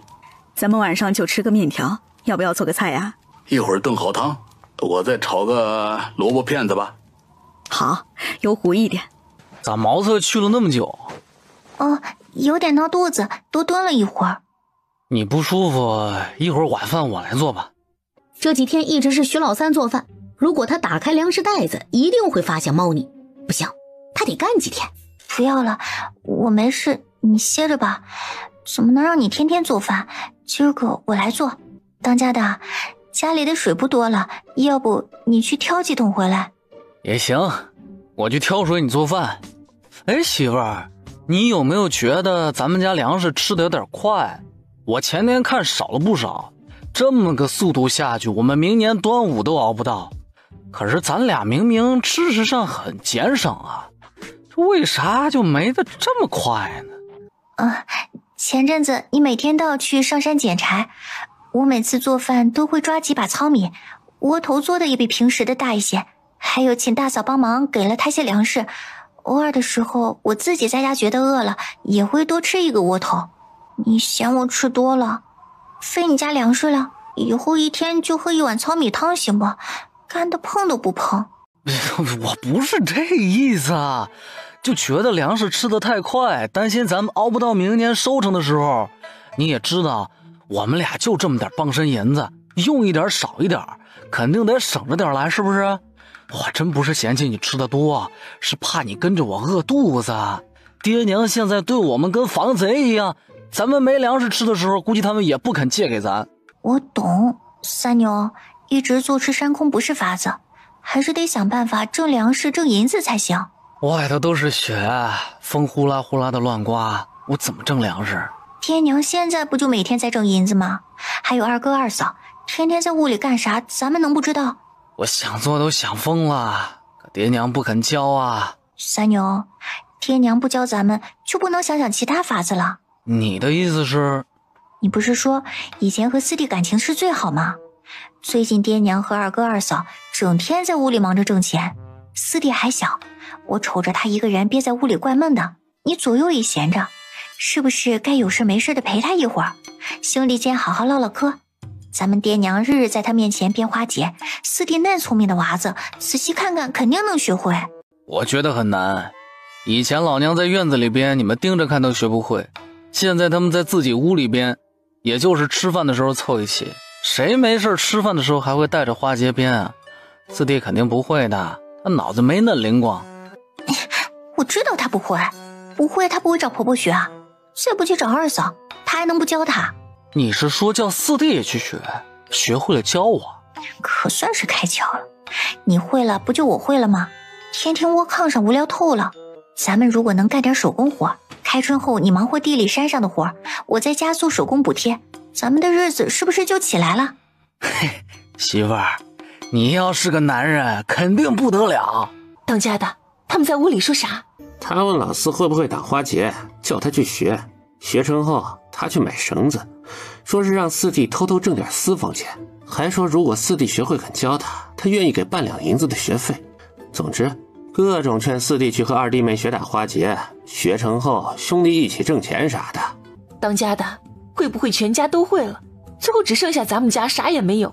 爹娘现在只跟老二老四好，老四想学，二弟妹肯定会教。哼，老三想撇下我，做梦。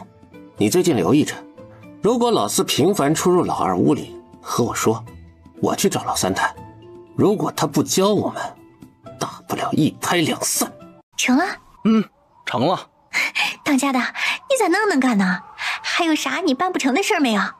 嘿嘿，不是我吹，爹娘不偏心让我去念书的话，肯定比大哥念得好，说不定我现在已经科举考上了。去话无信，你看看大哥，肩不能扛，手不能提，脑子还没你好使。他有出息，全是公婆拿银子砸的。四弟啥时候找二嫂？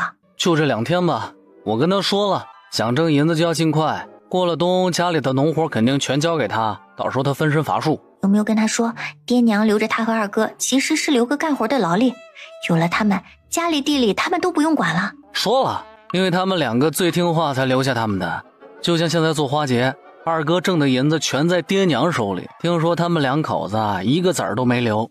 二哥二嫂脑瓜子借来的吧？他啥时候聪明过？爹娘现在也是聪明了，柿子捡软的捏，家里的银子抓得牢牢的，活还全有人给干了。要我说，家里最厉害的除了你就是爹娘，他们装了那么多年，村里全被他们给骗了。没事儿，等过段日子咱们也能挣钱了。有没有问四弟，爹娘到底有多少银子？一个花节能挣多少钱啊？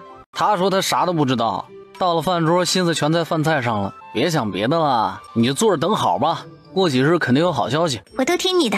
爹娘，你们屋里咋有甜丝丝的味道，还有肉汤的香气啊？吃啥？我们在屋里干活能吃啥呀？你脑子里除了吃的还能有啥？可能我太饿了吧。来干啥？啊，娘，三哥刚才找我了呢，他叫我去跟二嫂学打花结，说学会了他给我红绳，我编他帮我卖，存了银子想吃啥吃啥，想咋花咋花。他就叫你自己编花结，没说他也要编？说了，给我半两银子的学费，叫我趁着最近猫冬赶紧挣钱，以后有了银子自己想干啥都成。娘，我可没有想存私房钱的意思，以后我挣了银子都给你花，只要你给我做吃的就行。爹娘，我是绝对不会藏私房的，也绝对不会找二嫂偷学花结，更不会偷教三哥。你们放心，我是你们最孝顺的小儿子，绝不做对不起你们的事儿。你要是不选你三哥，不是得失望死？以前你俩感情多好啊！得了吧，自从分家后，三哥对我是啥态度？早就不把我当兄弟了，现在我为啥要跟他一心啊？孝顺爹娘难道不是咱们该的吗？爹娘，你们放心，三哥大哥不孝顺不要紧，你们以后跟着我，我伺候你们，给你们养老。爹娘知道你是个孝顺的，这事我们知道了。老四，你真的不想学花结吗？娘叫我学我就学，赚的银子全给爹娘。拿回去吃吧。哎，谢谢娘。回吧，我和你爹还有事忙活呢。老头子，你说要给老四整点事儿做吧？你觉得他是不是太闲了？教他打花结？现在家里的活儿大部分已经是他做了。他想学，我在他眼里看到了渴望。其实吧，这玩意儿没啥好藏着掖着的。老二两口子都教了，也不在乎他一个。他会不会教老三？不会，你以为他傻？那就教吧。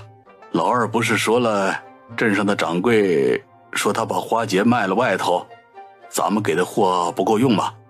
希望咱们多做些，接下去冬至过年肯定需要的会更多。掌柜的是个会做生意的，知道往外拓展。老头子，既然都教了，咱们再多教几个吧。他不是说多少都能吃得下吗？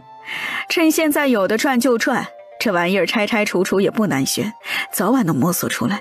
咱们赚的就是新鲜样式的钱。你是说你大哥、你二哥家，还有隔壁曹氏都教？除了老三老大都学？不是眼馋吗？馋死这帮兔崽子！银子啊，谁都能赚，他们就是赚不到，看他们跳不跳脚。行吧，咱们挣他们银子吗？不挣，挣钱的话人情就没了，为了仨瓜俩枣不值得。你说的也是，真就一起交？反正卖得掉怕啥？咱们闺女啥时候当寡妇啊？还得一阵子呢，年后她男人才能死。哦，那就等等吧，让她再苦一阵子。我也这么想，万一咱们改变了点啥，她做不了寡妇完犊子了，要跟那个暴力男过一辈子，人生全得毁了。编花节不带她，最近呢也不去瞅她，就这么着吧。老婆子，你想咋教啊？他们都来咱们家，我们屋里？这不行，咱们屋里他们不能进来，别扭。他们去哪里学？去隔壁曹家吧。可是隔壁肯定很冷啊，我怕你扛不住啊。让老二家的教他们，咱们在自己家里窝着就好。对，就这么办，让老二家里的教。花姐也就是今年赚一点，等外头的人拆会了，也就不值钱了。这个冬天要是勤快点，大家也能挣不少呢。可不，再加一个村长家吧。咋说？想拍他马屁？咱们以后在村子里啊，肯定会遭人眼红。虽然我们不怕，可是如果他愿意帮咱们一把，我们能少许多事儿啊。村长这个人确实还可以啊，以前咱们家没钱的时候，他明知道借了不能还，也还是借了我们。是吧？虽然说他们家在村里还算富裕的，可银子谁会嫌多呢？一会儿我跟秋氏说一声，咱们家那两个啊又要跳脚了。随便他们跳，锻炼锻炼身体好。你嘴真毒。鸡来1只，猪肉拿1条子出来，剩下的就用萝卜白菜。这个时候菜不多才是正常的。主食呢？主食随便吧，面条、窝头、白米饭，你想吃啥做啥呗。那就糙米配着白米煮吧，菜分量大点，4个也就够了。行，都做一盆一盆的。当家的，今天二弟出去了好久，你说他去干嘛了？管他干啥，除了帮爹娘跑跑腿儿，你说他还能干啥？你说的是。大伯、二伯、村长，你们来了。大牛，你这是？百无一用是书生，说来惭愧，归家的时候呢，在牛车上吹了一路的风，到家就染上了风寒，更倒霉的是还不小心扭伤了腰。各位长辈，赶紧屋里坐，屋里坐，外头还怪冷的。老大，你还伤着，赶紧回屋休息去吧，今儿个这里没你啥事儿。娘，你这说的啥话嘛？长辈来了，我就是再难受也得好好陪着他们呀。你们都出去，该干嘛干嘛啊！今儿个是我和你们娘找村长他们有事儿，你们要是想要请大伯村长他们吃饭，就明日再请吧，别来我这儿急切。爹，咱们都是一家人，啥你今天我明天的？你和大伯村长他们聊天就聊天，我和大哥坐一旁不说话就是。咱们老徐家来客了，我和大哥怎么能窝屋里？这说出去人家会怎么想我们？不出去是吧？老娘跟你们早就分家各过各的了，我请客关你们屁事。为啥二哥能出来招待啊？娘，我才是徐家的长子。老娘找谁陪客还要经过你们同意？长子又咋样？你背着我们偷藏私房，直到家里为了你一屁股饥荒的时候，咋不说你是长子呢？现在有便宜占了，想起自己是长子了。还有你徐老三，想来蹭肉吃，你蹭错地方了。我和你爹的肉就是喂狗也轮不到你，你以为装疯卖傻的还能像上次一样蹭饭吃啊？娘，我们是你儿子，这顿饭有肉有鸡，外加你老娘我的手艺，想吃1人100文。娘，我们是你亲儿子，亲兄弟明算账，儿子也一样。我和你爹没跟你们要养老银子，已经够对得起你们了，吃喝我们的还想不给钱？村长就在这儿，你们要不要和他聊啊？娘，我们现在没银子，但是家里如果吃好吃的，一定也会叫上你和爹的，一家人不能算得那么清。是啊，不能算那么清。所以老三，你买了肉和媳妇儿躲屋里吃，娘不是啥也没说吗？老大，你家里的前几天杀鸡炖鸡，我上门要了吗？家里来了客人，爹娘好不容易折腾一顿饭，你们还想来蹭脸呢？大牛三牛，你们娘说的没错，他把你们拉扯那么大本就不容易，现在没让你们给养老的银子，已经够对得起你们了。怎么，他们有一点你们还惦记？自己吃好的喝好的，偷偷藏藏的，而爹娘有口好的，闻着味儿就上门。哎，大牛，你好歹是个读书人，以前大伯以为你很知理的，是一帮兄弟里最懂事的那个。不是，大伯，我没有，爹娘他们现在在吃。你爹娘再有也是他们的，跟你们有什么关系吗？别说分家了，就是没分家，他们的银子想给谁给谁，想咋花咋花。你们做晚辈的敢过问？能过问？还有你三牛，原来我还以为你是个懂事能干的，没成想也是看走了眼。起先还觉得你娶夏青儿吃亏了，现在我看你们呐就是一路人啊！不，你还不如人家夏青儿，人还知道孝顺爹娘呢。大伯啊，我没有不……你没有啥没有啊？没有孝顺过你爹娘是吧？夏青儿还知道经常回娘家干干活，洗洗衣裳，还知道时不时的送点粮食回家，接济娘家。你爹娘和你住一块儿，你可曾孝顺过他们1粒米1碗水？可曾帮他们挑过一次水，砍过一次柴？他们是真的白生养你了，实在不行，你干脆做上门女婿算了。大伯，咱不能空口说白话冤枉人啊！虽说我没咋帮爹娘干活，不是有二哥干吗？爹娘如果叫我，我能不干活吗？他们叫的都是二哥，这能怪我呀？青儿嫁给我，一心为了我和她的小家，何曾补贴过娘家啊？谁看见了？她是有时候回娘家干活，还不是因为几个兄弟年岁小，心疼他们吗？你就是个眼瞎的，自己家粮食吃了多少，用了多少，自己没说，你去问问村里，谁不知道这事儿？我咋知道的？夏青儿她娘亲口跟人说的。说啥知道不？啊，闺女白嫁你了，每次才给那么一点点粮食，要他们想吃饱都难。大伯，你说的可是事实？村长不是在吗？你自己问问他。还有你二伯，还不信的话，你自己滚出去，随便抓一家人问问，人家都夸你是大孝子，老夏家的大孝子。你还不滚？娘，我就是许久没见长辈，想和他们唠唠都不成吗？不成，人我请的，你想唠啊，改天自己请去。娘，徐大牛，你好赖话听不出来吗？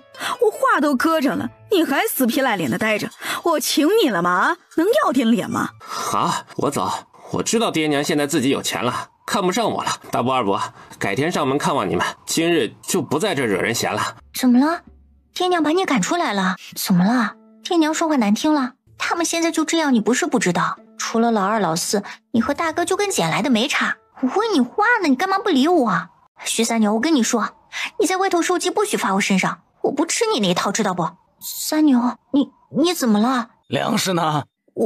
我们每天吃了多少，我心里没数。粮食哪儿去了？夏青儿啊，你真是好样的！你竟然这么舍不得夏家，舍不得你爹娘，你嫁人干啥呀？啊，你跟他们过一辈子呀？不是的，当家的，你听我解释。你说呀！我娘家他们吃不饱，他们人多地少，你知道的，我们家一直很困难。这就是你夏青儿吃里扒外的理由？啥吃里扒外？我嫁给你就不是我爹娘的闺女了，他们挨饿，我忍心看着吗？旁边屋里你爹娘没饭吃，你能？银子拿出来。拿银子干啥？少给老子废话！银子拿出来，以后我管家。徐老三，你不能这样，谁家不是女人管家？谁家的女人会是偷家贼？赶紧的给老子拿出来！夏青儿，你最好别逼我动手。三牛，当家的，我没有全给，就是我娘前阵子身子不太好，没钱看大夫，我给了。别给老子装死！银子拿出来！徐三牛，你不是人！哼，这都是你自找的。再有下次啊，夏青儿，老子打断你的腿！我劝你别喊，爹娘跟我分家，我他们都不要了，还会管你死活？别忘了当初他们极力反对我娶你。我大伯村长你更不用想，清官难断家务事儿，谁家的夫妻不吵架不打架？他们管得着？你娘来了更好，还钱还粮，我没答应给你就是偷，妇人偷家补贴娘家。夏氏，你说我就算打死你，他们敢放一个屁不？银子拿出来，别逼我现在去夏家。就这些？就这么多，其他的都花没了。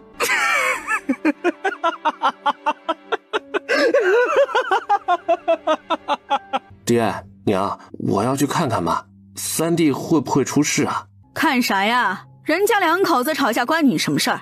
你咋那爱管闲事儿呢？我怕三弟他……哼，他会吃亏是吧？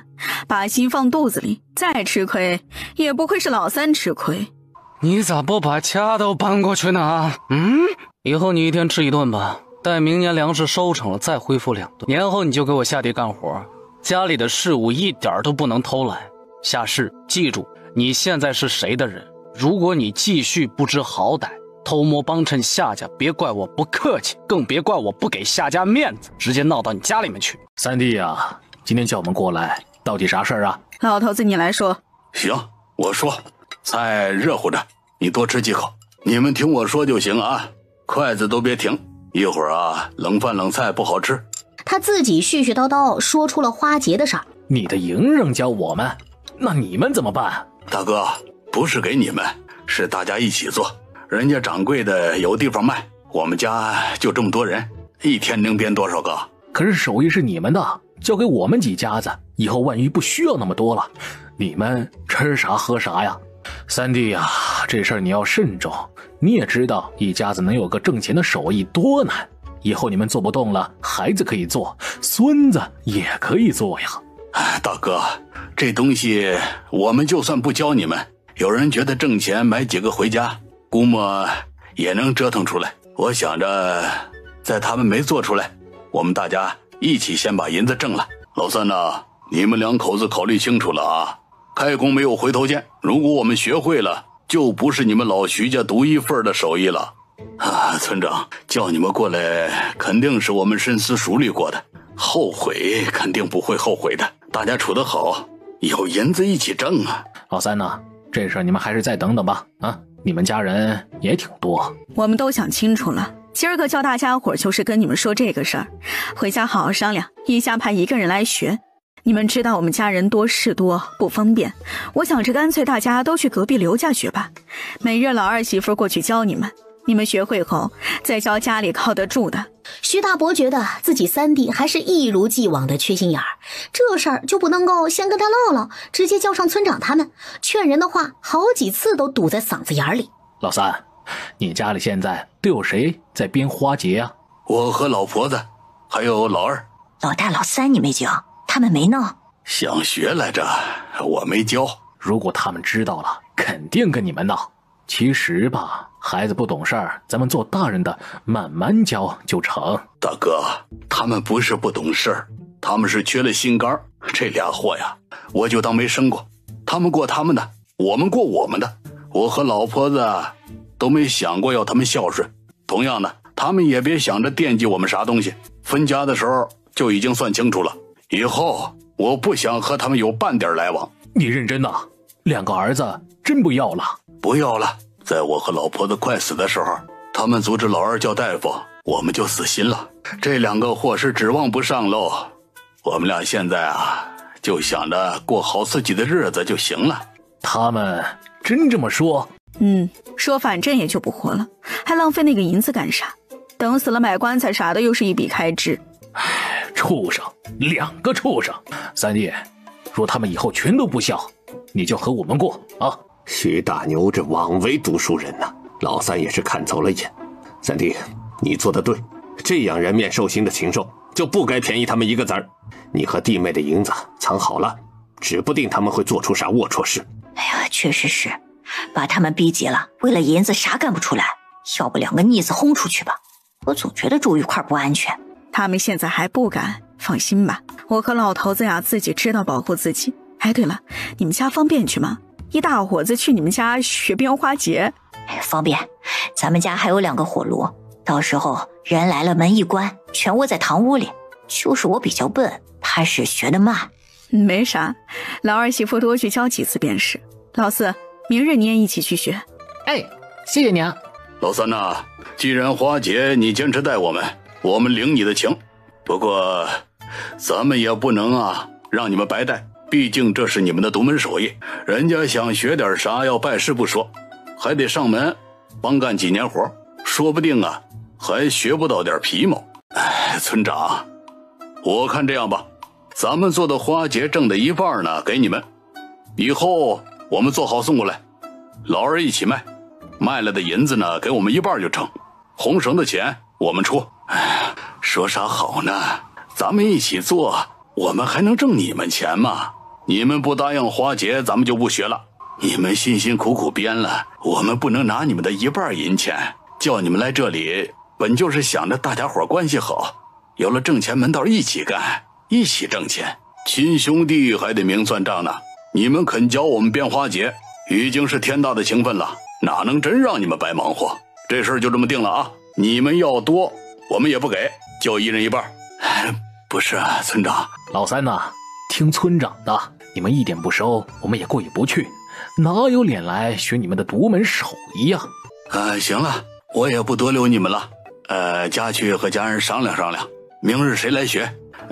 学会后，家里哪些人能跟着一起编？老三呐，你也会编？会呀，就是咱们老爷们儿手笨学得慢。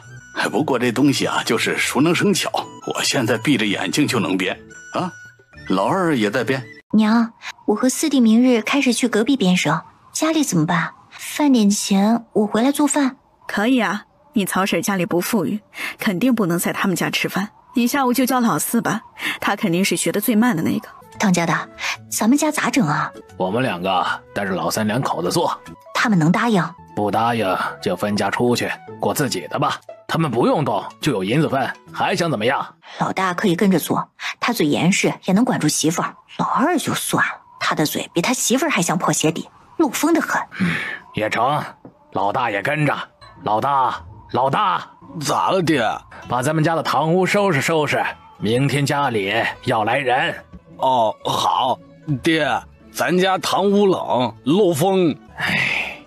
当初就该跟老徐家一样，秋收完了补房子的，你偏偏说堂屋没用，不用补。现在好了吧？徐大伯回家和老伴儿一说，你脑子坏掉了是吧？三弟夫妻俩本就蠢，一向拎不清，他们做傻事儿，你不拦着一点，咋还能带头点头啊？就问他们把手艺教了那么多人，以后他们自己喝西北风去啊？哎呀，不是，咱们挣的呀，给他们3成，不是白得手艺。3成也就说的好听，人心隔肚皮，谁知道每家到底做多少？三弟和他那儿子本就脑子不好使，随便忽悠2句，帮人数钱都愿意。你觉得他们斗得过谁呀？哎呀，咱们肯定是安分守己的。闭嘴吧，看你办的什么事儿！起来，给我走一趟。去哪儿啊？找2弟妹一起劝3弟妹那个傻鸟，眼皮子怎么能那么浅？才挣了几天钱，就想着帮这个帮那个，他们还是先顾好自己再说。哎呀，跟你们说了，3弟3妹现在倔得很，嘴皮子还顺溜了。看看啊，看看是不是白跑一趟？还不是一样分3成？你们呐，既然3弟3弟妹有心带我们挣钱，这个人情啊，咱们一定要记。家里娃子都要教好，以后他们儿子不孝顺，就由我们2家孩子轮流养老。谁要是不干呢，就滚出这个门。大嫂说的是，我看3弟家没人能指望上了。村长家也一样，2口子都感叹徐老三的大方。爹娘，我做饭了，你们吃了没？要不要和我们一起吃啊？哎呦，大嫂你别叫了，我已经煮上爹娘的饭了，他们跟我们一起你是知道的，就不辛苦你惦记了。2弟妹已经做了呀，那好吧，明日我早点做饭啊。当家的当家的，你说的对，咱们应该对公婆好点，吃饭叫上他们。跟你说了，眼皮子别太浅，咱们现在付出去一点点，不久的将来回报那是大大的。我跟你说，刚才我不是喊爹娘吃饭吗？2弟妹就跟房子着火一样，冲出来紧张的不得了。看吧，我跟你说，现在老2媳妇指不定咋紧张呢。明天早上你起早点，做上爹娘的饭，只要他们能跟我们一起搭伙，他们买的细粮不就是咱们的了吗？他们挣的银子不就跟以前一样成了我们的了吗？当家的，你说的太对了，明日我起个大早做爹娘的饭，咱们多叫上几天，肯定能打动他们。老头子，我觉得抄完一个冬天，我可能全都背出来了。我也发现了，记性啊，不知道比以前好了多少。哎，老婆子，你空间里的水太厉害了，是吧？你要是再年轻个20-30年，这么好的脑子，去考个状元，说不定都能有。我不稀罕啥状元，能者多劳，职位高，付出的也多，耗费的时间也就很多。我只想好好跟你过日子。油腔滑调，实话还不能让人说了。哎，糟糕，老婆子，咱们把组长给忘了。哎，我叫老2陪我跑一趟吧。老2，你觉得爹沉吗？不知道，上次昏倒的时候我抱上床不觉得很沉。不过爹，你最近好像长肉了。爹，你想干啥？直说呗。你背我去组长家背得动不？哦，背得动。沉不？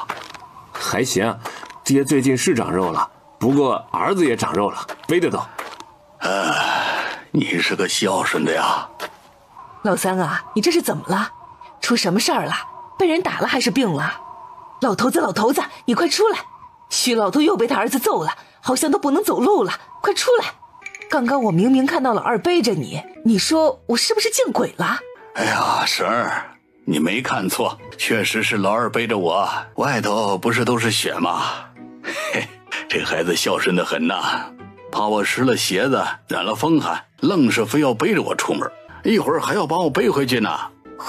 不是我看差了就行，又吓死我了，还以为老祖宗想我了呢。子立呀，这时候过来找你叔有事儿啊？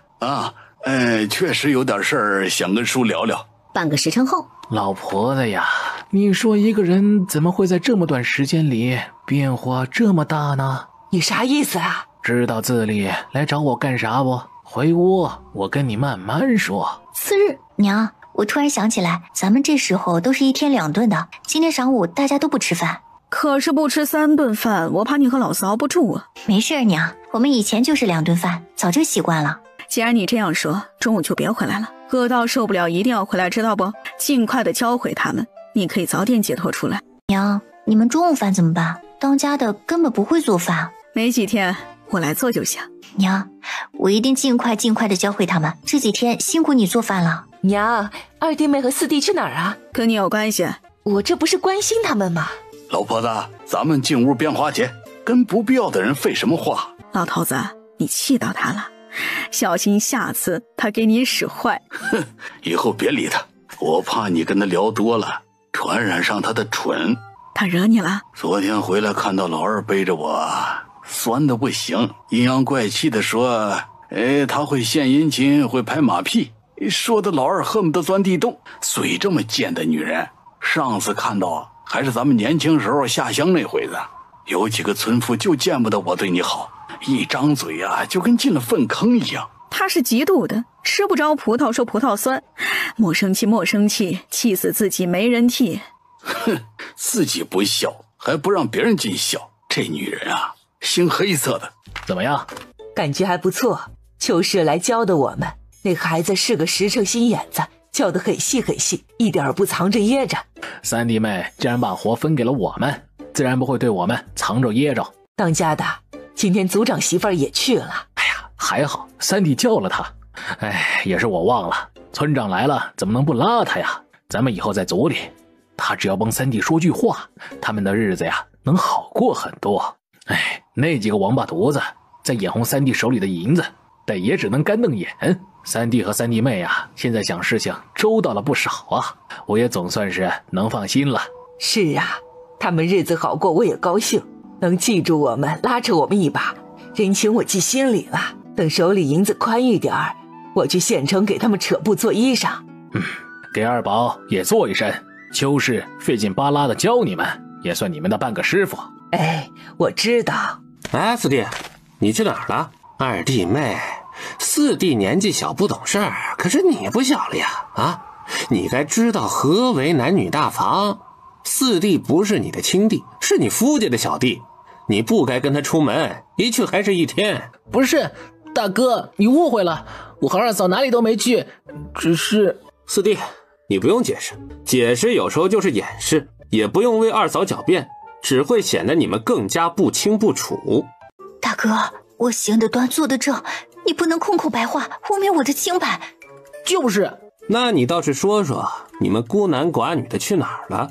说不出来了吧？二弟知道你是这样轻浮的人吗？秋氏，我以为你是个老实的，真没想到。我打死你个龟孙子！你他娘的冤枉我媳妇儿，冤枉我媳妇儿！徐二娘，你给老子放下棍子啊！我为了谁啊？还不是为了你！你不感谢我？哎呦娘啊！哎呦，老二，给我打，留口气就行。爹，二弟妹和四弟出去一天，就是干了见不得人的勾当。当家的，我来拉你出去。娘，你放开我！没看到老二个混蛋在打我相公吗？他活该。我哪有哪句话说错了？秋氏就是个人尽可夫。我叫你们嘴贱，叫你们嘴贱！心里脏的人看啥都是脏的。我跟你拼了，贱人！哎呦，咋的了这是？有人皮痒了，犯贱。娘，我是你亲儿子。老二，打，往狠里打。你个偏心眼的死老婆子，自己儿子头上都绿了，还帮着出嫁那儿媳妇儿，你们全家都瞎！我叫你瞎说，我叫你瞎说！我没有你们这么偏心的爹娘，看我被打一点都不帮忙。哎呀，他们干啥？为啥打架？呸！有人嘴贱。我哪句说错了？二弟妹就是带着四弟鬼混去了。老二，你死的吗？把他嘴给我撕了！呸！徐大牛，你个不要脸的黑心肝的东西，污蔑人清白的话张口就来。秋氏今天带着老四去我家了，在我家坐了足足一天，刚才走。曹婶，你不用替他狡辩骗人。呸！他没事去你家坐一天干啥？今儿个在我家的不但有秋氏、老四，还有村长媳妇儿、族长媳妇儿，你大伯娘、二伯娘，不信你问问他们去。想知道他们去干嘛吗？去学编花节，不孝子。想不到吧？我会把手艺教给大家吧，就算全村我全教，也不教你一个王八蛋。你和你媳妇儿不是很想学吗？下辈子做个好人，看看有没有戏吧。娘，为什么？我才是你亲儿子。自己啥德行，自己心里没点数啊。老二媳妇，以后他们嘴贱一次，你们就揍一次，不打的他们满地找呀，别跟我说话。你们不是我爹娘，你们一定不是我爹娘。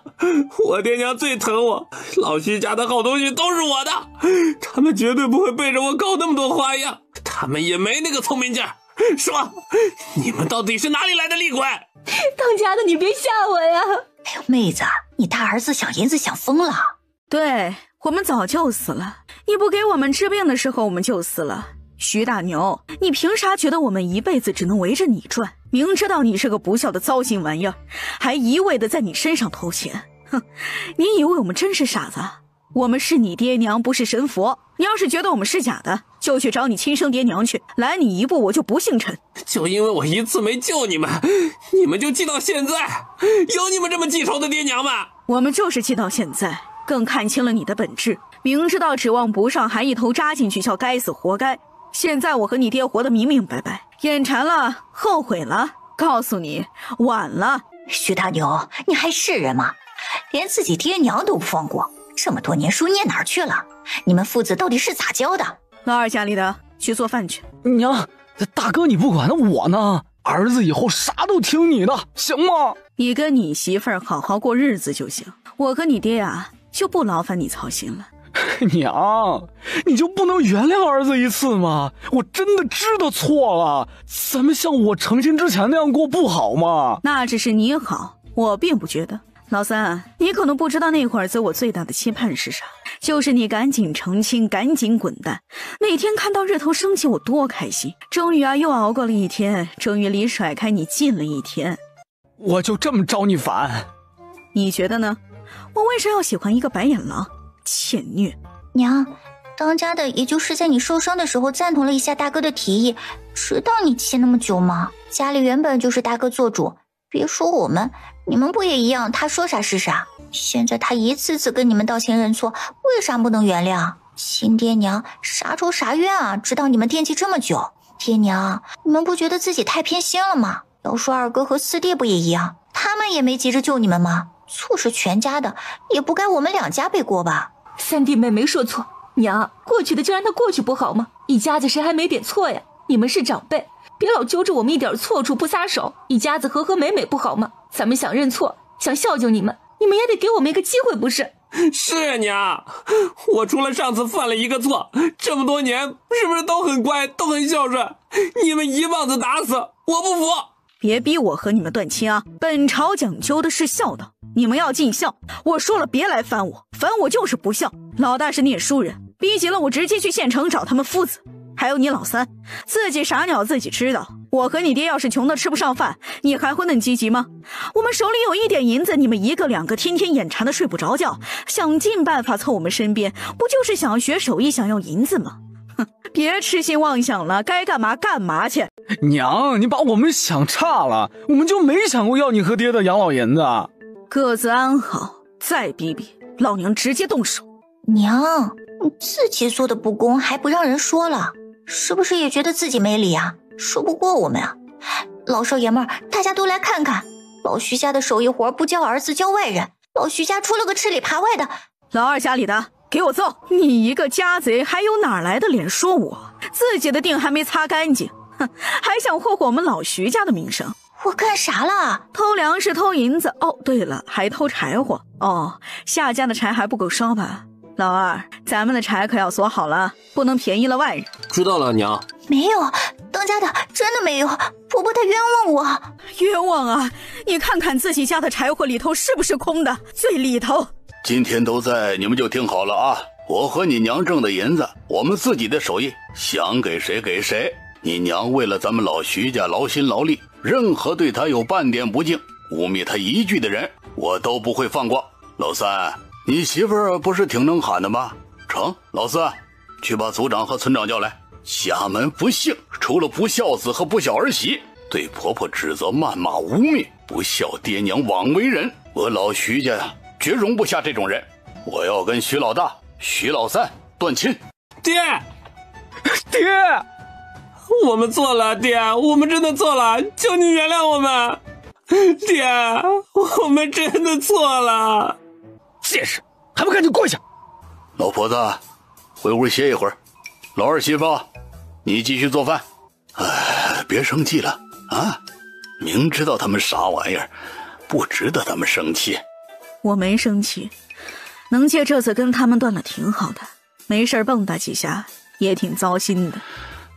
你明白就好，不用忍着谁，想怎么过我们怎么过，想怎么活我们怎么活。知道了，一会儿不知道要闹到啥时辰呢。村长他们肯定会劝我们。不用劝，机会难得，这次一搞，下次指定会收敛着自己，断了省事省心。我也这么想，刚才夏晴儿一闹，我就想着机会来了，能甩掉2个包袱了。老四，咱们学编花节的事情，你爹娘没跟老大老三说？没有，都分家了，咱们分开吃住，谁都不管谁。他们知道了，不愿意了是吧？他们说啥了？爹娘说他们都不会，爹娘都不教，为啥教外人？又说娘不为老徐家着想，胳膊肘往外拐，把老徐家的东西给外人，都不给他们。你大嫂他们不会？不会，老娘说送给全村，都不教他们，眼馋死这帮白眼狼。走吧走吧，咱们先过去。哎呀，我不活了，我不活了！老头子，你别拉着我，让我去死，让我去死！背一个儿媳妇骂还不够，现在又来一个，这1个2个的恨不得吃了我，以后还能指望他们啥？老头子，你松手！与其以后被他们饿死、打死、骂死，不如我现在自己了断。哎呀，你走了我咋办呢？要不我跟你一起走了吧？你带上我呀，老婆子！我不能拉上你呀，一起去了地下，我咋跟公婆交代？老头子，你跟着大哥好好活，我在地下等你。哎呀，老婆子，到底咋回事？你们干啥了？把自己爹娘逼得要去死？苏长村长，爹娘对我们有误会，我们真的没有不孝顺他们。是啊，村长，话赶话，大家都着急了，这一时口快。我们对爹娘的孝心天地可表，这2天但凡我屋里头做饭，都会叫爹娘。不信您问问他们。你们骂你爹娘了？没有，我们不敢，就是刚才。刚刚怎么了？你骂你娘了啊？不是，是韩氏他一时着急。你媳妇儿嘛和你妈有何不一样？若你平日里孝敬尊敬爹娘，她韩氏敢对自己婆婆不敬吗？她的底气都是你给的。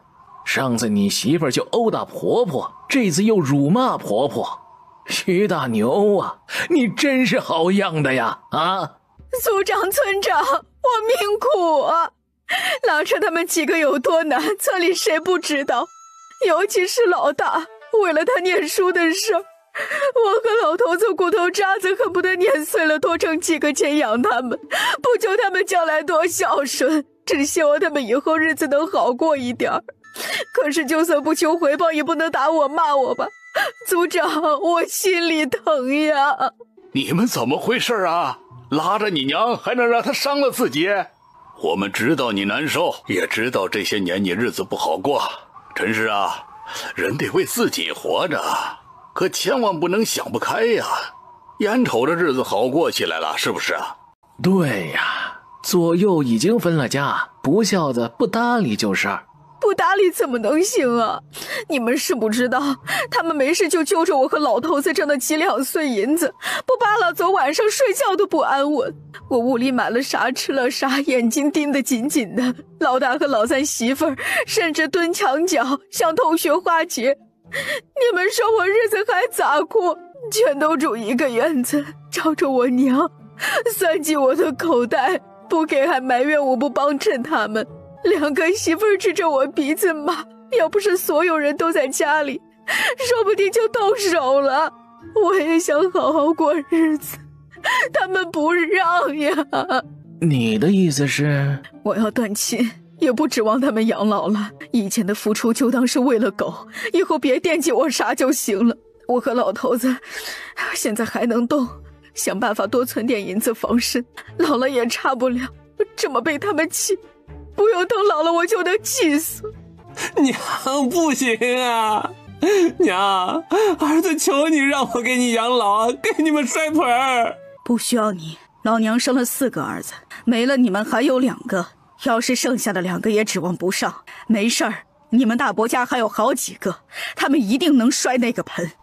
娘，不能啊！你这样让儿子如何自处啊？我发誓，一定好好孝敬你。以后你让我们向西，我绝对不往东。求求你给儿子一次机会吧。是啊，娘，谁家能没有一点矛盾？儿子做错了，你说就是了呀，随便打骂都没关系。就是求你千万别不要我们。有1有2就会有3。我和老头子若是没有银子，你们没利可图，还会这么孝顺吗？我们当初昏倒的时候，你们俩可是说了，反正就不活了，别叫大夫了，浪费银子。哼，你们还是人，混账东西！不是村长，不是的，我没有，真没有。大哥，你不能对着族长撒谎，娘没污蔑你们，你跟三哥确实是这样说的。自立啊，你怎么说？族长、村长，他们我是要不起了，我只想跟老婆子过安生日子，断亲吧，断了以后啊，别再来往了。爹，不要啊！成，既然你们想清楚了，断亲书我愿意写一份。他完了，他的青云路完了呀，这辈子官场都和他无缘了。断亲书写好，事情成了，彻底的摆脱了2个人。来，吃点吧，刚才消耗太大，一会儿还要拒绝晚饭。啊，不是有煮好的饺子吗？拿2碗出来，喝点热汤，胃里舒坦。当家的，我们怎么办？别管他们，去做饭去，做点热乎的面条，窝2个鸡蛋。当家的，你别控我，滚！当家的，你还偷了柴火？我以后不敢了，真的，我发誓。耍老子玩是吧？把老子当冤大头是吧？我让你骂我娘，你什么都往下家搬，你个吃里扒外的东西！是不是徐老三又打人了？好像是呀，出血了，快来人！三弟妹出血了。三弟妹这是有了，然后孩子又没了，完蛋！这打人归打人，不能打出事儿来呀！老三家里的，你还好吧？娘，三弟妹出了好多血，裤子上。韩氏，你扶下士回屋躺着，再给他烧点热水喝。怎么样？小产了不？没有，是来月事了。估计徐三牛个王八羔子捶他肚子了，出血量有点大。啊，还好，虚惊一场。老头子，夏氏的身子骨贼虚，气血两亏不说，寒气啊特别的重。他这样的身子受孕其实是不容易的。所以呢？我是说他也是够傻的，勾搭这个勾搭那个，得点好处都贴补娘家了，自己好像没捞着一点好。小年纪就一身的毛病。娘，你也在啊？这娘们就是装的，以前天天哄我傻干活，现在被发现了又装死，我刚才就没捶他几下。你们爱咋打咋打，和老娘没一毛钱的关系。咱们断亲了，现在就算你把夏氏打死了，也是砍你的头，连累不到我身上。老三，你媳妇儿流血了，出了好多血。我知道，你不是都洗干净了吗？一点鼻血而已，流不死人的。不是，裤子上都是血，你媳妇儿好像是小产了。啊？她流的？是啊，快去叫大夫，这么个流法是要出人命的。怎么样，大夫？我儿子还在吗？夏氏没怀孕呢。没怀孕，她怎么出了那么多血？不过是来了亏水而已了。她身上的伤要不要治治？啊，不了，大夫，这些伤过几天就能好。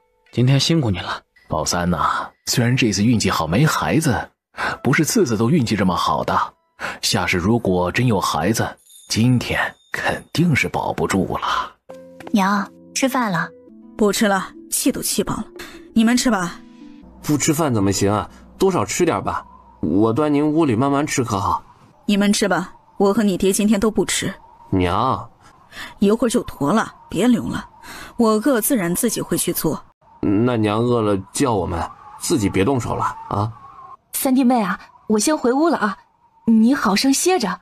星儿多谢大嫂了。娘，三叔好可怕，以后别去招惹他，知道吗？看见人躲着走。我们以后惹爷奶也不惹三叔。别怪我没提醒你，我的东西若是你还敢偷拿给老夏家，别怪老子对你不客气。他不给行吗？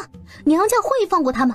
他不是完璧之身的事情，若是被老娘给抖了出来，徐老三会不会打死他？他后悔了。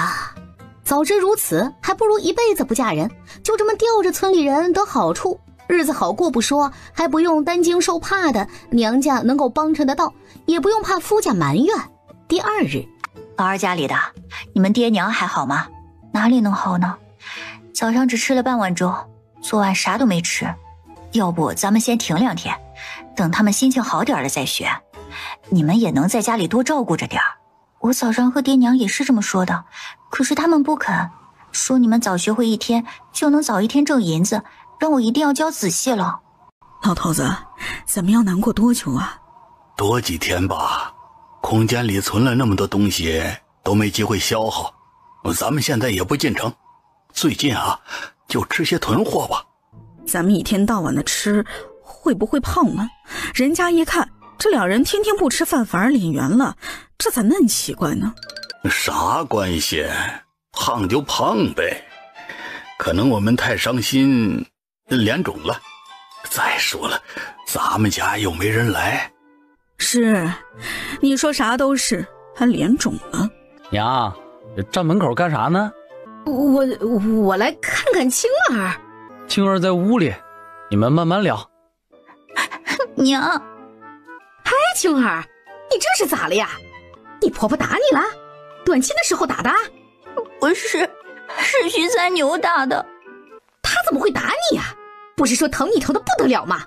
娘，徐三牛是个神经病，他发现了我给你粮食和银子的事，之前就把我打了个半死。前几天因为断亲的事，婆婆说我偷了柴火给你们，加上断亲的时候我骂了婆婆，她又把我揍了顿。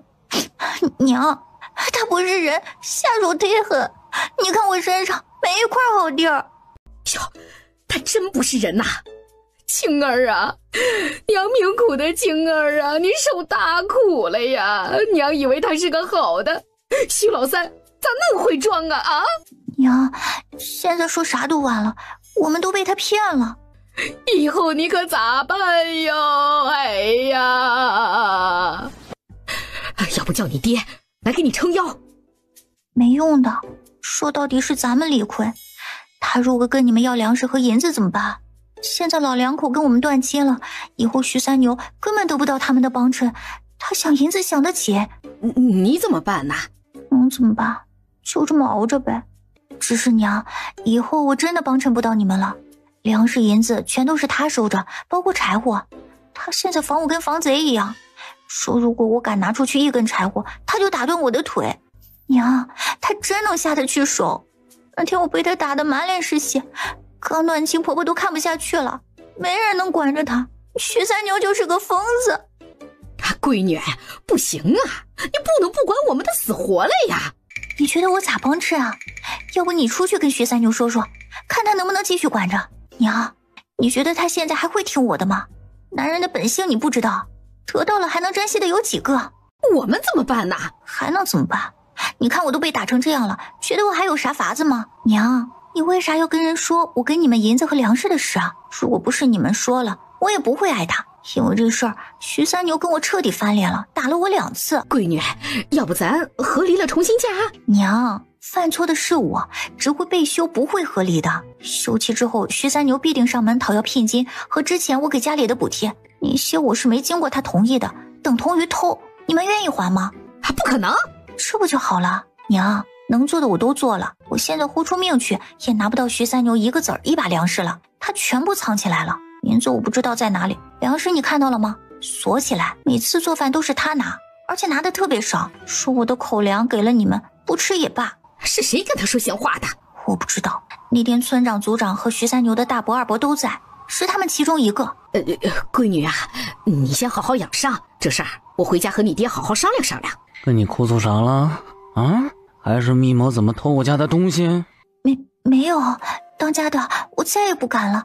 我刚才跟娘说了，不能继续贴补他们了。你最好给我乖点儿，小青儿，我徐三牛不是蠢蛋，也不是软蛋子，别挑衅我的底线。我疯起来刹不住手。我知道，我真的不敢了。老婆子，明日老二要去县城，你想带啥回来？让他多买些肉回来，猪下水呢也买一副吧，看看有没有别的东西，鱼啊、羊肉啊什么的。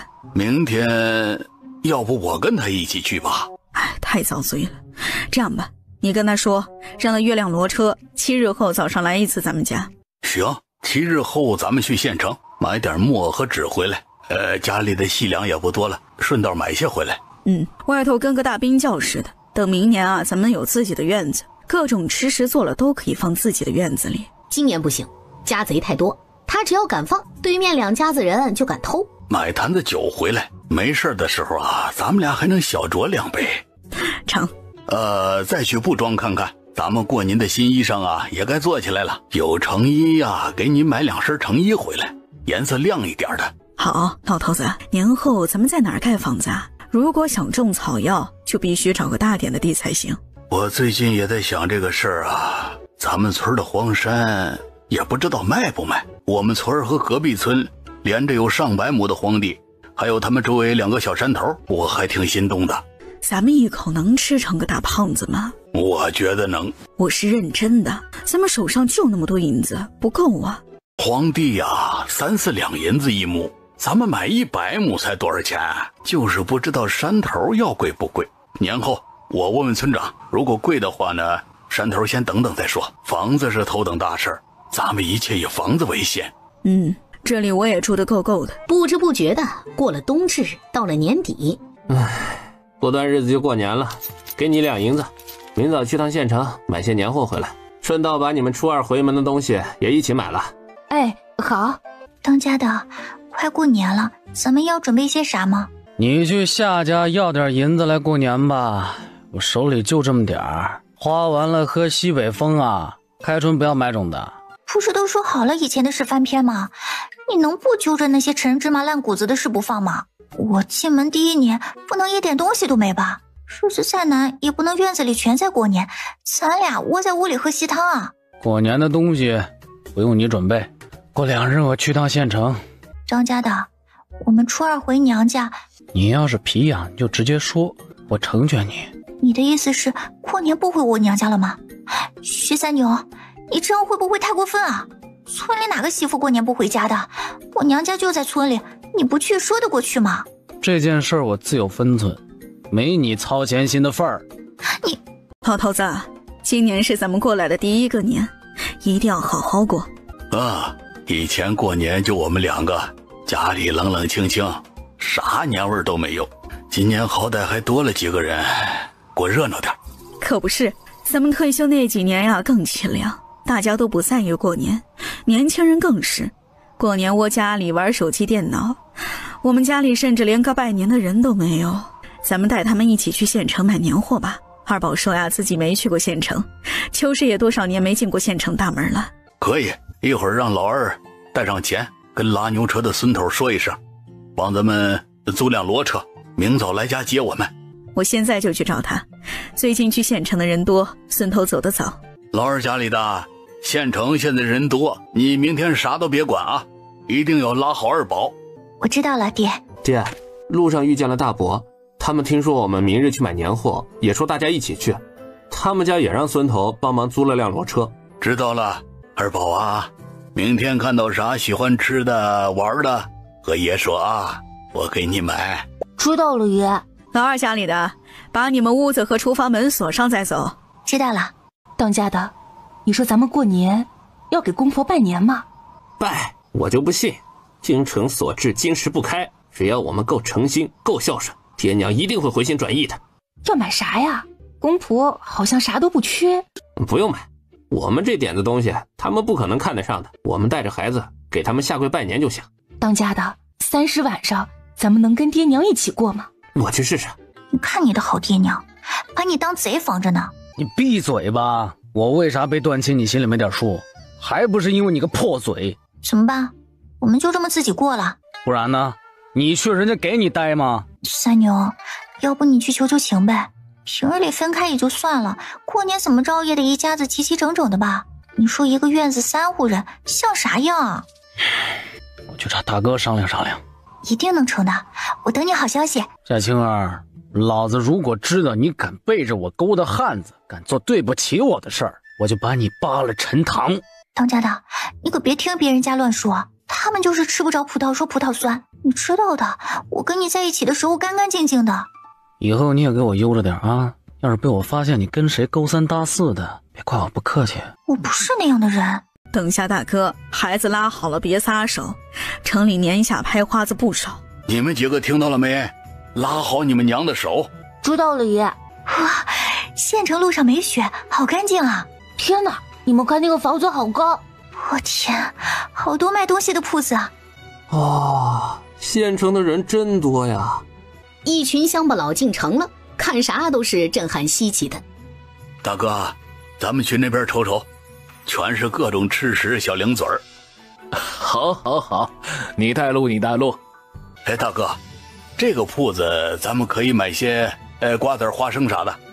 哎呦，您来了！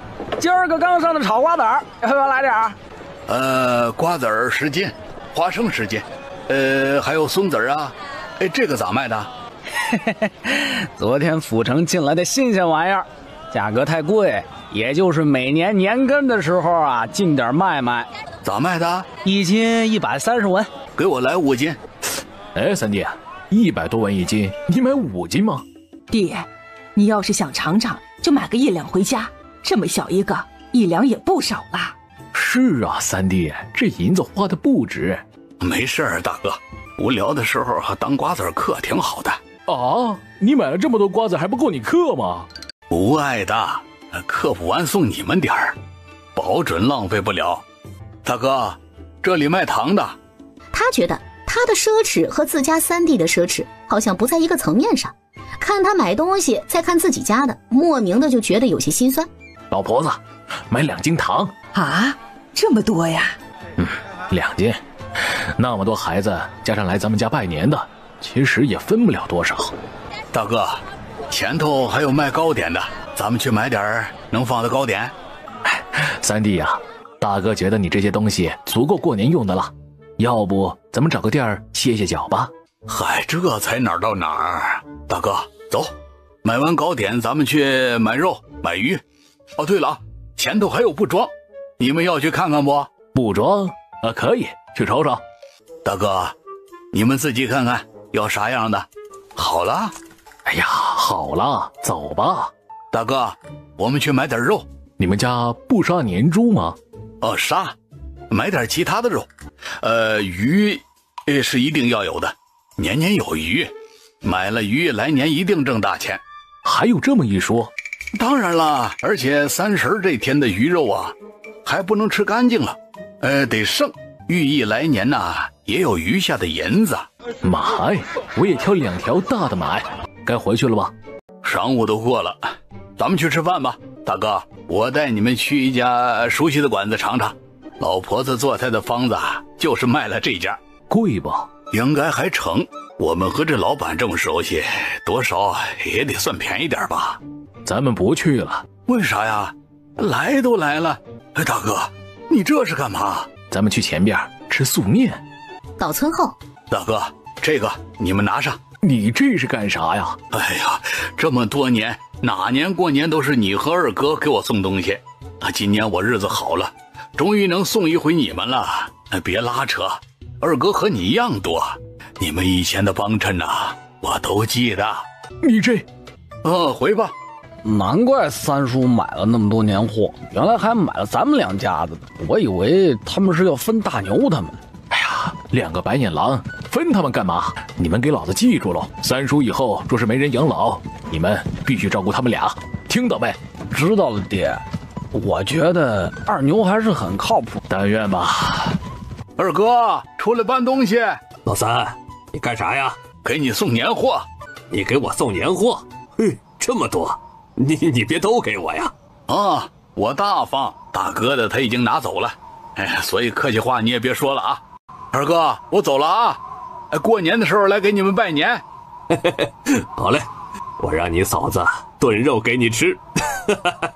老婆子，东西你收好喽，守岁的时候拿出来大家吃。我得去趟老二家，他土包子一个。肯定不知道这玩意儿的金贵，拿来待客可就亏大喽。当家的，三弟给了咱们那么多东西，还带着我们挣钱，咱们不能啥都不出手吧？嘿，当然啦，明日啊，我去找找大哥，问他怎么办。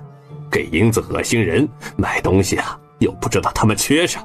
老二，哎呦，这白天呀，真不能念叨人。你看，说来就来了。大哥，来的正好，我正想去找你呢。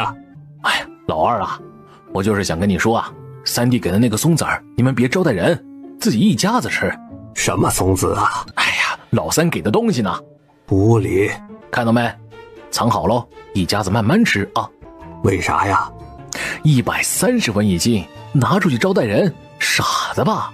这么贵，三弟脑子进水了，给他买这个做甚？作呗，可能以前穷怕了，突然有银子了，不知道咋整，看到啥都想买。说得对，今天给我送的东西啊，老多了。我家也有一份。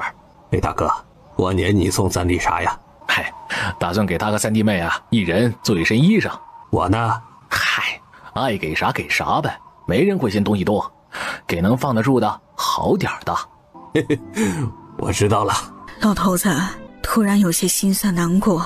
怎么了？不舒服？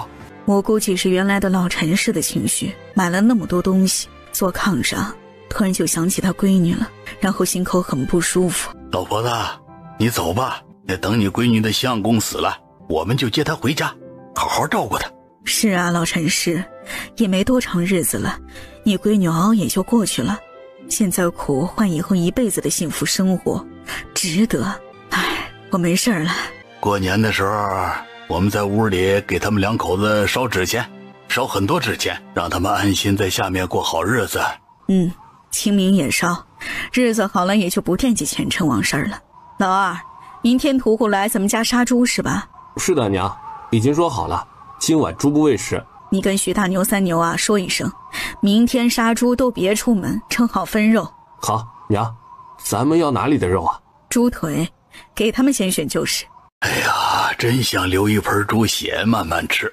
是啊，以前的猪血叫啥血，煮出来溜滑溜滑的，这里的一煮都是孔眼，这才是真正的猪血，味儿正。这里啥不正啊？咱们明天能分不少肉，3份呢，全自己留着。留着吧，过年包饺子、炸丸子、待客啊，啥都要用到肉。好，我全都留着。杀完年猪，我们就开始做过年的吃食，炸东西。炸啥呀？什么都来一点呗，给二宝好好尝尝。老三呢？一会儿去我们家里吃杀猪菜呀。你家猪杀了？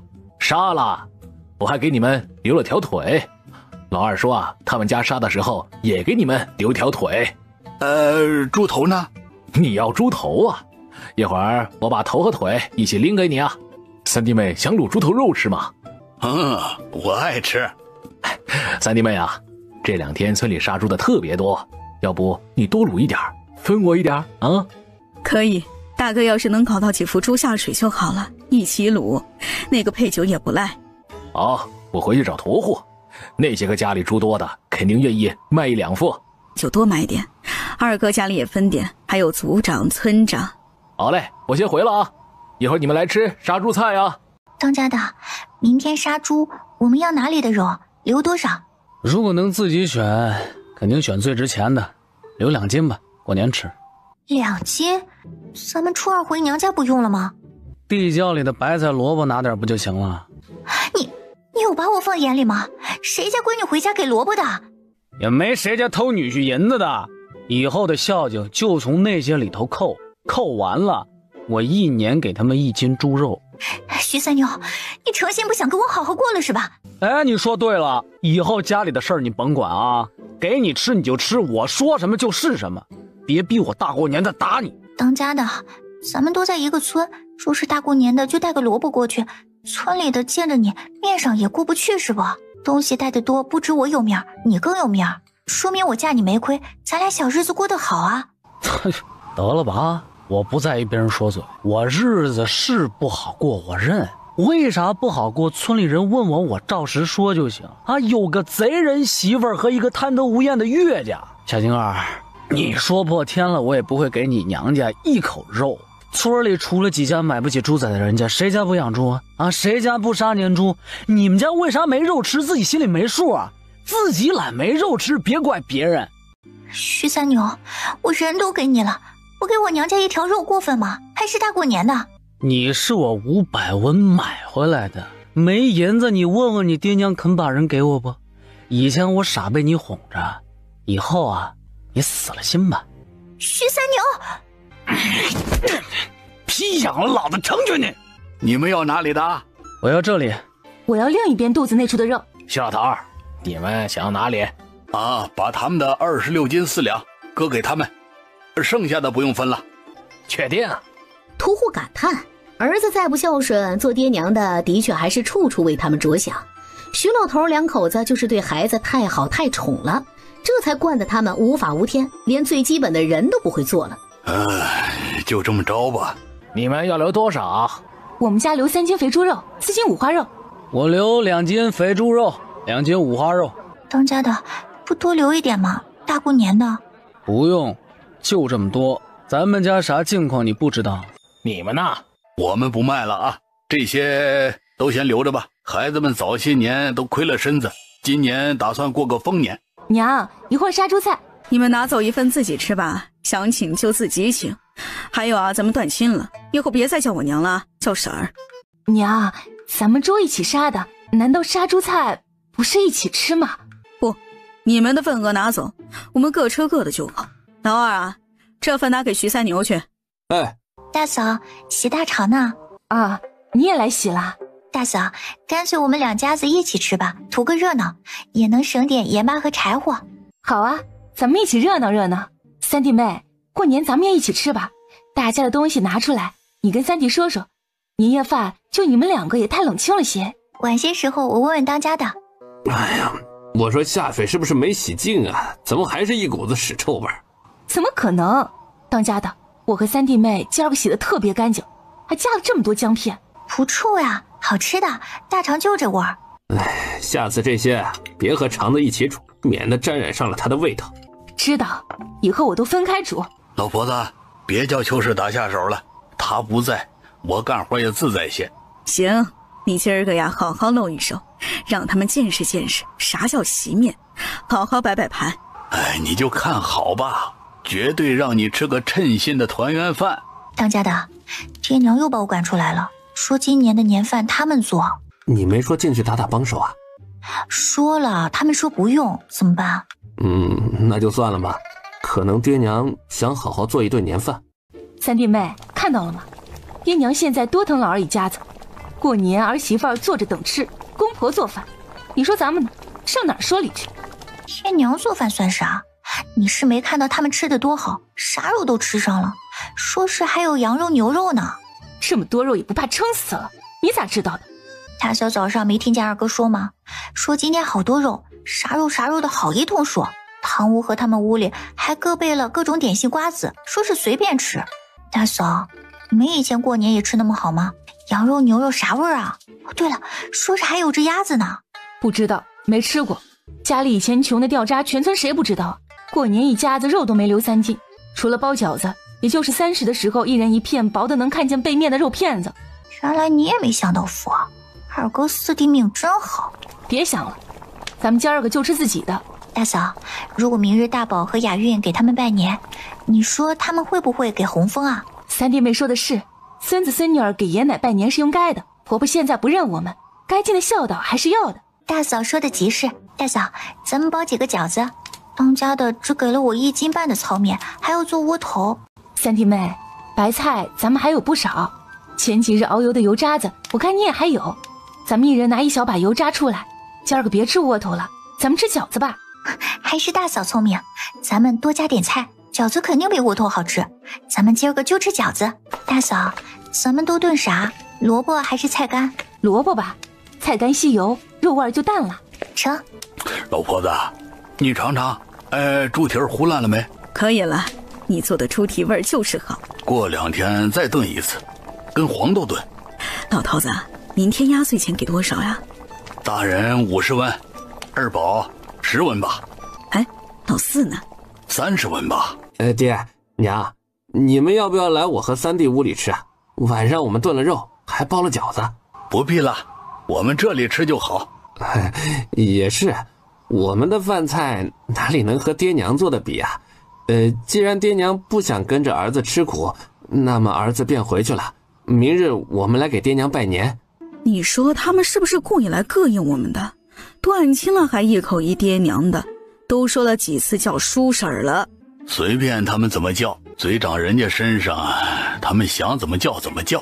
叫他们来吃饭吧。我们也开饭吧。三弟，往后咱们兄弟俩必须相互扶持，要不然真就连个来往的人都没了。大哥说的是，咱们俩呀，只剩下彼此了。来，小弟敬你一杯。爹娘，辛苦你们了，准备了这么多菜。爹，这啥呀？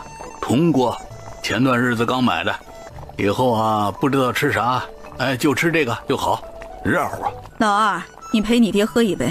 老婆子，你也来一杯。好，老二家里的，你去把我之前做的米酒啊舀一碗来，咱们喝那个。饭后，当家的，咱们明年不能继续跟大哥一起过节了。为啥？咱们亏啊！大嫂家里4个人，我们才2个。今晚上不说别的，鸡肉他们吃4块，我们才吃2块，肉也一样，还有饺子也一样，他们起码比我们多吃了1半。大嫂家里的大宝就跟饿死鬼投胎似的，咱们才2张嘴，怎么吃得过4张嘴啊？你说的对，下次要是还是一起过节，务必要求大嫂多出一份孩子的。当家的，今年他的年夜饭你还满意吗？还不错。娘，我们想吃瓜子，想吃糖。娘给你们拿，慢点吃啊，晚上还要守夜。当家的，你要瓜子儿不？来2把。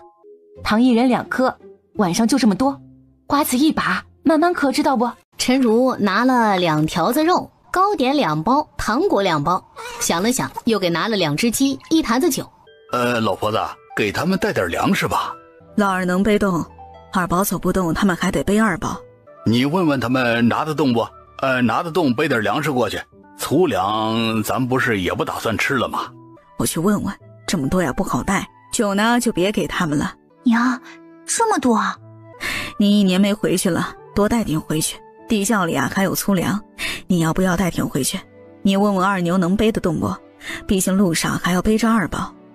能，2宝放筐子里，家里就能背。我找个大筐子背这些东西，粮食也能放进去。行，准备回娘家的夏氏和韩氏看到眼睛赤红啊，他们竟然给邱氏那么多东西，明目张胆的让他帮衬娘家，公婆怎么可以这样？早点去早点回，别留太晚，天黑不好走路，知道不？好，谢谢娘。当家的，赶紧走，早去早回。当家的，能再加点不？你走不走？不走就不回去了，我回炕上睡觉。老婆子，一会儿便宜闺女来了，咱们咋招待呀？你下去拿点粗粮出来，我把厨房里的好东西啊全都收走，堂屋的零嘴也要收起来。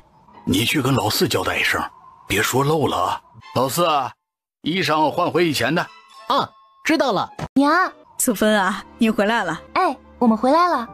赶紧进来，快进来。冻坏了吧？堂屋里生了炉子，赶紧都进去暖暖。娘，你和爹最近还好吧？好得很。这么冷你还来干啥？就不能等天暖了再来？看把孩子给冻的。说着起身回屋拿了床就铺盖。来，裹着。不用，堂屋里暖和得很。要不要少烧2个炉子，废柴？柴火家里多，不碍的。素芬啊，你在家过得咋样啊？挺好的。娘，我瞧着你气色比以前好了不少，手上还没冻疮，今年没干活呀？今年没咋干活，你2哥2嫂全给干了。娘，你身子不好，是该少干点。你坐着啊，我去看看你们爹在厨房磨蹭个啥，顺便去做饭。我去帮你。四叔看起来也胖了许多。冬天没农活。来，喝姜茶。素芬啊，姓张的还动手不？好多了，娘也别担心，我没事儿。他爱干啥就干啥，你别管他，让他做。我哪里管得动他呀？你又不是不知道他啥脾气。娘，我是怕他把家产全都败光了，以后儿子闺女儿咋办呢？其他的我一点都不想管。怕也没用，银子不在你手上，有的吃就吃，先养好身子。家里啥都没有，收了粮食他就卖了，1年只给我们母子仨留50斤粮食，每天不着家，着家就惹事儿。娘，你说他会不会捅大娄子？我听村里人说，他们几个最近凑一起，还开始赌上了。你们家还有多少亩地啊？卖了多少了？4亩，卖了7亩了。一会儿你带着粮食回去，偷偷吃。他不是不经常回家吗？你藏好了，藏柴火垛里去。不行，娘，你们也难着。今年比以前好一些，等开春各种野菜上来了，就更好了。娘，你咋做这么多窝头啊？吃啊，吃饱了再回去。娘，老三呢？陪媳妇儿回娘家了。三弟娶亲了，我咋不知道？他娶了谁啊？夏家的夏青儿，就随便办了，没叫你。你知道的，我不喜欢那丫头。成亲第2天就分出去当过了。分了？我看他们烦。快把姜茶喝了。这么甜，爹怎么加了这么多红糖？让你喝就喝，回家呀别跟张刚说红糖的事儿，没得又说你们娘仨吃了好的没带给他。知道了。饭后，他背着老娘给的20斤粮食就离开了。娘，今天姥姥家这顿饭吃了，我们可以顶3天。回家不许和你们爹说，知道吗？他要是知道我们吃了这么多，还喝了糖水，肯定会生气。我们不说，一个字都不会说。娘，老叫我们把粮食藏好，回家先藏粮食。爹如果知道了，不但粮食没了，说不定还会逼你回老家要粮食。夏青儿到了娘家，立即被老娘拉进屋里一通的数落。娘，我不管你们死活，之前给的都是啥？现在是我不肯给你吗？是徐三牛他不愿意，我说啥他都不肯听，多说几句就要动手。家里的东西我一点顾不到，怎么帮你们啊？不是，徐老三有病吧？这事还没过去呢。你不是说他晚上还是缠着你吗？还是撵你撵得厉害。是呀，娘，可是你说的招数根本就不对，他只缠我身子，上完就翻脸不认人，怎么办啊？他想白吃啊！咱们老夏家他都想占便宜，怕是想屁吃。你回来，别跟他过了，娘给你重新找个靠谱的。娘，我跟他成亲了，他给了500文，没白上。你们要回我，打算还他钱。啥钱呢？他打你，我们老夏家的闺女怎么能够给他随便打呀？你爹会好好跟他说的。爹打算跟他说什么？对你好点儿，对夏家好点儿。若是他敢不从，那么咱们也不用来往了，媳妇儿他也甭想要了。我全听爹娘的。徐三牛这人特别小气抠门，和他爹娘一样一样的。你咋回事啊？为啥在徐家这么久还没学会编花结呀？就是不教你，你看都看不会吗？对不起娘，我太笨了，坐在跟前也没有学会，不止我，大嫂也不会。你们两个猪脑子！徐三牛的银子藏在哪儿？你知道不？偷点出来。现在归他管钱，你偷完了，他也不能拿你怎么样。我偷偷找过几次，一个子儿都没有找到。等开春的时候，他出去干活了，我再仔细寻寻。如果他不听话，你跟他过不到开春。你们走吧。爹，你没话和我们说吗？没有，你们走吧，我累了，想休息会儿。走喽。老头子，王八羔子睡过不认人。他说青儿是他花钱买回来的，叫我们别太过分。进了他徐家门就是他徐家人，只能为他们徐家想，为他想。成亲后的那些银子就当是借的，还有粮食，叫我们记得还呢。他怎么敢的？王八蛋！青儿又不是卖身给他了，才多少银子呀？就想要咱们闺女的一辈子，他想到咋那么美呀？老头子，咱们不能任由他欺负，给他点颜色瞧瞧。哎，闺女她娶进门的，咱们要是敢用硬的，他就敢报官，这是他亲口说的。这小子不是啥善茬子，咱们啊不能明着来，只能暗暗的让闺女帮衬了。他就算嫁人了，也还是我们老夏家的闺女，能看着爹娘饿死不管？徐三牛才多少岁呀？他能硬得过我们？你不懂，你抽时间跟闺女说呀，叫她想办法，主要是银子找到了，全部都拿过来。哼，当初就不该嫁徐家。哎呀，别提当初了，围着青儿转的人多，肯娶她的还真没几个。你又不是不清楚，要是当初让她去做小妾更糟糕，一个铜板都帮衬不到。想想啊，还是一个村里更好，家里的柴火也不多了，过2天去徐家搬点吧。知道了。甭想了，夏青儿，以后你安心跟我过日子。我跟你爹说清楚了，你是我徐家人，再给我偷摸帮衬夏家，我定不会饶你。其他的歪念头，老夏家也别想，进我徐家门轻易出不去，除非你们家把所有的花销全部还我，我休妻，否则你们家敢打你主意一下，等着我报官吧。你瞎说啥？我爹娘对你这么好，你怎么能这么说他们？别让我发现你又吃里扒外帮衬老夏家。等开春家里买猪买鸡，你给我打理好了，空闲的时间下地干活去。咱们分的地不多，粮食也没多少了，想要不饿死，开春多挖点野菜蘑菇晒干存着，还有跟着我去开荒地。那么多活我们2个人干，徐三妞你想累死我？不想累啊？那不想累你回娘家搬粮食去。我爹娘不还，你打算我自己挣自己还是吧？你错了，你的就是我的，进了我家门，你挣的干的全是我徐家的，懂吗？你现在不叫夏青儿，叫徐夏青儿，徐家在前面，明白吗？老四，刚才大姐来过了。是啊，怎么了？没啥，娘对大姐啥态度？挺好的。咋啦？娘给大姐带了啥回家？20斤黑面。啊，没其他的啦？没了。哎，不对，还有我以前的破袄子给孩子穿上了，娘的破袄子大姐也穿上了。公婆还是人吗？自己吃香喝辣的给自己亲闺女黑面破袄，那袄子里头根本就不是棉花，一点都不暖和，她都有些心疼大姐了。相比他们，她好像更惨，爹娘的心怕是石头做的。你今年咋回事啊？怎么只带了这么点东西啊？你婆会不会有些过了？娘，我们和婆婆分家了，当家的还在念书，手头实在是有些紧。分家了？大妞还在念书，他们怎么能分家？咋分的？没了干活挣钱的人，你们还要养他们2个的老？为啥？一言难尽，反正我们分家了，公婆也不跟我们一起住，他们说自己还年轻，谁也不跟，也不管当家的了，其他人也不管，有啥只给自己吃喝。哎呦，你公婆疯了？有可能吧，脑子受了一次伤，醒来后2个人都变了，不疼大牛不疼孙子。娘，大牛年后要去考试，我们分家也只分了几两银子，年后还要交束修，实在没法子给你们很多年礼，你别往心里去，真不是不孝顺。原来是这样。哎呀，闺女啊，真苦了你了。女婿年后要去考试了，可有把握？他打算去试试，没考谁知道呢？你们也知道，能去的都是厉害的，难着呢。说的也是，还是你命好，以后你就能做官太太了。你现在是一个人带着2个孩子，还要做家务，地里的活也要干，你公婆就啥都不帮忙？他们只管自己，也不知道哪儿出错了，吃得好穿得好，有银子全花自己身上。不过当家的也心疼我，我只要照顾2个孩子，干家里活就行，地里的他说到时候请人干就好。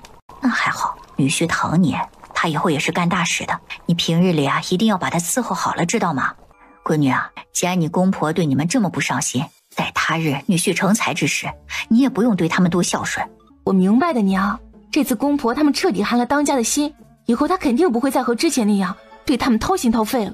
你明白就好。大牛这孩子就是太懂事儿，太软，你公婆才敢这么明着欺负他。按理分家，老大本该得大头。还有，大牛正是用钱的时候，怎可能在这个时候分家？他们简直是胡闹。2月2开始渐渐回暖，开始忙活盖房子的事儿。谁大半夜的敲门啊？我下去看看。你躺好。谁呀？爹，是我，素芬。哎呀，咋这个时辰过来了？是不是张刚那个王八羔子打你了？别怕啊，明日爹带你2哥去找他算账。爹，张刚没了，他死了。回屋说，外头冷。大姐，姐夫怎么会没了？现在不是说这个的时候。老二媳妇儿啊，你赶紧给他们娘几个做碗面，握个鸡蛋。老四，你去给你二嫂烧火，跟我说说咋回事。娘，刚子他没了。咋没的？你们咋半夜来了？喝醉了，摔村边上的水沟淹死了。死了咋没人来报丧啊？后事咋处理的？你们为啥不白天来？他们把我们赶出来了，说我是不祥之人，克死了当家的。之前丧事他们也不许我回家报丧，族里好几个人看着我和孩子。当家的下葬之后，他们先是霸了我家田地，后又霸占我的房屋，把我们家三儿全给赶了出来，之后把我们除族。张氏族人不要克妻之人。娘，我以后怎么办呀？一会儿吃饱了，你们洗洗，先休息。明日我便去找族长，咱们徐家出嫁女，也不是他们张家想欺负就欺负的。放心吧啊，爹肯定会为你讨回公道。我都听爹的。对了，爹，还有人说张刚生前欠了他们钱，这几天不断有人上门要债。别管他们，欠债还钱是没错，他们有证据吗？借条拿来，我们就认账。拿不出来的全是讹诈，空口白话。就说张刚欠他们钱，我们也能说他们欠张刚钱。赶紧吃，吃完了洗洗睡觉去。老二媳妇儿，给他们烧点水。好，我这就去。爹，这面……快吃啊！吃完睡觉去。老二，你和有福、老四，睡老四屋。素芬和秋氏带着闺女二宝睡。知道了，爹。爹，你和娘饿不？要不分你们点儿？快点吃，别磨叽。看看啥时辰了，孩子困得眼睛都睁不开了。是啊，大姐，你快吃，我们晚上吃得饱饱的。第二天，娘，现在你们和二哥四弟一起过。我跟他们两个断亲了，以后他们说啥你也别搭理。素芬，你大哥三弟不是个好的，他们的媳妇更是，两个孩子也是，他们说啥你都不要信，手里的银子更是不能拿出1文钱，知道吗？断亲了？为啥呀？大哥不是在念书吗？为何要跟他断亲？还有三弟不是刚成亲吗？大姐，你不知道大嫂有多过分，她不但指着老娘鼻子骂，还想动手打娘，大哥却一点都不阻止。三哥也一样，三嫂骂娘他也不管。咱们家因为大哥欠了那么多银子，他还偷偷私藏了好些私房银子。大哥三弟他们怎么敢？不管以前他们干了啥，以后我就当没生过他们。素芬，如果你以后还想和他搅和在一起，现在就别认我和你爹了。娘，你说啥呢？我肯定认你和爹。那就行，你离他们远一点，一肚子心眼儿，你不是他们的对手。我知道了。自立来啦，吃了没？一起吃点啊。族长，我来是有事儿。哦，岂有此理！张家族人以为我们徐家人都是死的吗？竟然敢这么欺负我们素芬儿！子立，你先回家，一会儿我召集族人，咱们去张家村讨公道。如此就多谢族长了，我也是气不过，他们怎可如此欺负孤儿寡母啊！如果这次素芬的事儿，我们就当没事过了，徐家其他出嫁女，婆家还会在意吗？素芬儿，你回来了。大哥，咋回事啊？怎么听说张刚没了？没啥，喝醉淹死了。不是，你相公淹死了，你这么轻描淡写的真的好吗？小妹知道寡妇是啥意思吗？她是不是有点傻呀？咋会淹死啊？为何没人来报丧？丧事处理的如何？要我帮忙的地方，你尽管直说。不用了，丧事已经办完了，孩子尚小，我又是妇道人家，丧事全由族里安排。大姐，以后你有何打算？没啥打算。有需要我们帮忙的，千万别客气，咱们是一家人，你是我亲姐，知道不？爹，族长咋说呀？一会儿我们一起去张家村，他去叫人了。爹，谢谢你，谢谢你。素芬啊，以后你和两个孩子回来住吧，张家的地要到手也不能留了，你们住在那里，指不定哪天就被下了黑手。张家族人明摆着不是啥好人，我想着地卖了，回我们村来吧，有爹娘在，定不会叫人欺负你了去。是啊，素芬，回来我和你爹怎么都能帮你一把。张家村啊是个狼窝，不能留。可是如果我回来了，家里也住不下，还有二哥他们能答应吗？住得下，过阵子家里我和你爹打算盖房子，再多几个也住得下。放心吧，你二哥二嫂都是厚道人，实在不行呢，你自己在咱们村啊买2亩地，盖个小院子，也比留在张家村好，你说是不是？我听爹娘的，等你们房子盖好，我再盖个小院子，带着2个孩子，把他们拉拔成人。这么想就对了。大哥，你说爹娘在屋里和大姐谈啥呢？不管谈啥，都和咱们没关系。老爹明显不想我们听。哎呀，现在家里啊，我们比外人还不如。有啥办法？老娘听了二弟的话，以为我们不孝顺，日久见人心，他猖狂不了多少。大哥说的极是，我这里啊全指着你了。族长，这么多人，人多还能震慑到张氏族人。今日辛苦大家伙了啊！好说，咱们徐家人怎么可以让外姓人如此欺负？老婆子，你看族长的威力多大！我也没想到能去那么多人，除了族亲，大哥二哥全家也都还在，还有隔壁几户人家。现在的人啊，心眼实在，人也实在，不管能不能要到田宅，这份人情我都记住了。三弟啊，出了这么大的事儿，怎么不来和我们说呀？昨半夜素芬回来，我们才知道，早上就去找了组长。哎呀，这事儿我也是没料到，张家连孤儿寡母都不放过，实在太不是东西了。哎，就是，张刚有儿子，他死了又能怎样？又不是绝户，轮得到组里侵占他的家产？一会儿和张氏组长好好叨叨，不要脸的老东西！张刚媳妇带人闹事来了，快通知村长组长，徐素芬带人来了。你们来干嘛？我们来拿出闺女的田地、房屋。张刚前脚刚死，坟头里的尸体还热乎着，你们就欺负他的遗孀，侵占他的家产，你们就不怕棺材压不住，半夜他来找你们算账？头七那天啊，你们可千万别睡觉啊！面前这个满嘴喷粪的老婆子到底哪儿来的？我们张家村做事儿不用你们教。于是你带人来村里闹事，到底几个意思啊？我们何时亏待过你？张刚去世，他的后事不是组里帮忙办的，你们家的房子和地是我们拿走的吗？啊，那是抵债。张刚平日吃喝嫖赌你不知道啊，他欠了大家伙那么多银子，你们家的田地全卖了都不够还3成的。大家念你是新寡，还带着2个孩子，心软的只要了地和房子。你不但不感恩，还带娘家人来巡视。于是啊，你良心让狗吃了，对得起帮衬你的乡亲，对得起刚下葬的张刚，对得起你在地下的公婆吗？组长，不用便宜我们家闺女，该多少我们还多少，她还不起，我们徐家替她还，怎么能让乡亲吃亏啊？来来来，张刚欠谁银子的借据拿出来，挨个排队还钱。咱们村里人借钱素来就是口头借款，没有借条。成，来吧，借了多少报出来。组长，劳烦您帮忙记一下。这么多银子咱们怎么还？当家的根本没借那么多。等他们说完，你给我上去随便喊，30两起步，就说张刚交代你的，他们欠你的，他们能口说无凭，我们为何不可？他们的债我们认，难道我们的债他们能不认？就这些，没了？确定，就这么多，你们还钱吧。好，你们的债记清楚了，轮到我们了。祖芬，来，我知道你们家一直家境不错，公婆不止留了许多地，还有不少银子。说说大家伙这些年欠了你们多少，咱们今儿个一起算清楚。以前你们跟当家的借了银子，他都会让我记住。组长73两5钱，三叔32两6钱，三叔公47两半。你放屁！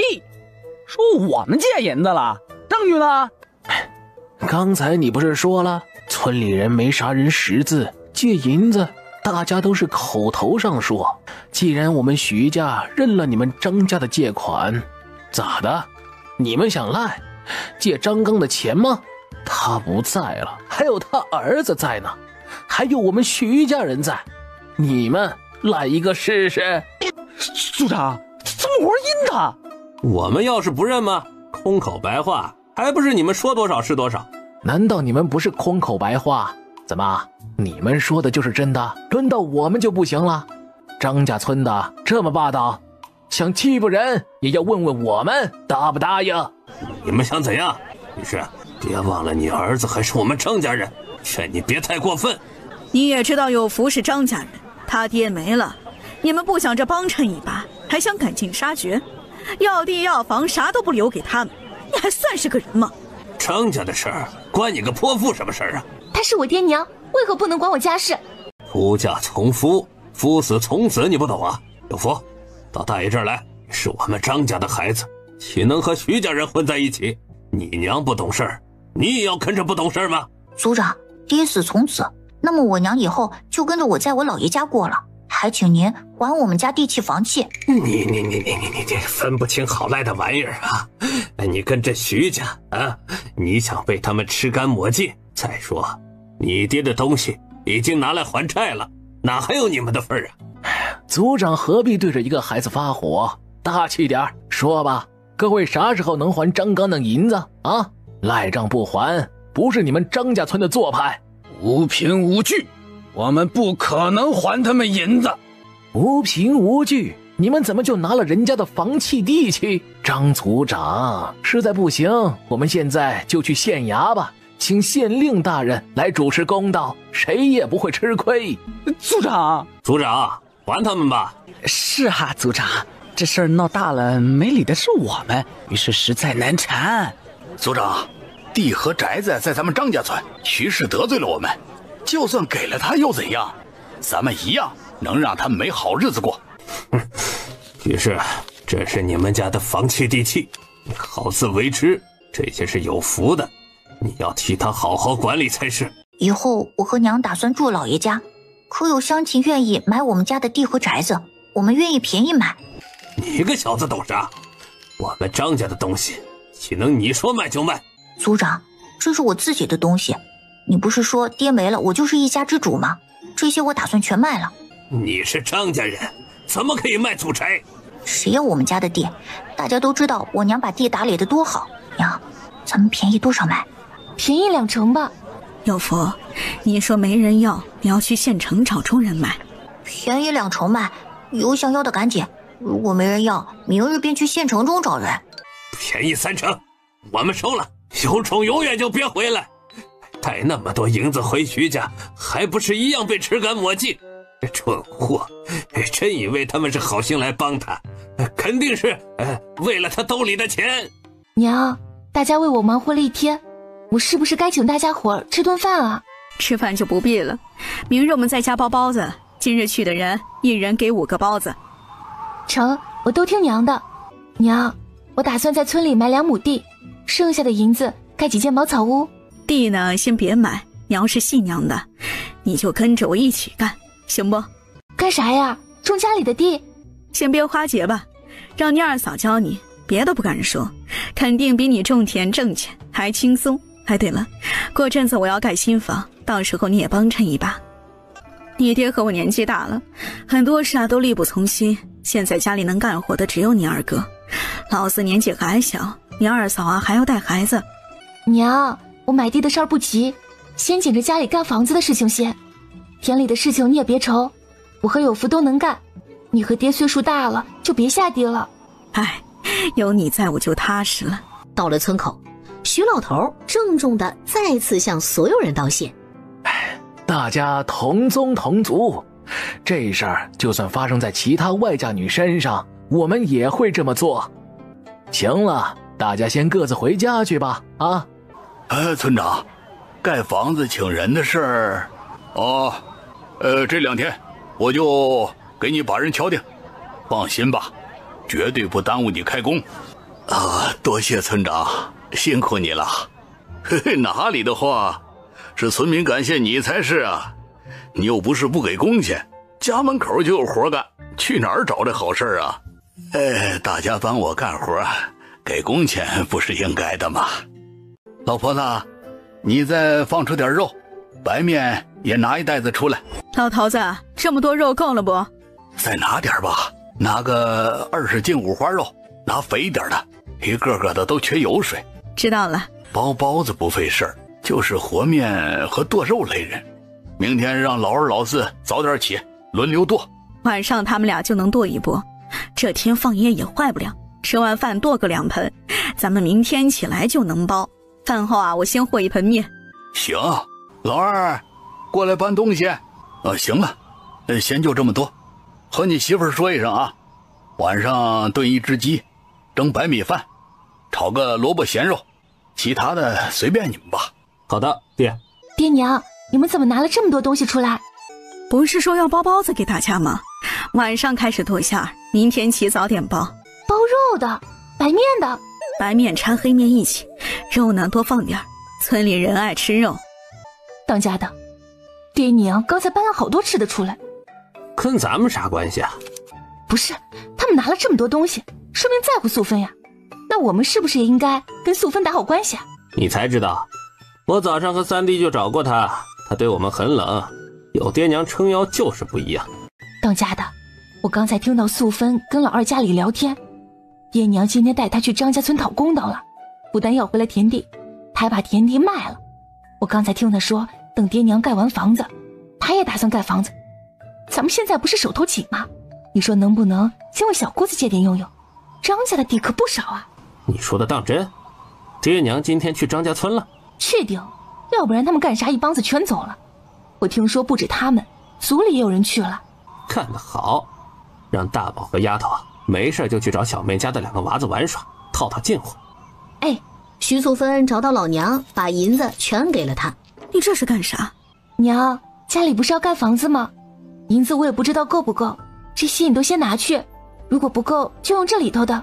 你自己留着，我和你爹真有银子，没银子咱们家能吃那么好吗？娘，你拿着，你给我也没地儿藏，银子不趁手的时候你和爹尽管用，别舍不得。成，你的银子我先替你收着，以后要用的时候你再跟我要。做饭的时候二嫂也说了，他们卖花节挣的银子也都给爹娘拿着，有他们管家踏实。现在银子给了老娘，徐素芬真觉得这是一身的轻松啊。娘，明天我早点起来干活。明天咱们包包子，到时候你来烧火。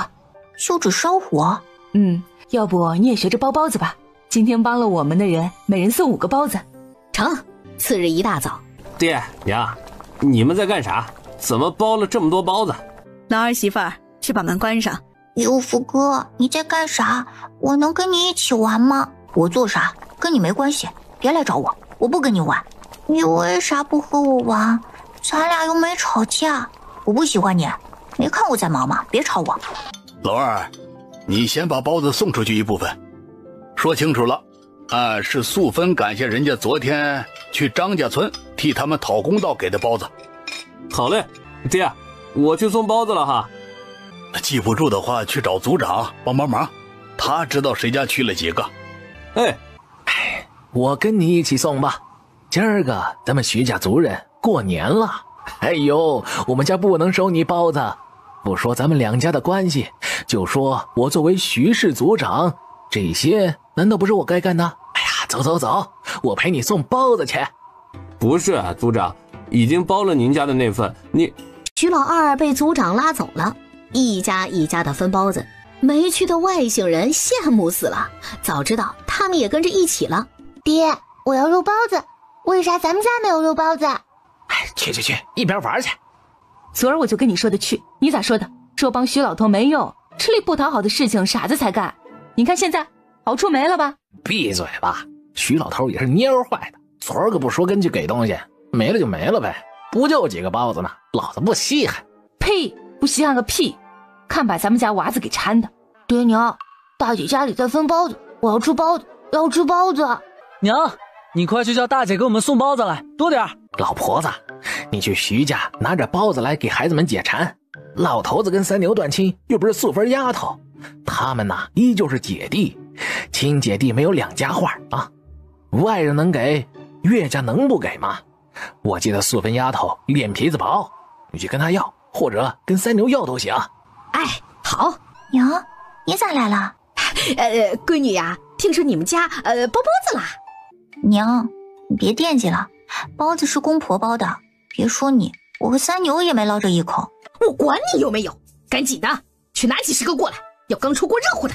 娘，我没有，你要是想吃自己找大姐去。不肯是吧？不肯是吧？娘，你干啥？哼，今儿个没有包子我就不走了，你看着办吧。我去还不行吗？素芬，包子你要给他们吗？不给。娘，你不是说和3弟断亲了吗？既然断了，就没有再往来的必要。娘，那天我来的时候，大哥3弟他们的屋紧闭着，就已经说明他们不想跟我来往，跟我亲近，不想认我又何必上赶着讨人嫌？婆婆、二嫂、大姐，3弟妹啊，你有事？大姐，是这样的，我家弟弟看到村子里的孩子都拿着包子啃，小孩子馋得慌，这会子进城买又太晚，你看能不能？这会子太晚，明儿去吧，好东西不怕等。大姐，我弟心急，等不了明天，你看要不你这里给我点应应急？成啊，县城的肉包子2文钱一个，咱家的包子比县城大，肉也够多。3弟妹，我收你2文半一个，你看合适吗？大姐，我口袋没钱，你也知道我和3牛分出去了，日子过得很是拮据。我比你更难，你知道我男人没了，村里还欺负我们孤儿寡母，手里就那么点防身银子，不省着点花怎么行啊？我不是舍不得几个包子，三弟妹你没孩子不知道，做娘的宁愿自己饿死，也不想自己孩子饿着一分，我得为他们考虑。昨儿个要是你们去张家村，今天不用你们开口，包子自然送上门。昨天全族都上了也没见你们，也挺让人寒心的。说实话，包子是做给感谢的人，按量做的，真没多余的。昨日我们并不知道你们去了张家村，也没人知会我们一声。当家的一直说，如果他知道了，绝对不可能坐视不管大姐被人欺负至此。我回来的时候你们不知道，我在门口哭，你们没听见？大姐，你能不能少给我几个？咱们到底是一家人，我娘还在屋里等着，能不让我难做吗？大姐，下士，滚出去！娘，三弟妹，咱们现在谁都是为了谁的小家，想要包子拿银子买，别的没啥说的。我日子艰难，没你们帮衬，你们也别来加重我的负担。包子呢？娘，他们不给啊！想要包子1个2文半，小弟要吃拿银子来。啥？现成卖2文钱，他们竟然卖2文半？谁家的黑心钱是这么挣的？算了，你买10个给我吧，我空着手回去，他们指定跟我闹啊！娘，你看我像铜板吗？咋？养你这么大，几个包子都舍不得给我？死丫头，你想翻天呢？娘，你再骂也没用，我没钱，1个铜板都没有。13牛防我跟防贼一样，你忘记了？前几天家里没柴火，我都没法子。你继续闹，继续吵到天黑都没有。你看到了吗？徐家没一个人出来，你一来，当家的就躲清闲去了，避着不见。哎呀，都是你呀，一点用都没有啊！我咋生了你这么个窝囊废呀？老头子，砖厂啥时候送砖头来啊？说是上午就给送，咱们今天先盖围墙，还要给老二老四搭个棚子睡觉。好，村头王家的说他们家母狗下崽了，村里谁要狗崽，拿仨鸡蛋换，一会儿让我去换2只，看看有几只，要不全换过来吧。成吧，晚些时候去，一会儿去工地啊，看看我们的新家。当家的还得是你，挣钱念书2不误，这个冬天你可没少挣。明日我去县城，你在家里好生带着孩子，我给你留下银子，春耕的时候找人帮我们开耕种地。家里你放心，我会操持好，天大地大都没你科举重要。媳妇儿，我的脸变化很大吗？我老了，丑了？没有啊，还是和从前一样帅气。为何村里人看见我好像不认识我的样子？他们见了我连招呼都不打。怎么会？咱们村谁不认识你啊？别乱想，可能今儿个大家都有事儿，天也不是很好，要不你进屋歇歇，咱们不出门了。搬张凳子，我坐院子里晒晒太阳。家里人咋都不在呀？不知道啊，听三弟说啥房子，爹娘出门，一会儿他们也去了。三牛，你爹娘盖这么大的房子，你小子有福气了呀，过阵子能住新房子了呀。爹娘要盖房子了，可笑的是他们竟然一点都不知道，在村里人同情的目光下落荒而逃。哎，青儿啊，爹娘没给你嫁错人不是？你看看老徐家，哎呦喂，这么多的砖头，他们家真的起来了。是啊，闺女，你可不能只管自己享福啊，千万别忘了自己娘家，你还有好几个弟弟等着你拉吧呢，等着娶儿媳妇呢。老婆子打算盖几间房，跟你们说了吗？哎，到时候你们2口子能分几间呢？看刚才工头画下的地儿，你们新家可真不小啊。爹娘，三牛呢？啊，不知道啊，刚才不是在后头呢吗？你当家的刚才跑了，不知道跑哪儿去了。青儿呀，能不能跟你公婆商量商量？青砖分我们家一点儿，你是知道的。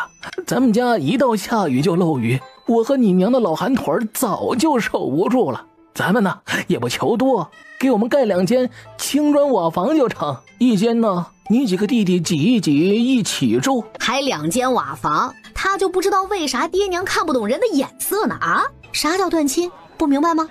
哎，他后悔了，当初不该分家的，不该断亲的。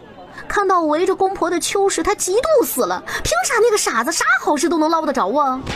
我回家一趟。哎呀，到底是泼出去的水和咱们不是一条心了。哼，死丫头贱骨头，他呀就是欠教训，等我教训他一顿，他就老实了。现在他们忙，也不是说这事儿的好时候，改天再说吧。成吧，这事儿宜早不宜迟。徐家请了这么多人，正好能帮我们顺道盖房子。我晚上再去找他。哎，你说老徐家那银子哪儿来的？要是他们挣钱的门道，跟咱们说说该多好啊！哎呀，别想了，听说连自己儿子都不说，都说他们俩老实厚道能干。你看看，自从分家之后，他们干出来的事儿，他们的心里呀，只有自己。哎，走吧，回家晒太阳去。走，我也不愿待着。你看看青儿的婆婆，笑得我心里烦。哎，三弟，你这是咋了？哎，大哥，你知道爹娘盖房子的事吗？他们要盖房子，你听谁说的？他们现在住的都得扒，还是只扒他们现在住的？扒啥扒？他们盖了新屋，买了新地，除了咱们，家里所有人都在新宅子那边忙活。今天砖窑送了一车又一车的砖头，他们盖的是青砖瓦房。你说的属实啊？不信你自己去村委看去，全村的人都在那儿，热闹的不行。他们为何盖房子不跟我们说？跟我们说啥？咱们已经断亲了，连分家的儿子都不算。新房子啊，爹娘压根就没想让我们沾染。哎，大哥呀，你说我们怎么就成这个样子了呢？啊，你说爹娘和我们怎么就走到了这一步呢？你说为啥自从分家断亲后，他们挣银子他就跟吃饭睡觉一样简单？以前我们家多穷啊！你哪次叫树修他们不是整宿睡不着觉，那东一家西一家舔着脸跟他们借银子，家里别说是细粮，就算是窝头都吃不饱。为什么呢？啊？为什么突然就有银子了呢？为啥分家了就会挣银子了呀？当家的，他们肯定不止边花借一个营生，肯定还有我们不知道的。不是说了吗？卖吃是方子。以前咱们家穷的时候，为啥不拿出来？分家了才拿。公婆是不是从一开始就防着我们呀？当家的，你咋回来了？咱们不找爹娘，不去帮忙吗？又不是我们的房子，帮啥？你吃饱撑的话，拾到自己家的地去。哎呀，我们不能就这么算了。如果新房子我们住不进去，村里人该怎么笑话我们？不管他们怎么笑，我们都不可能住进去。哎，干嘛去？我去看看他们的新屋。不许去，还嫌不够丢人的吗？村里现在都是人，他们会怎么想你？看到公婆日子过得好呀，他也好难受啊。任何人富了都可以，为啥偏偏就是他们呢？想必当家的想法跟他的一样。村长，这里你看着，我们回去做饭。今天啊，都到我家吃饭去啊。去吧，老婆子，中午做啥？下午还要干活，焖米饭吧，炒几个菜也方便。也行，吃过饭你在家睡一会儿，别着急去工地啊。之后的活留给老二就好了，咱们抽空过去看一眼便罢。老二办事也算靠谱，不是还有闺女和老四帮忙吗？爹娘，我错了，我不该不听爹娘的话，娶了夏青儿这个祸害。我不该有了媳妇儿忘了爹娘，听了他的枕头风，不管你们。爹娘，求求你们原谅儿子一次。你啥意思？爹娘说你们真的不喜欢夏氏，我愿意休了他，只求爹娘别不要我。娘，你愿意原谅儿子，原谅我们了？不，我没啥原谅不原谅的。我的意思是你和我们没关系，爱咋地咋地。夏氏多好啊，长得好看你喜欢，休了他再娶一个，可没人给你出聘金啊。娘，我求你原谅儿子，我真的不能没有爹娘啊！我这个冬天我吃不好，我睡不着，我干啥都提不起兴头啊！我发誓，以后我绝对孝顺，绝对听话，我绝对不忤逆你们一点点啊！爹啊，娘啊！起来吧，老三，以后和夏氏好好过吧，脚踏实地一点，别再想东想西。夏氏起码对你还是真心的，你不该说休妻，100年才修得共枕眠。你这样做，夏氏该多伤心呢。至于我们和你断亲那刻起就没想过后悔，左右你们全都大了，全能养活自己。回吧，以后别来了。还有，我们不是你爹娘。爹娘，你们就原谅儿子一次也不行吗？我只不过犯了个小小的错误，你们怎么可以对我这么狠心呢？你怎么就不能给我个回头的机会呢？回吧回吧啊，别耽误我做饭。当家的，三弟有点狠啊！你看他把自己折腾的，一脸血乎乎的，吓我一跳。这又如何？爹娘不让，依旧没原谅他。是啊，爹娘比他还狠，心是石头做的吧？起来，给我擦洗伤口。徐三牛，你跟你爹说啥了？不是要休了我吗？现在干啥找我给你擦伤？你爱找谁找谁去。你偷听？我需要偷听？你的话院子里谁没听见？我啥都给你了，为了你天天被我老娘骂白眼狼，你竟然还想休了我？薛三牛，你不是人，不是人！你他妈的给老子住手！我休你了吗？我休你了吗？别给我没事找事。你当然休不了我，因为他们不要你啊！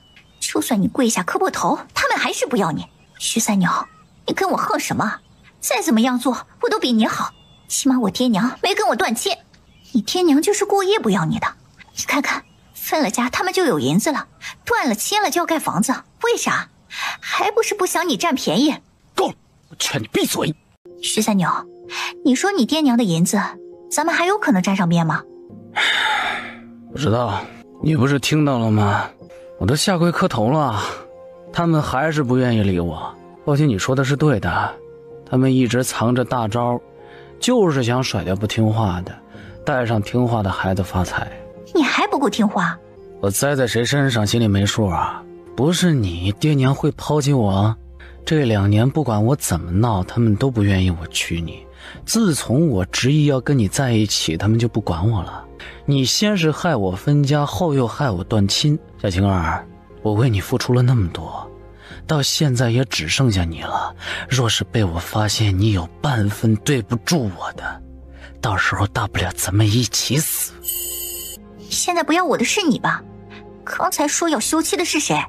帮我收拾收拾伤口。当家的，怎么了？咱们要不回屋去？一会儿娘他们该吃饭了。今儿看他们的阵仗，肯定是请人来了。娘，下午我去糊围墙，工头说围墙做好了，咱们开始挖地基。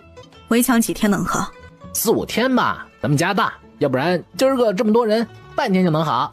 今晚上你和老二睡工地看着。知道了，娘。谁敢打我们家砖头的主意，我一锄头敲死他。你有事儿？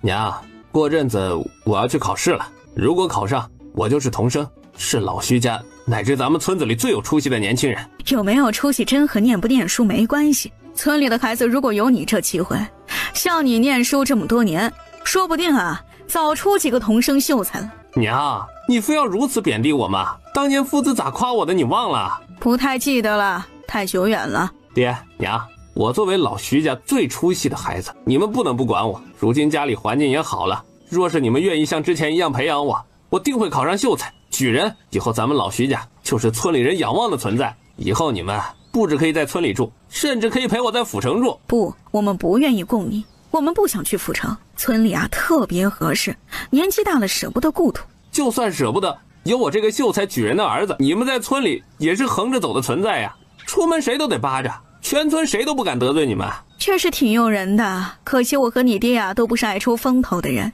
要不你出去问问，谁喜欢出风头，你上谁家去，左右啊我们也断亲了。爹娘，你们非要如此冥顽不灵吗？咱们一家子像之前那样过不好吗？所有人拧成一股绳，为了徐家更好拼尽全力。现在这样，一个家4分5裂，吃个饭还分成3拨。爹娘，你们问问你们自己，谁家像我们这样过日子呀？咱们老徐家因为你们瞎折腾，都成了整个村子的笑话了，你们还不自知啊？我和你娘做事不需要你指手画脚，你再好也和我没关系，混账玩意儿！你打我，滚出去，爱咋地咋地，别拉上我和你娘。好好好，待我考上归来，你们别后悔，开祠堂告祖宗，你们一点光也别想沾。神经病，这种人要是都能当官，朝廷离覆灭也不远了。他是痴人说梦，上辈子全家之力供他，也就是混了个穷酸秀才，靠闺女儿子的软饭才过得像个人。这一次啊，他连童生都难，咱们不是没听他背书。你说我们抄都抄会的东西，他咋背了10几年还跟狗啃似的？年纪轻轻，记性咋恁差？脑子塞稻草了吧？所以才搞笑啊！等他去考试了，就知道自己和别人的差距了，就知道科举不是他想考便能考的。当家的怎么样啊？顽固不化，一点不听劝。算，待我将来考上再说，到时候他们就知道自己错的有多离谱了。当家的，这次考试你有几成把握呀？夫子说，我现在的学问可以一试，加上一冬天的努力复习，7、8成的把握还是有的。加上一冬天的努力复习，7、8成的把握还是有的。这次回去，夫子再给我们恶补一下，8、9成没问题。家里的事儿你就别多想了，回去就专心念书，其他的事情等考完试再说。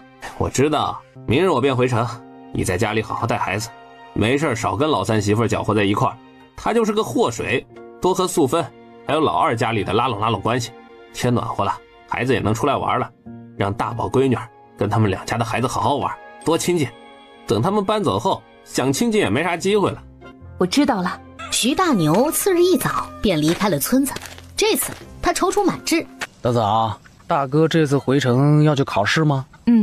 今年他想下场试试。大嫂，再过不久，可能大哥就会接你去县城住了。以后你们家再不是村里的泥腿子了，孩子也能去县城念书。等你好了，可千万别忘了穷亲戚，拉扯我们家三牛一把。还没影儿的事儿，三弟妹可别瞎说。老二家的早饭好了没啊？一会儿一起去工地看看。老二老四回来没？还没回来，估计得等一会儿。早饭已经好了，要不爹娘先吃。娘，昨晚守夜咋样？安稳不？很安稳。我们回来的时候，工地已经陆续有人去上工了。吃饭吧，吃完你们睡会儿再去工地。以后你们可以轮流守，比如小四守上半夜，老二守下半夜。家里有人吗？婶儿，你咋来了呀？听说你家里的狗生了崽子，你们不想要了？是啊，一次生了5只，咱们家哪里养得起啊？哎，我能看看吗？好啊，婶儿快进来，才出生5天的崽儿，这会儿子全在窝里趴着，乖巧得很。婶儿带回家肯定能养熟，你看看喜欢哪只，只管挑了去。5只我都要了，鸡蛋你拿去，篮子不能给你。小狗装篮子里，我拎它们回家。婶儿，你鸡蛋拿回去，都是邻里乡亲的，咋能要你的鸡蛋啊？他男人现在在工地盖房子，一天能得20万，老板现在看上他们家的狗崽子，他怎么敢收他的鸡蛋呢？1个鸡蛋2文钱，10个便是10文，半天的工钱呢。当家的知道了，一定会说他不懂事儿的。你家狗子下几个崽不容易，我怎么能白拿呢？不收，婶儿生气了啊！拿着，要不然我真不好意思收你家的狗。老二家里的几只狗你照顾着，它们还小，给它们喝米汤。哪，我会把糖喂给它们吃不？不行，它们只能喝奶，长大也不能吃糖吃糕点，你别乱喂啊。狗子好可怜，哪，我们以后能跟它玩吗？能啊，以后他们就是咱们家人，你要对他们好，知道不？娘，你还买了狗子，小狗子，还买了5只。二宝一直在和狗子玩。哦，你和妹妹去找二宝，一起照顾狗崽子呗。娘，崽子养大了能吃狗肉吗？不能。大宝，狗子不能吃啊，你可不能在奶和二宝面前说自己想吃狗肉，知道不？为啥不能啊？狗子是你奶养着逗乐子的，你没看他对那几只狗多上心啊？若是他知道你打狗肉的主意，怕是屁股会开花。这样吧，明日娘托人从县城里买点肉。真的吗？我骗人？我啥时候骗过你？记住了，好好养那几只狗崽子，好好陪二宝照顾他们。我知道。都还算健康，王家没虐待他们，离开他们娘也没奶喝。我想想啊，咱们还是喂米汤吧，不能总抱去人王家蹭奶。米汤也可以，过了哺乳期就能吃其他的了。娘，咋了？你不是在陪二宝玩？爷奶2个败家玩意儿，他们竟然给狗子喂白米汤，我都没白米粥吃。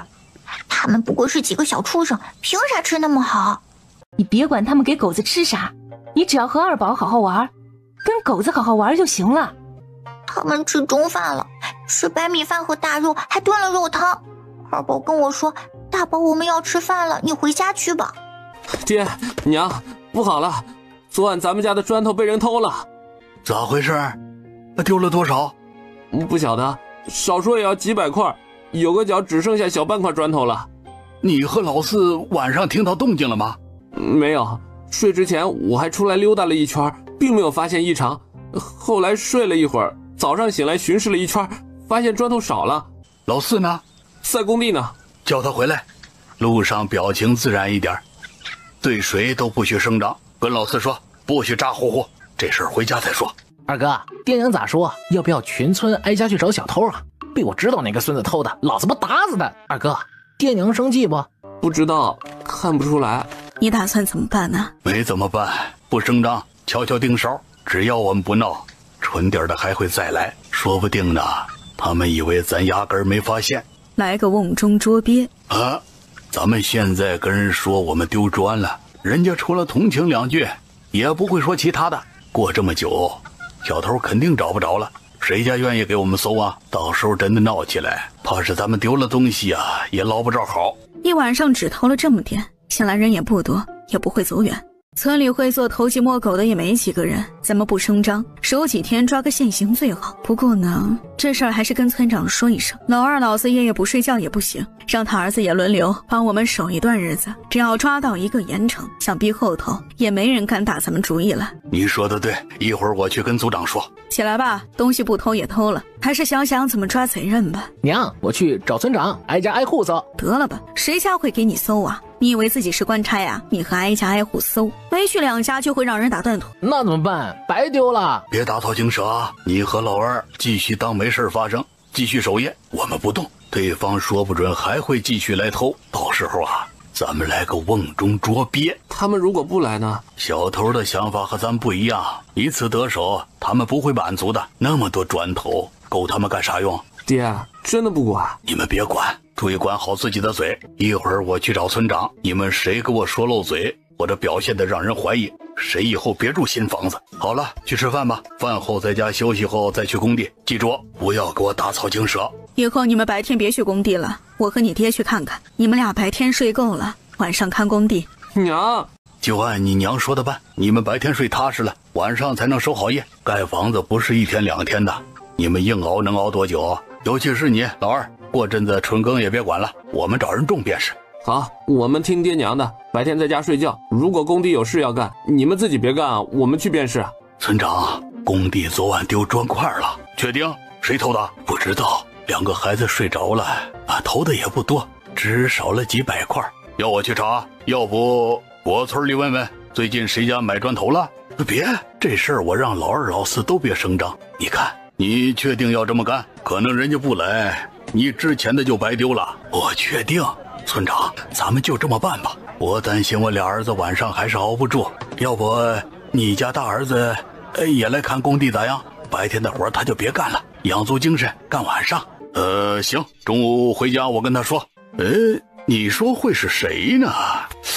咱们村怎么就能出了贼呢？哎呀，兴许啊是谁一时看到这么多砖头起了贪念吧。自立啊！如果抓到了人，你打算如何处理？你打算报官？哎呀，报官倒不至于，抓住给点教训便是。届时还得辛苦村长。不辛苦不辛苦，这本是我分内事儿。不报官就好，他最怕和衙门的人打交道，难缠不说，还会让附近其他村子看他们的笑话。懒婆娘，啥时候了？赶紧起来做饭。你不是下地了吗？咋现在就回来了？地里的土翻好了？你看看外头的天，他妈的早就黑了，赶紧的下炕给老子做饭，饿死了。张家的，你说我是不是病了？怎么最近怎么睡也睡不醒呢？你是病了，懒病犯了，臭娘们儿，见天的想着法子偷懒。明天我起你必须滚起来干活。张家的，我没吃饱。哼，活不干啊，吃啥不够。夏青儿，你是猪啊？你看看你最近跟个饿死鬼投胎似的，天天喊饿，吃饱就睡。你要是觉得跟我过不下去，滚回你们老夏家去。你要是还想过，就他妈的别给我没事找事儿。你是不是又背着我去老夏家干活了？你不能这么冤枉我，不信你去全村问问。你走后我出过门不？大宝二宝不是也在家里，还有大嫂，你问问他们去。真没去干活？没有，我也觉得自己不对劲。毛冬的时候也没有这么爱睡。明天跟我出去干活就好了。你肯定是懒的，越懒骨头越软。徐老三强行拉着还没睡醒的媳妇儿去刨地。哎呀，你又装傻！看到夏青儿惨白冒汗的脸，心里咯噔。哪儿疼啊？肚子，当家的，我肚子好疼。当家的，你怕是得叫大夫了，肚子坠坠的疼。疼，你躺着，我去叫大夫。咋样啊？最近他每天都没啥精神头，整天的喊累喊困。哎，没啥，就是怀孕了。最近干活动了胎气，之后多休息休息，吃好一点就行了。他身子呀本就寒气重，还是得多注意点。至于你们说的他喊累啊，每个人的情况不一样，有些人孕吐严重，有些人则会嗜睡。哦，原来是怀孕了呀！这大夫，她不但爱睡，还爱吃。这一趟，徐三牛花了2文钱。当家的，咱们有娃子了。你好好躺着休息啊！最近这个地里的活我干就好。这个娃来得太及时了，爹娘有多喜欢孩子，他是知道的。现在他媳妇儿肚子里头有了娃，爹娘还能对他那么狠心吗？饿了吧？我去给你做碗面，咱们不是还有几斤白面吗？给你做碗2盒面条。我不会做面条，要不先将就着吃碗糙米粥，晚上你舒服一点了教我做。好。我跟你说啊，咱们爹娘特别喜欢孙子，如果他们知道你怀孕了，对你的态度绝对大变样，你就等着好吧。真的？当年大嫂和二嫂怀孕我记得清楚，老徐家添丁他们怎么会不高兴？你爹娘的样子真不像稀罕孙子的。你看大嫂家的2个，从我进门没见他们正眼瞧过。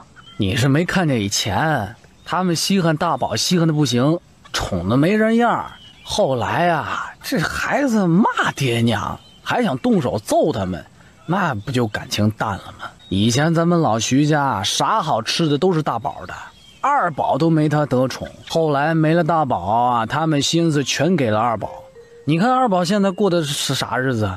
二哥二嫂不一样跟着沾光。等以后咱们的孩子出生，讨得爹娘喜欢，老徐家还不是咱俩的天下？爹娘的一切啊，都会是咱们的。当家的，啥时候和爹娘说我怀孕的事儿？我想想，挑个好时候。二宝啊，奶晚上做槐花包子给你吃，中午咱们吃槐花炒蛋，蒸槐花。老二媳妇儿，下午咱们还是摘槐花，我瞅着过几天呢就摘不到了，咱们多摘点晒起来。娘，咱们家今年不养鸡养兔子吗？猪圈就那么大，老大买了2头，老三过年的时候就说他们要买2头，咱们买养哪儿？鸡也一样，年后他们一家各买了10几只。我就问你，一个小小的后院养了这么多的东西，你觉得合适？很容易遭鸡瘟啥的，咱们也别买了，等新房子盖好买半个的鸡养也一样。至于猪，到时候如果有人卖就买，没人卖啊，我们明年再养。嘿嘿，娘，青儿她有了。哦，娘，我说下世有喜了。徐三牛不懂，为啥他的孩子老娘这样不重视啊？当家的，娘还是不愿意接受你。这锅他可不背，明明自己不招爹娘待见，一定要说他被公婆厌弃，承认自己在亲爹亲娘的眼里是棵野草，这么难吗？娘现在心里只有2哥4弟他们。不许你说我娘坏话，你算个什么东西，也配说他闲话？他们为啥就对我这么狠心呢？我不是他们亲生的吗？好了，别难受了，没了他们，你不是还有我和孩子吗？以后咱们孩子大了出息了，会孝顺你。再说又不是对你一个人这样，大哥比咱们好不了多少。你不懂，大哥马上就要做官了，老四和2哥有爹娘扶持，他成了老徐家最没出息的崽。家里还有个不跟他一心的媳妇儿，外头遭罪回家还有一个贼提防，啥事儿只能自己想自己做，没一个能够帮衬到他的，没一个能说出知心话的。他的苦谁知道啊？徐老三再次后悔娶了下青儿。明日我便去抓2头猪崽子，以后你负责养他们。当家的，婆婆不理你不代表公公不在意，他是徐家当家人，我现在为徐家开枝散叶，他怎么可能不在乎啊？要不你去找爹试试。找爹？对，爹一向最好脾气最顾家，他一定不会不管我的孩子的。你咋了？娘，你说我咋不会怀孕呢？孩子这事儿啊，急不来，缘分到了就来了，你别给自己太大压力，有时候越想越没有，顺其自然反而就来了。是吗？我啥时候骗过你？爹，你回来了呀？累不累啊？爹，我想跟你说几句话。你说。那个我媳妇儿她怀孕了。哦，做爹了呀，挺好。这爹，你没要说的吗？这可是你亲孙子。他不是啊，你忘了，咱没关系了。今儿个摘了啥？槐花，我做了槐花饼子和槐花炒蛋，本来还想蒸一碗的。这个好，嘿嘿，这个真好。素芬啊，下午你家2个孩子别去工地了，这么小能干嘛？一起去摘槐花去，咱们包槐花包子吃。我下午也留下帮娘一起包，几个孩子去摘花好了。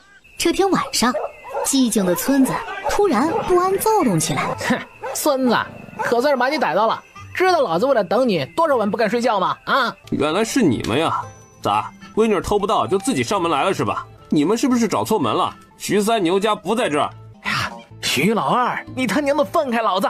向来亲家是一家，我拿自己家的砖头怎么了？就算你爹娘来了，他们也不敢说啥。赶紧把老子放了！老三和爹断亲了，你们不知道？谁他妈和你们是一家子？这事老三也参与了，还是夏青儿倒腾的？三牛跟我们说了，这里的砖头是老徐家的，也算是老夏家的，我们想用可以随便搬。咱们老徐家的砖头和他徐三牛有啥关系啊？你还能要点老脸吗？你们在这看着他们，我去找爹娘和村长。哎呀，徐老二，叫你爹娘就好了，叫啥子个村长啊？咱们那一家人的事儿，那家人解决就好了。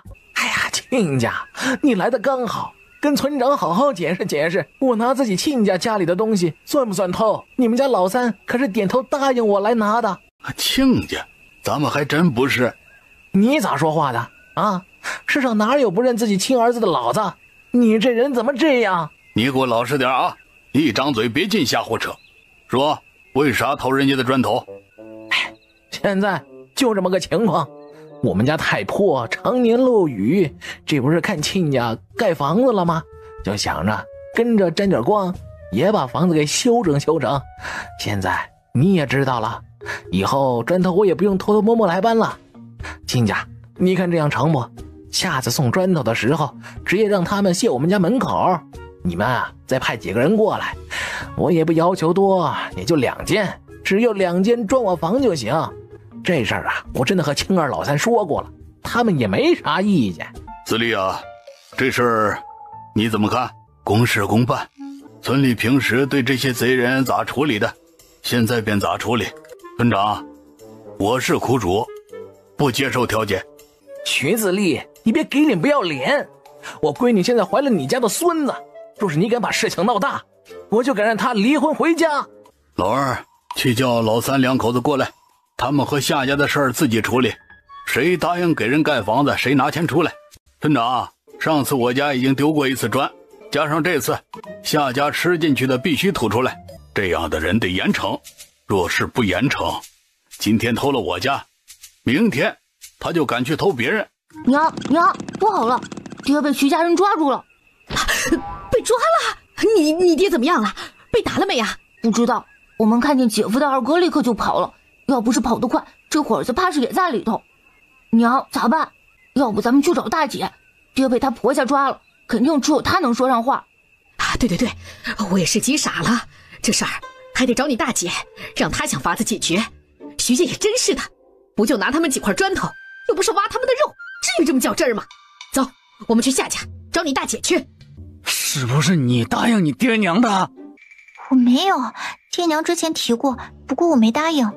你看你爹娘干的好事儿！当家的，等等我。你记清楚自己是谁的人，别有事没事偏帮娘家。一会儿不管我爹怎么处置你们家的人，都不许求情，听见没？当家的，你觉得我求情有用吗？你爹娘他们理我吗？哎，闺女三牛，你们来了，赶紧和亲家好好说说，看他大半夜的还不让人消停，非得折腾点事儿出来。听说你让他们来搬的？对，就是老三跟我说的。他说我要是想用就来拿点，工地这边多的是。爹啊，你是在梦里听我说的呀？工地我就来过1次，我和你说过话了吗？啊，咱们最近见过了吗？这一把年纪能要点脸吗？一张嘴别跟老婆娘的破鞋底似的，说话漏风。你说不是你，谁听见了？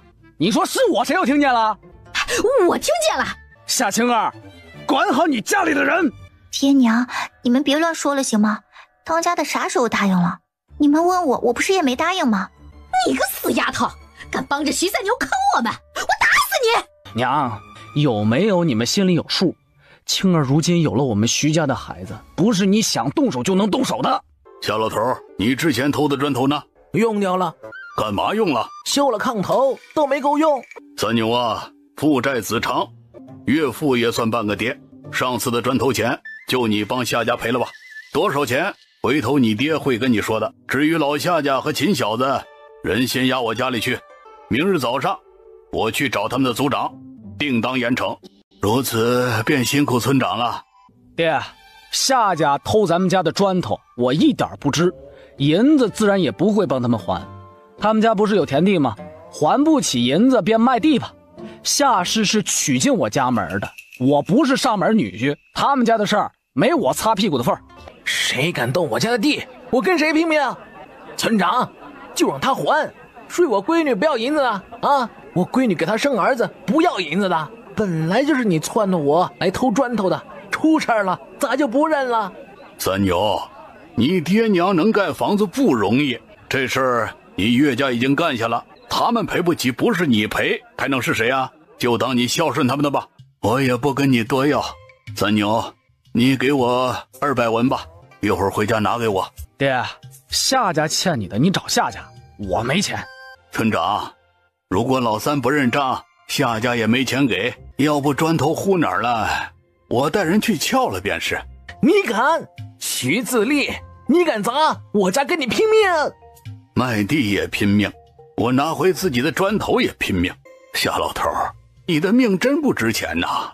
行，我明日带他们夏氏族长亲自去砸，你放心，绝对不会让他们占去便宜。族人偷窃，想必夏家族长也不会坐视不理，自会好好管教他们。村长，时辰还早，你带着人回去休息吧。今晚多多辛苦了，改日来我家吃饭。嗨，该的，人我带走，你也早点歇着吧。第二日，村长就找上了夏家族长。村长，夏家没钱怎么赔？族长，如果夏家不严惩，以后咱们村可会乱了套，谁都敢干偷鸡摸狗的勾当。事后来句儿我没钱还，村里但凡还过得去的人家，怕是要人人自危了。你的意思是？去夏家找，如果砖头没用，直接拉走还徐家；如果用了，他们必须赔。除了赔偿，我觉得该罚，比如罚夏家砖头银子的3倍，还有让他们家打扫祠堂等。夏家人能答应？他们不得闹死？只允许他们偷人家，还不允许苦主要赔偿了。族长，不是他穷他就有理，有钱的活该吃亏的。如果闹，便让他们离开村子。我带上人去看看吧。当家的，我今天能回趟娘家吗？不知道咋的，今儿一早起来眼皮子一直跳。你不许去啊！你家今日必定兵荒马乱的，一会儿吵闹推打的时候伤到你怎么办？自己啥情况心里没点数？我会小心点，我怕家里人吃亏。哎，你去了能干啥呀？帮忙吵架还是打架？你爹娘是啥省油的灯啊？好好给我待家里养胎，肚子出了啥事我不打死你！我就看看，我保证一定会好好照顾自己。闭嘴吧！你是我们老徐家的人，现在村长带人去给我们老徐家撑腰，你过去唱反调，让人怎么想我？不知道的还以为我连个娘们都管不好呢。老头子，咱们今天去工地。村长昨晚就说他今天不过去了，小偷的事情不知道要忙到啥时候。爹娘，我要去夏家看看吗？哎，你别去，他们看到你绝对拉着你不放。今天啊，我们所有人都不许去夏家那边，除非村长叫。我知道了。娘，我爹娘错了，求你们原谅他们一次成吗？娘，我求求你了。别说了，这事儿该咋办咋办，我不会欺负夏家人，也不会原谅。娘，族长村长带着人来我们家了，后头跟着好些人，瞅着吓死人了。啊，他们来咱们家了？哦，好像爹也在。你爹在，准没事儿，别怕啊。哟，当家的。哎呀，村长族长，我知道错了，我去求亲家，求他们原谅我。我不该一时鬼迷了心窍，听信三牛的话，以为他们真的答应给我盖房子，过去搬砖头啊。行了，别再往徐家泼脏水了。谁还不知道你啥样？不就是馋人家徐家的屋子，也想住好的，人家不答应给你盖，就想到了偷。砖头可还在？没了，全用了，全没了。哎呀，是啊，族长。族长，您千万别被徐家人给骗了呀！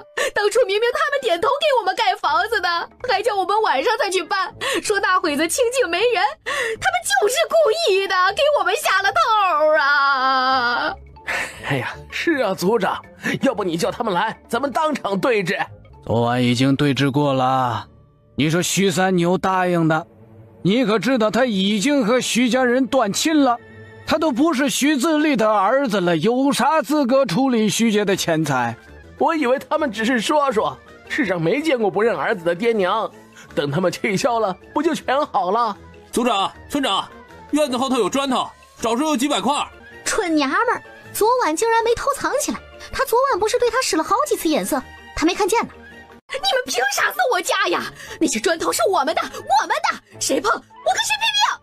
几个婆子强行把夏母带进了一间空屋，没了搅屎棍，男人办事就爽利多了。砖头搬走，你们再赔徐家500文钱，在祠堂跪上5日忏悔，这事儿就这么算了。族长，我们没钱。昨日徐自立只说搬那砖头就好，可没说还有罚款呢。这是我要罚你的，行不行？若是族里人都效仿你，村里全偷来偷去的，大家还过不过日子啊？可是村长，我没有钱，1文钱都没有。不信，你可以去搜。没钱是吧？你们家不是还有几亩荒地吗？卖掉其中1亩。你要卖我家地，凭啥？凭你还不起人家的钱。你若赖着不还钱也可以，你离开我们村吧。我相信谁家也不想跟一个贼人一个村。好，我卖。不过秦家小子跟我一起偷的，赔偿是不是也要我们2个一起出？他偷了多少砖头？跟我一样，偷来了以后我们2个人平分的。好，一人赔偿250文，你先交你的，另一半一会儿我去秦家要。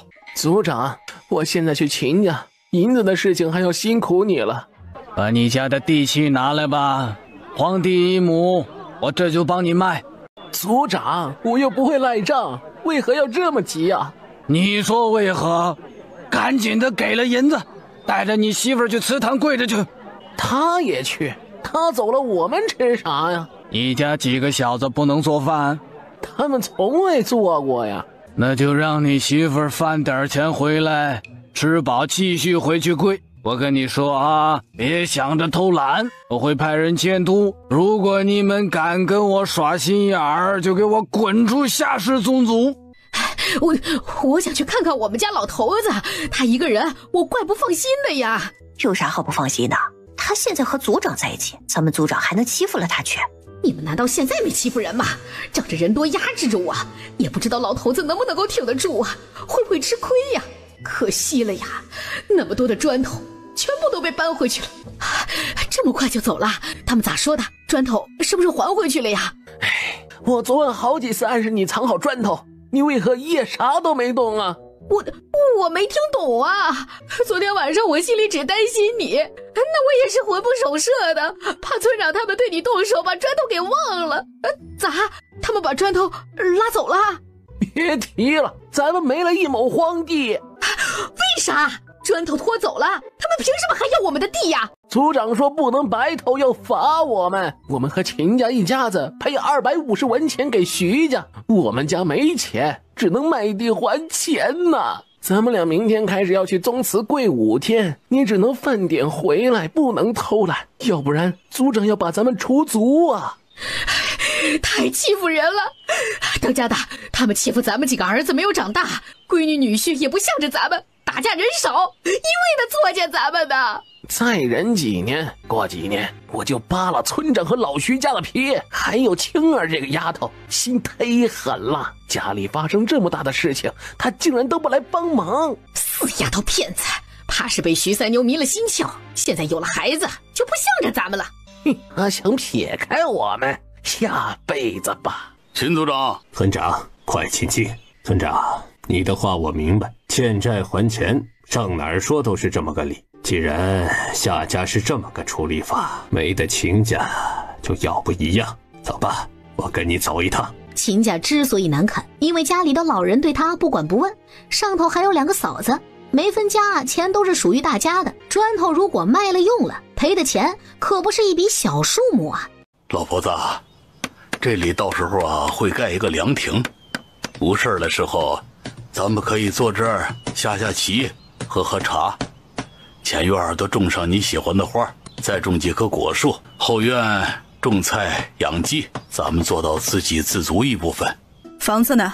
你和工头商量的怎么样了？前后2排，前面1排我打算先留着不动，咱们住后院，规格是前面12间，后头16间，一共28间。如果你不想跟他们住一起也行，让他们住前边，咱们在后头隐私也大一些。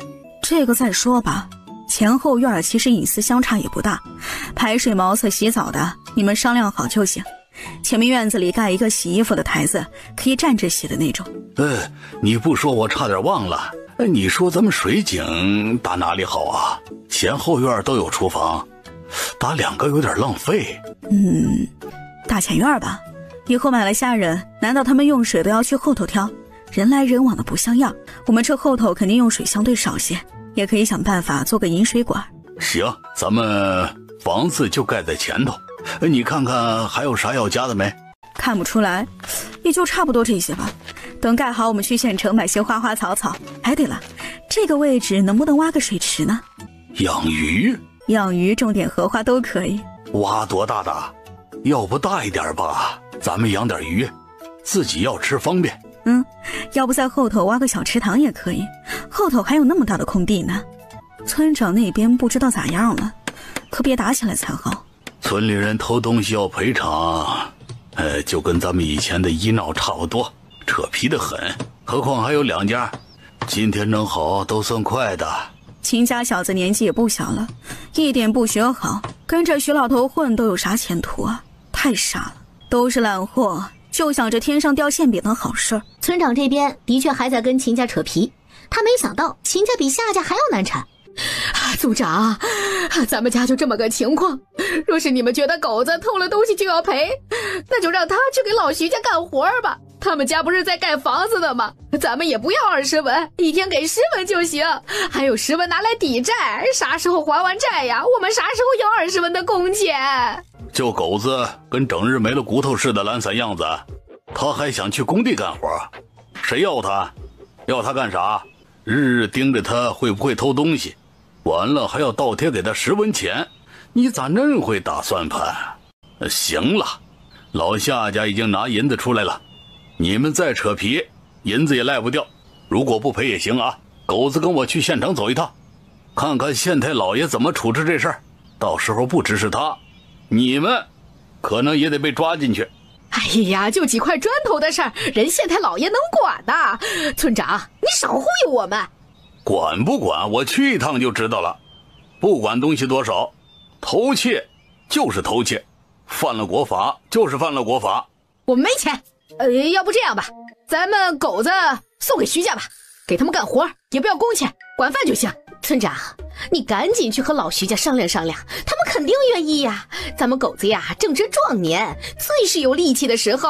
你要把儿子卖给徐家？呸！什么卖不卖的呀？村长，你积点德行嘛啊！谁家好好的一个大儿子，几块砖头就给卖了呀？我是说，可以给他们家做1年半载的长工，懂吗？别跟我扯些有的没的，都别躺着了，收拾收拾，跟我去县城报官去吧，省得一会儿县太爷还让衙役来叫你们。我们不去县衙，你要带就带狗子去。何止是你们，他和你们是最亲的一辈，你们觉得他们能跑掉？秦老头，你大孙子怕是也得跟着去。对了啊，你们不知道吧？如果家里人有人犯事，你们的孩子、孙子名声都会受到影响。你们老秦家未来若是出了个出息孩子，怕是也会被狗子连累前程。我们要跟他断亲。婆婆，谁说都没用，要银子没用，你们找他去，我们要跟他断亲。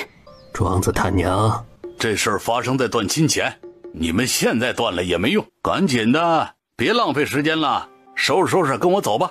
我不去，爹娘，你们救救我！我不想蹲大狱，偷的砖头全给了大嫂二嫂修炕，我可是一文钱没拿呀。村长，求你网开一面。那就还钱，2样，你们选一样吧。夏家也老实还钱了，你们还是好好想想要钱成吗？族长，夏家真的答应还钱啦？他们家卖了1亩旱地还的债，并且2口子去祠堂罚跪5天，动还了徐家的银子。你们老2口和秦狗子也去跪着吧。为啥我们也要跪？砖头我们没偷。不是你们管不好孩子，偏爱纵容，他会成今天这样。别废话了，这事儿没得商量。我和夏家族长的意思一样，不去跪的话，你们去换个宗族吧。赔了银子，荷包瘪了一大半，2个媳妇儿坐在地上哭天抢地，直说这日子没法过下去了，他们要分家，一定要分家。村长和族长拿到银子，脚底抹油的跑了。他是混了点，可是他只对外人混呢，对自己家里人自问还是极好的。哪次偷了东西不是拿回去给他们的？分吧，分了他一个人过，也不用天天看人脸色，见天的被人嫌弃。老秦家当天便分了家了，应该说是单方面的把秦狗子分出去了，并且是净身出户，啥也没给他。狗子，你别怪爹娘，我们也是没法子，你知道的。他爹，儿子是不是记恨上咱们了呀？恨也没用，说到底还是他自己不争气，我们能怎么办？手心手背都是肉，他哥嫂不愿意继续被他连累，这也是没法子的事情。好了，咱们收拾收拾，也去祠堂吧。当家的，狗子以后咋过呀？这没钱没粮食的。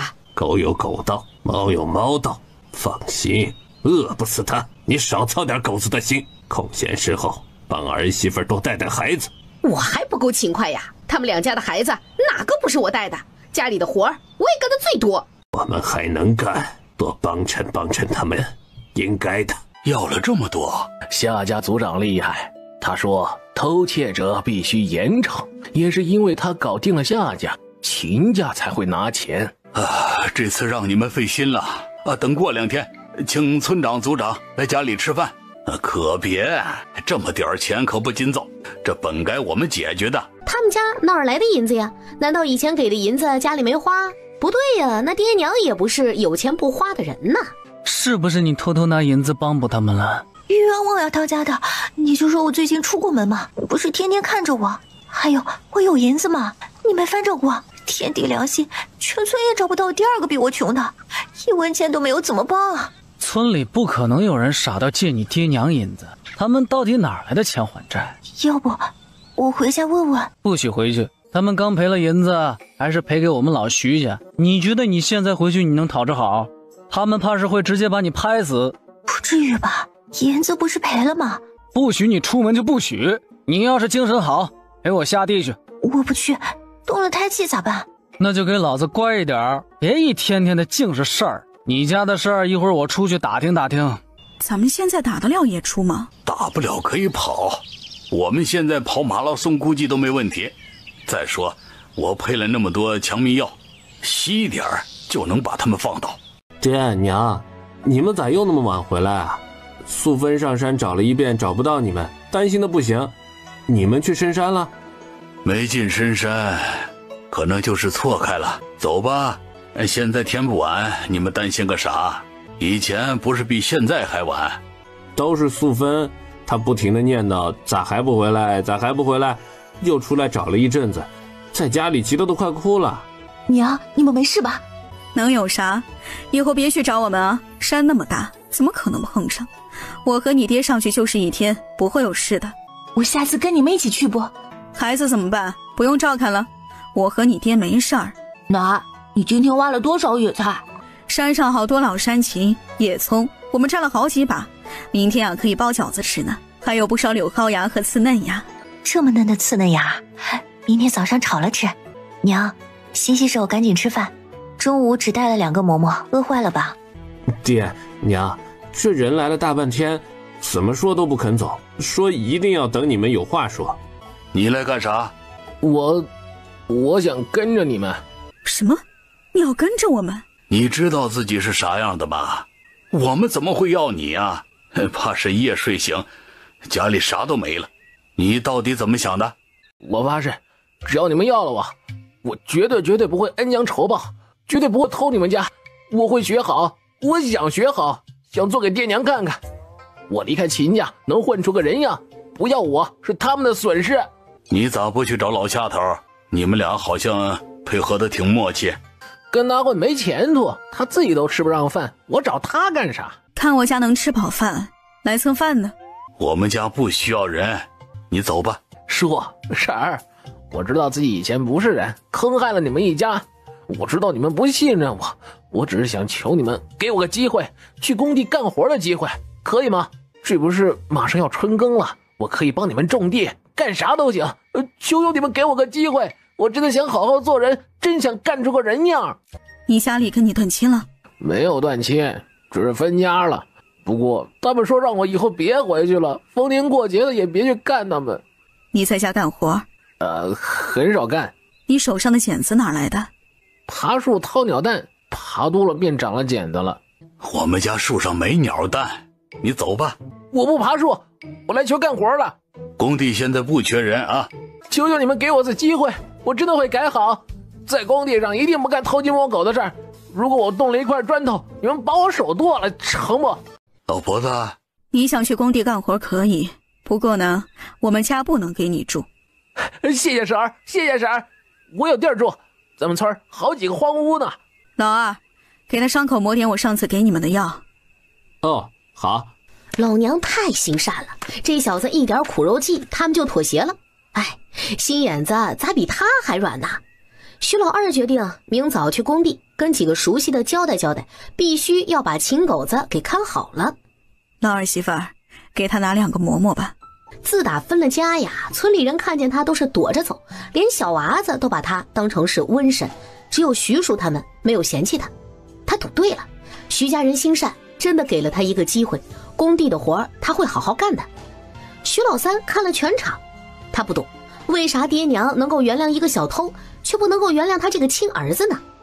爹娘，赶紧吃饭，以后你们想吃啥野菜就说，真不用自己去找。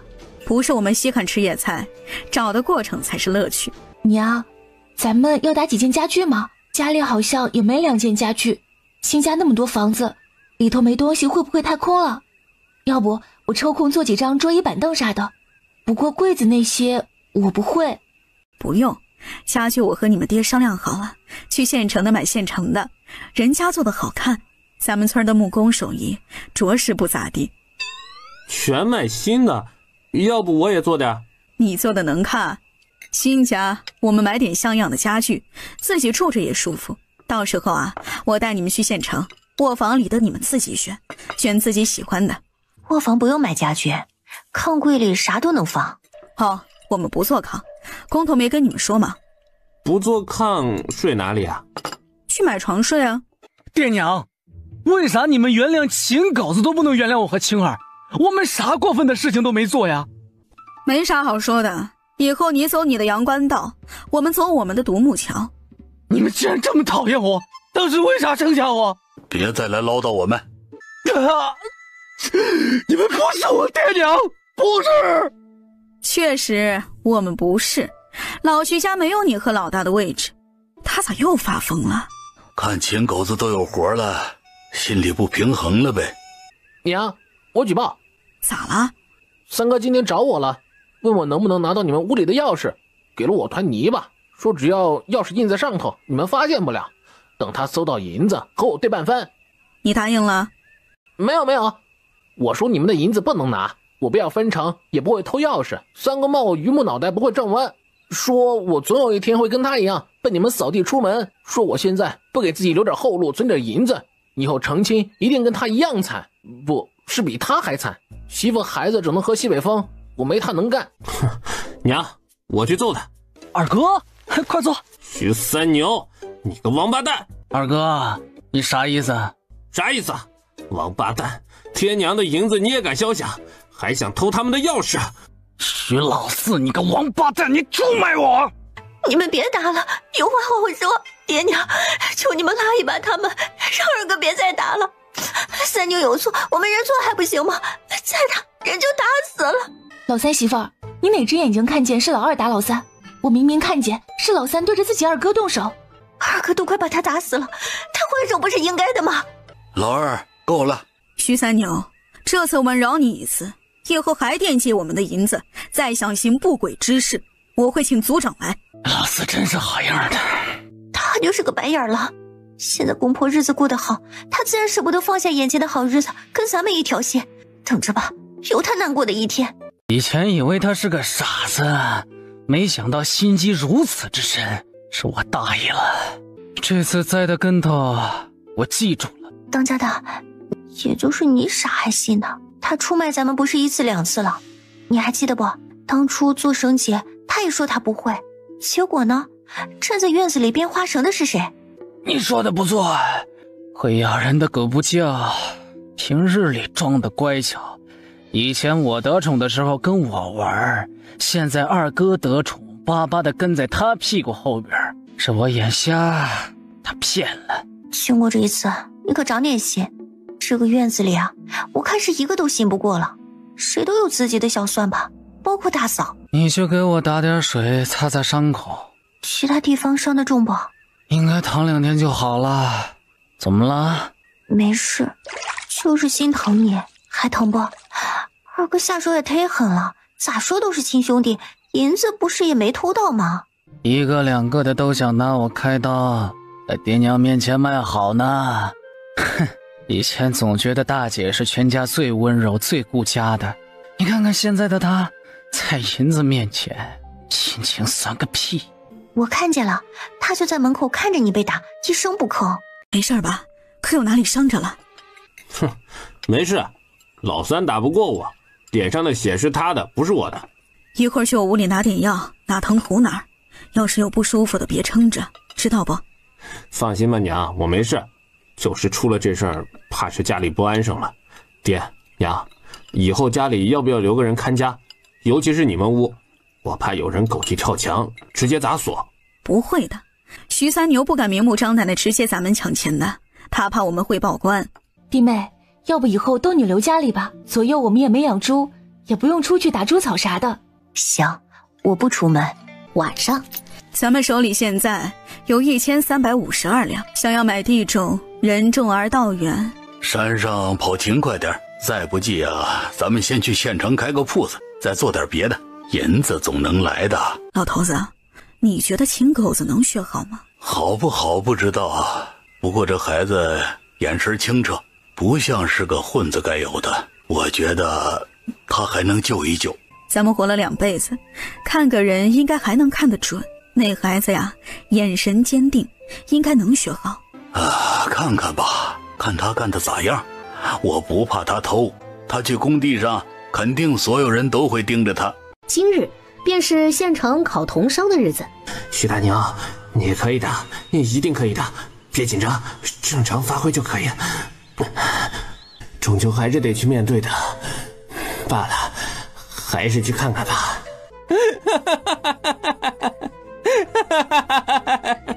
好几个衙役无语到白眼都翻上天了。只是过了第1场考试，也是最简单的一场，这傻子到底在开心个啥呀？250一个。自信满满的徐家大儿子在拿到试卷的那一刻，表情开始皲裂。这次考试有四书文1篇、孝经1篇，以及默写圣语广训。最让他崩溃的还是要写一篇5言6韵的诗帖，这些他全都不会。才第2场，这里有个学子昏倒了，身旁是你的考栏，你可以离开了。我还能回去继续考吗？考试结束了吗？还有半个时辰就结束了，你难道不知道出了考房就不能再回去了？明年再来吧，身子骨养好点再来。今年昏倒病倒的就只有他一个，看守的也愿意多说几句，闲着也是闲着不是吗？现在的徐大牛内心绝望且无助，他不知道自己该怎么继续，差距摆在眼前，别说是秀才了，他连童生的门槛都进不去呀。徐大牛回到书院里，单独和夫子聊了许久，之后办了休学手续，叫了辆骡车送他回家。当家的，你咋回来了？这就考完了，累不累呀？啥时候能通知你？我累了，你别吵我。老大考砸了。考好了不会现在回来，后日不是还有1场吗？他估计啊，只过了1场。朽木不可雕，童生都过不了的人，以前咋做到拿鼻子看人的？哼，好叫个啥？因为人家比他不如啊，那起码他识字，村里人几乎全是文盲。当家的，你心情不好啊？饿不饿呀？我给你做碗面。你别跟个老母鸡一样叨叨叨个没完行吗？你给我安静，安静！哎，当家的，快来！哎呀，我还一堆活儿，天也没黑，你能不这么急躁吗？瞎咧咧啥？我跟你说，大哥回来了。大哥，他不是去县城念书考试了吗？是啊，下午回来的，大包小包带回来一堆行李。你说他这是咋了？考试中了还是没中啊？以后不念书了，还是要去做官了？一会儿我问问他。考试的事情我也不懂，不过如果他行李都带回来了，可能真的中。大哥以前就说过，一旦中童生就要换书院。你是说中了也不能做官，还要继续念书？那去考个什么劲儿，不是闹吗？你不懂，念书也是一层层考的。童生考了是秀才，咱们隔壁村的隔壁村不就出了个秀才老爷吗？你没听说？听大哥说，中了秀才也没官做，还要考啥子个举人，反正这里头弯弯绕绕多着呢，你一个妇道人家不会懂的。所以你大哥即使考上，还要继续考，继续考。我咋听着你大哥念书这事儿，怎么这么不靠谱呢？这不是拿人当猴耍吗？一辈子谁能做官啊？我们现在跟你爹娘几乎是闹掰了，能指望的只有你大哥。当家的，我咋觉得你大哥也指望不上了？我一会儿问问大哥情况，你不懂。大哥说过，考上童生，咱们家的门楣就不是泥腿子了，他可以见官不跪，自称学生，咱们族里肯定会开宗祠庆祝，要不咋说读书人金贵呢？以后村里人见到他都要称他为老爷了。大哥能中就好了，他只要好了，我们在村里的日子也能好过很多。念了这么多年，肯定没问题的吧？娘，大哥回来了，他考上了。你很想知道？想知道自己去问他呗。不，我一点都不想知道，一点都不想。当家的，这次考得咋样了？县衙啥时候派人来通知惩戒？媳妇儿，我不想继续念下去了。咋了？出啥事儿了？当家的，你怎么了？别吓我呀！身子有哪里不舒服？我没事，只不过发现自己好像不是块念书的料。孩子娘，这次考试我落榜了。不是还没出成绩吗？怎么就落榜了呢？兴许没希望了。童生第2场我就没过，连参加第3场考试的资格都没有，怎么过啊？我们明年再试试，兴许就成了呢。没考前我也以为自己没问题，进了考场才知道试卷有多难。别说明年，再给我3年5年我都不一定能过。这么难？就是很难很难，这还只是个开始。后头秀才、举人考试不知道要难成啥样，可能我到白发两鬓，最多也只是个童生。当家的，你以后有啥打算呀？今日跟夫子聊了许久，他也觉得如果我家境困难，实在没有必要继续搓磨下去。我现在的能力，在村里开个学堂，或者每日抄书挣钱，又或者去县城给人做账房，都绰绰有余。你咋想的？我仔细想过，去县城是我最想的，可是账房的工钱其实并不高，我们如果搬过去，吃住都是笔大开销，我的工钱可能没办法养活你们。县城的开销这么大，账房有多少工钱呀？大概1两银子左右，还要看老板脸色。当家的，你的意思是咱们以后就住在这儿，你抄书挣银子，我在家种种地，养养猪。我会好好给大宝启蒙，我不行，不代表儿子不行。以后大宝不能像现在这般散漫了。爹，你啥意思啊？明日起，你便跟着我念书，上午念2个时辰，下午1个半时辰。我还有时间玩吗？玩物丧志，你以后所有的时间都要用来念书，就别想玩的事情了。爹，求你别教我念书了，比起念书，我更喜欢陪娘上山去打猪草。你别跟我讨价还价，于有为，我当初为何给你取这个大名啊？就是想你将来有出息，有作为。村里有多少孩子渴望有个念书的机会，我只要开口，多少人排队求我教。你别身在福中不知福。可是我想玩。玩什么玩？以后都不准出去玩，你再敢跟我出去疯，当心我抽你屁股。哎呦，好了，孩子得慢慢教，你别吓唬他成吗？慈母多败儿。念书有多费银子，他最清楚了。他供不起大宝，只能讨好爹娘。只要他们愿意，大宝便能够一直念书。徐老头和陈如不拒绝也不接受，反正他们马上就要搬走了。